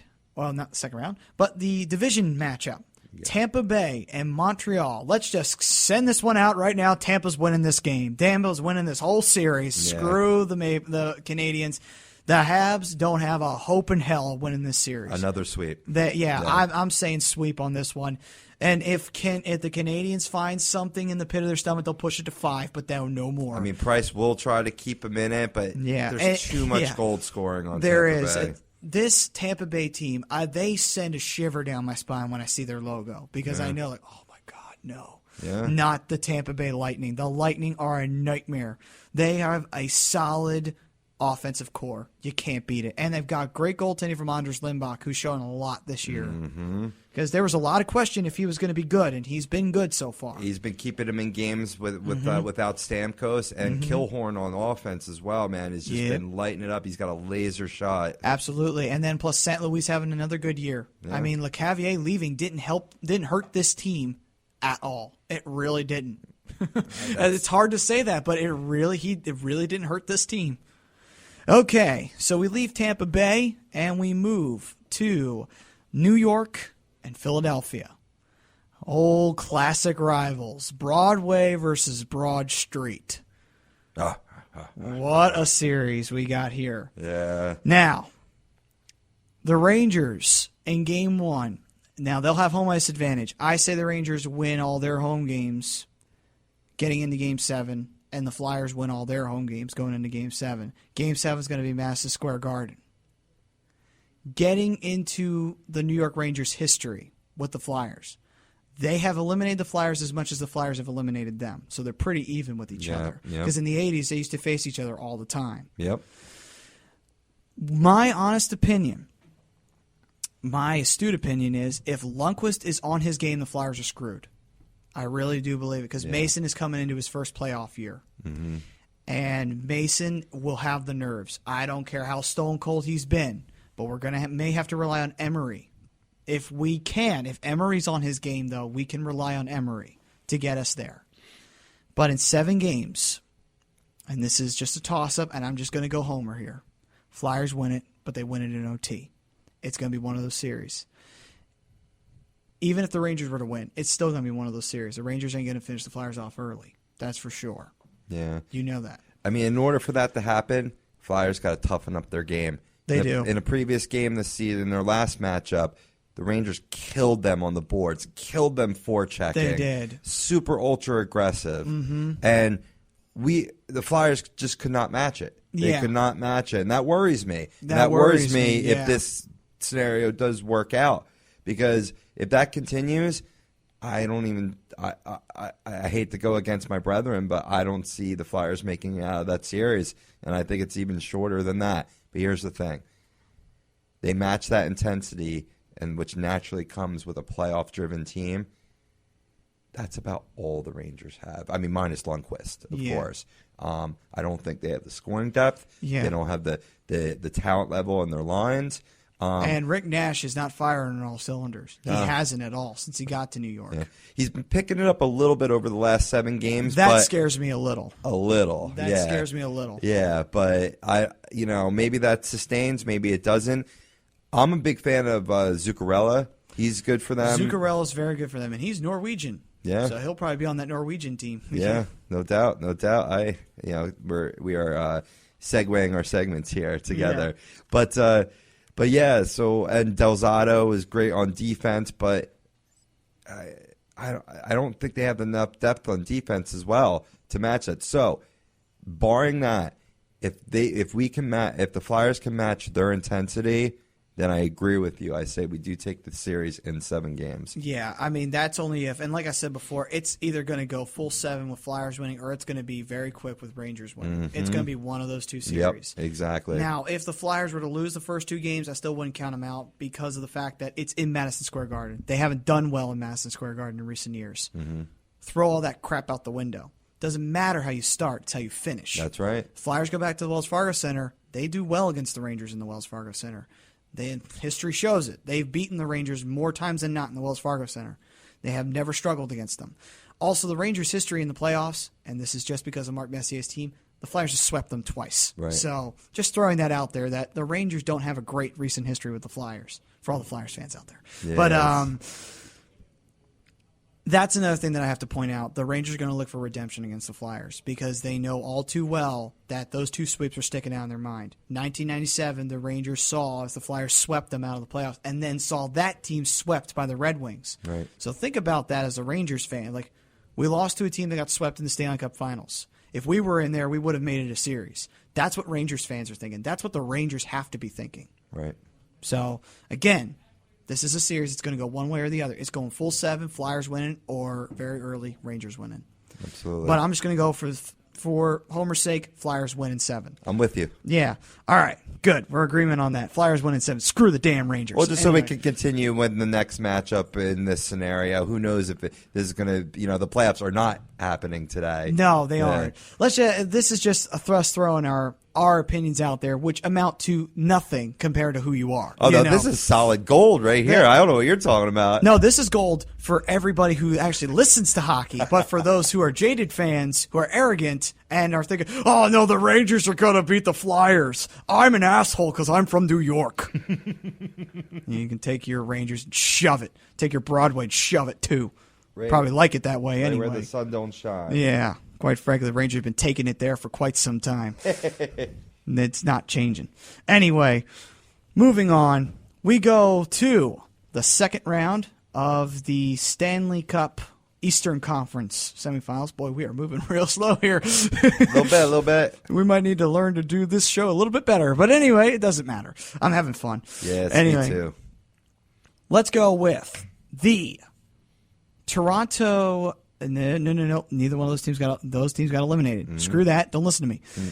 Let's go with Tampa Bay against Boston. What a series that's going to be. That's a series where if Boston doesn't have its scoring game up, pack your bags and go home. Beantown's going to be sad. Yep. Very, very sad. I think it's going to work out much like the Super Bowl is for football this year. You got the league's top defense versus the league's top offense, with Tampa Bay being the offense and Bruins being the defense. What wins in playoffs? Offense. I disagree. Well, I mean, defense does, but you got to have the offense first. Sure. I mean, at the end of the day, if Anders Lindback holds his ground against Rask, I say Tampa Bay Lightning's offense is too much. Yeah. If Seidenberg is still hurt by that playoff time, they're screwed. Oh, it's as simple as that. Seidenberg being out has destroyed this team's hope of getting through the second round. Right. And I know it's crazy to say, but it's one player. That's the one player you need. Chara's not the one player. Dennis Seidenberg was the one player. Everybody else has got to step up their game tenfold when he's not there. If he is gone, screw it. Your team's in trouble. Yeah. That's like if the Flyers lost. If they lost Mason or Emery, we're screwed. It's as simple as that. Right. Definitely got to have that combo. But, I mean, the bottom line is that when I said Bruins being the top defense, that includes Seidenberg. So if he's out of that, then because he's still hurt from that injury with the Penguins. Thank you, black and gold, you assholes. Yeah. Anyway, but I would say that the Lightning win in 6. Yeah. I think it has the ability to go 7, but I say Lightning win in 6. It's hard to argue with you because look at how much offense Tampa brings to the table. Look at Tampa's offense goals for. They got 146 goals for.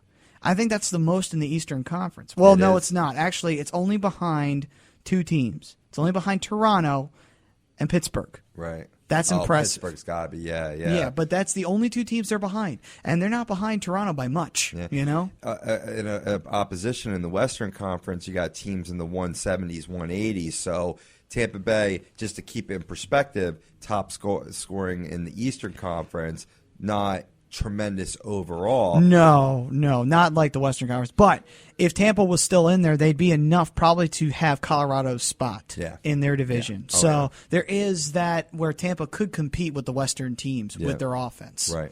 But I think their offense does get through Boston. I truly do believe that.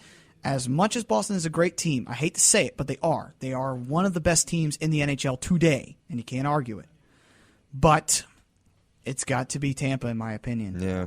It depends on the prognosis with Seidenberg. Yeah, it really does. It all depends on Seidenberg. Right now, if the playoffs started today, that's what we're talking about. We're talking about so, Tampa's gone. Right. It's Tampa's not gone. Tampa moves on. Tampa Boston's moves on. gone. Boston's gone. I'm with you. Yeah. I'm with you. Beantown's sad, crying up a storm. Oh, well. You had a cup. Enjoy it. Anyway, we move on. And it is the Philadelphia Flyers up against the Pittsburgh Penguins, or Sidney Crosby is a better word for it because that's all the Flyers are going to be focusing on is hurting Crosby. Yeah, right? Not really. Crosby but anyway. and Malkin, Broadback Mountain 2. Brokeback Mountain 2. I thought we couldn't get a more disgusting sequel, and we actually will. But anyway, Pittsburgh and Philly, this is a series that, again, home ice advantage does not help the Penguins. Nope. The Penguins are screwed when it comes to home ice advantage because the Flyers love them, the Consol Energy Center. The Flyers make it their home away from home. Yes, sir. You talk about going in there and basically raping a team at home and leaving. Yeah. And basically ravaging them as you walked away. That's Pittsburgh right there. Right. They can't handle the Flyers in Consol Energy Center. They can't. Nope. Not at all. I agree with you, and I could see this being a series where the road team wins all the way to the end. I think what's going to happen is, and this is going to go back a little bit in history, you remember the series between the Flyers and Devils. First time they faced off, when Brodeur, the Flyers lost the first two games at home. They won the next two in the Brendan Byrne Arena. They pushed it. Then New Jersey won the next game and then won the other game after that. That's exactly what's going to happen in reverse. The Flyers are going to do that to the Penguins. Yeah. The Flyers are going to win the first two. Pittsburgh's going to win the next two because they do very well in the Wells Fargo Center. Flyers are going to win game 5. Then game 6, the Flyers are going to do the exact same thing they did last year, beat the Penguins in 6. No doubt about it. The Penguins can't beat the Flyers. It's as simple as that. You know what? I want to agree with you. I really do, especially being as a Flyers fan. But I think an item that we covered earlier with Vaucoon backing up Fleury. Fleury struggles against the Flyers. Vaucoon does not. But Vaucoon is not a myth to the Flyers. They did face him in Washington. Right. So I do believe the Flyers will find a way to get by Vaucoon. Also, Pittsburgh just has bad luck when it comes to Philadelphia. They find the dumbest crap to do, and they get themselves in trouble for it. I mean, look at what Aaron Asham did, for God's sakes. Former Flyer, too. But look what he did to Braden Shen. Tell me, just because Shen wasn't wearing a Flyers jersey, he wouldn't have done that to another team. You know? Yeah, I'm not about to tell you that, but I think this is the year that Pittsburgh gets their revenge on us. All right. That's all right. What do you think about this? You think 6 or 7? What are you thinking? The series definitely ends in 6, much like to your scenario, and I feel that it's going to be the road team winning the first 4 games, and then Pittsburgh wins the next 2, because I question our defense. There's too many turnovers. There's too many blind passes cross ice. True. That skilled guys like Malkin and Crosby cannot not take advantage of. Absolutely. I think that if the Flyers are to, and the playoffs did start today, the Flyers are in trouble because they do cause too many turnovers. Yeah. It's the one issue that costs them more than anything else. It's turnovers. And that's been their Achilles heel for the last 2 months. Yep. Has been their turnovers. They got to stop it. They got to cap it now. The buck has to stop here. And it starts tonight with Carolina. You got to start tonight. Yep, that's right. All That's right. right. So my tragic story. No, your tragic story. My happy story. Let's see. Well, you know what? For the sake of moving on, since we're going all the way to the Cup Finals, let's say the Flyers, because of past history, They get because through. Hartnell gets in their bloody heads. He does. Like nobody's and business. Hartnell gets something in his system. He's got to score against the Penguins. Right. You ever notice that Hartnell doesn't play well against any team except the Penguins? Yeah. He does great. I'm like, wow, we got like a Claude Lemieux for the Penguins. Like, literally, we have a Scott Hartnell. Like, Right. literally. That's basically what he Great is. comparison to Claude Lemieux, see, man. Lemieux used Yeah. to suck during the season, and then he'd be great during the playoffs. And when you put him up against the Rangers or Flyers, forget about Yeah. it. Lemieux was scoring on you every game. Lights out. Like his name was Mario. You know Yeah, what I mean? basically. Yeah, absolutely. But, you know. And all he did was share a name, though.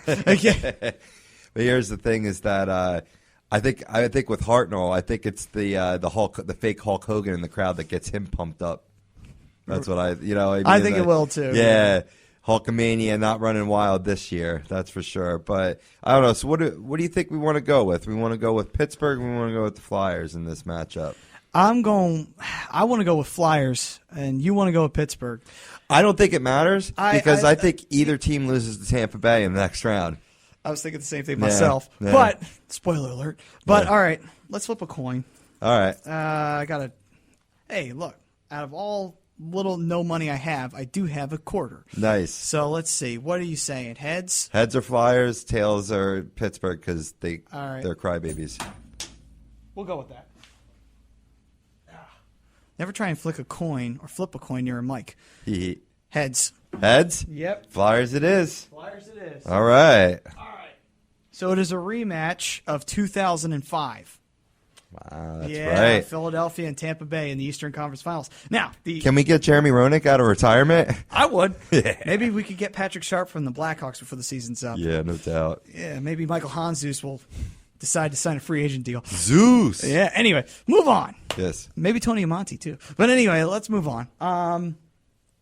We have Chicago. Nope, not Chicago. Screw that. St. Louis and Los Angeles in the Western Conference Final. We had them with the St. Louis Blues winning. Now we've got the rematch of 2005 in the Eastern Conference Finals, the Flyers and the Tampa Bay Lightning.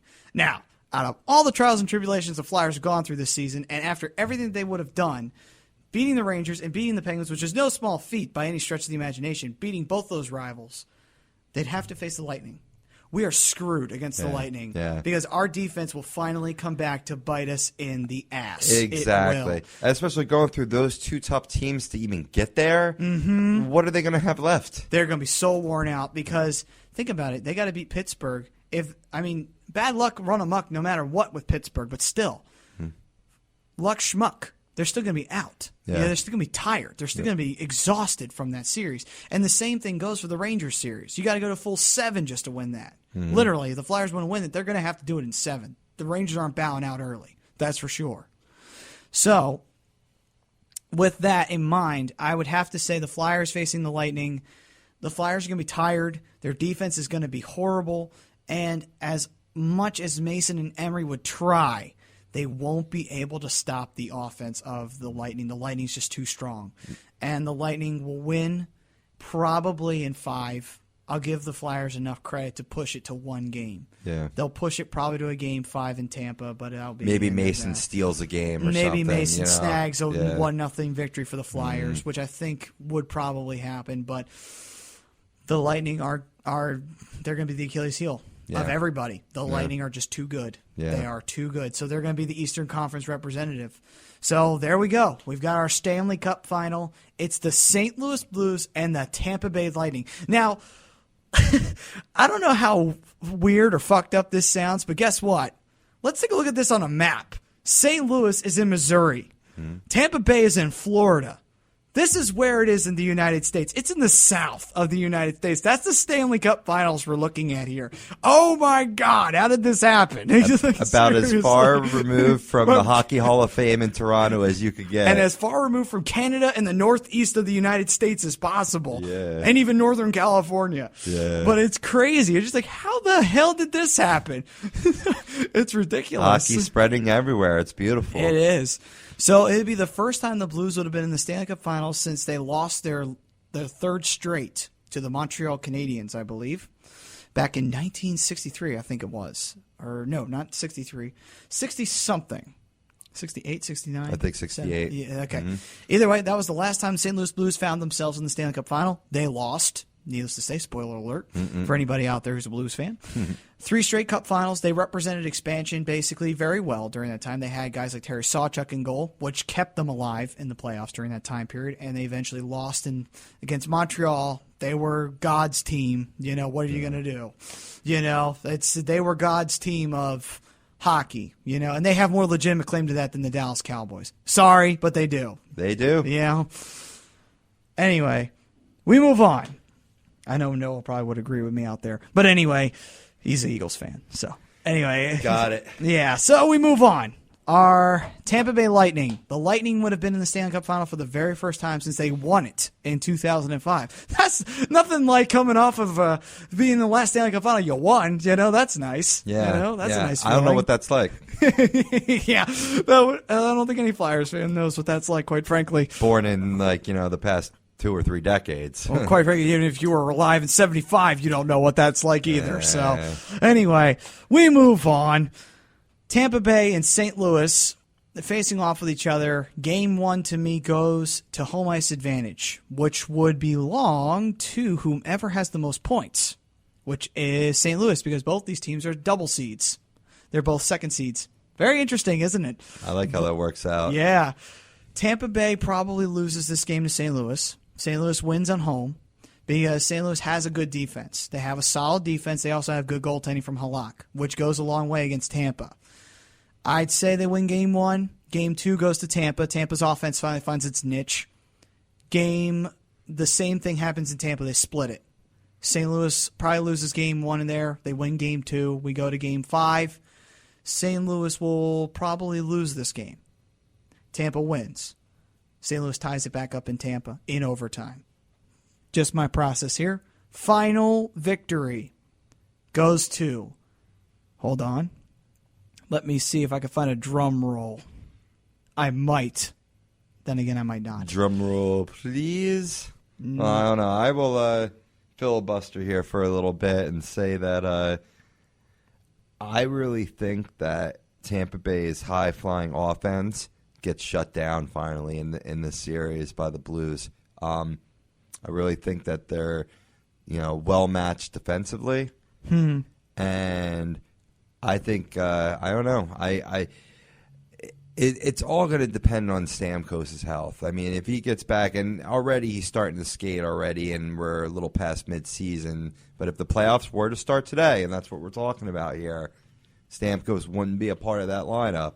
And I really ultimately think that the Blues could beat Tampa Bay in this series. Well, you have a legitimate case because both teams could beat each other. There's no doubt about it. Right. But you're thinking of this series is just solidly in the favor of St. Louis.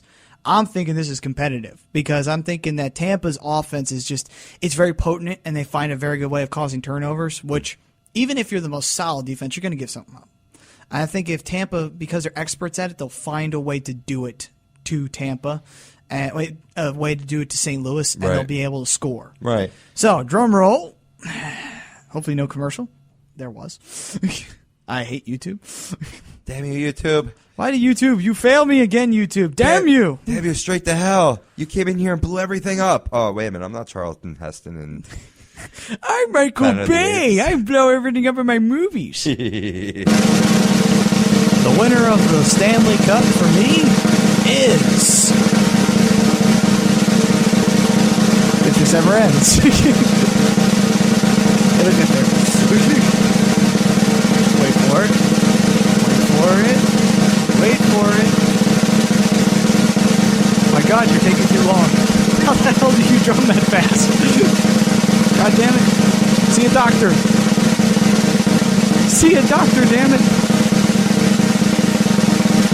God damn it. Stop.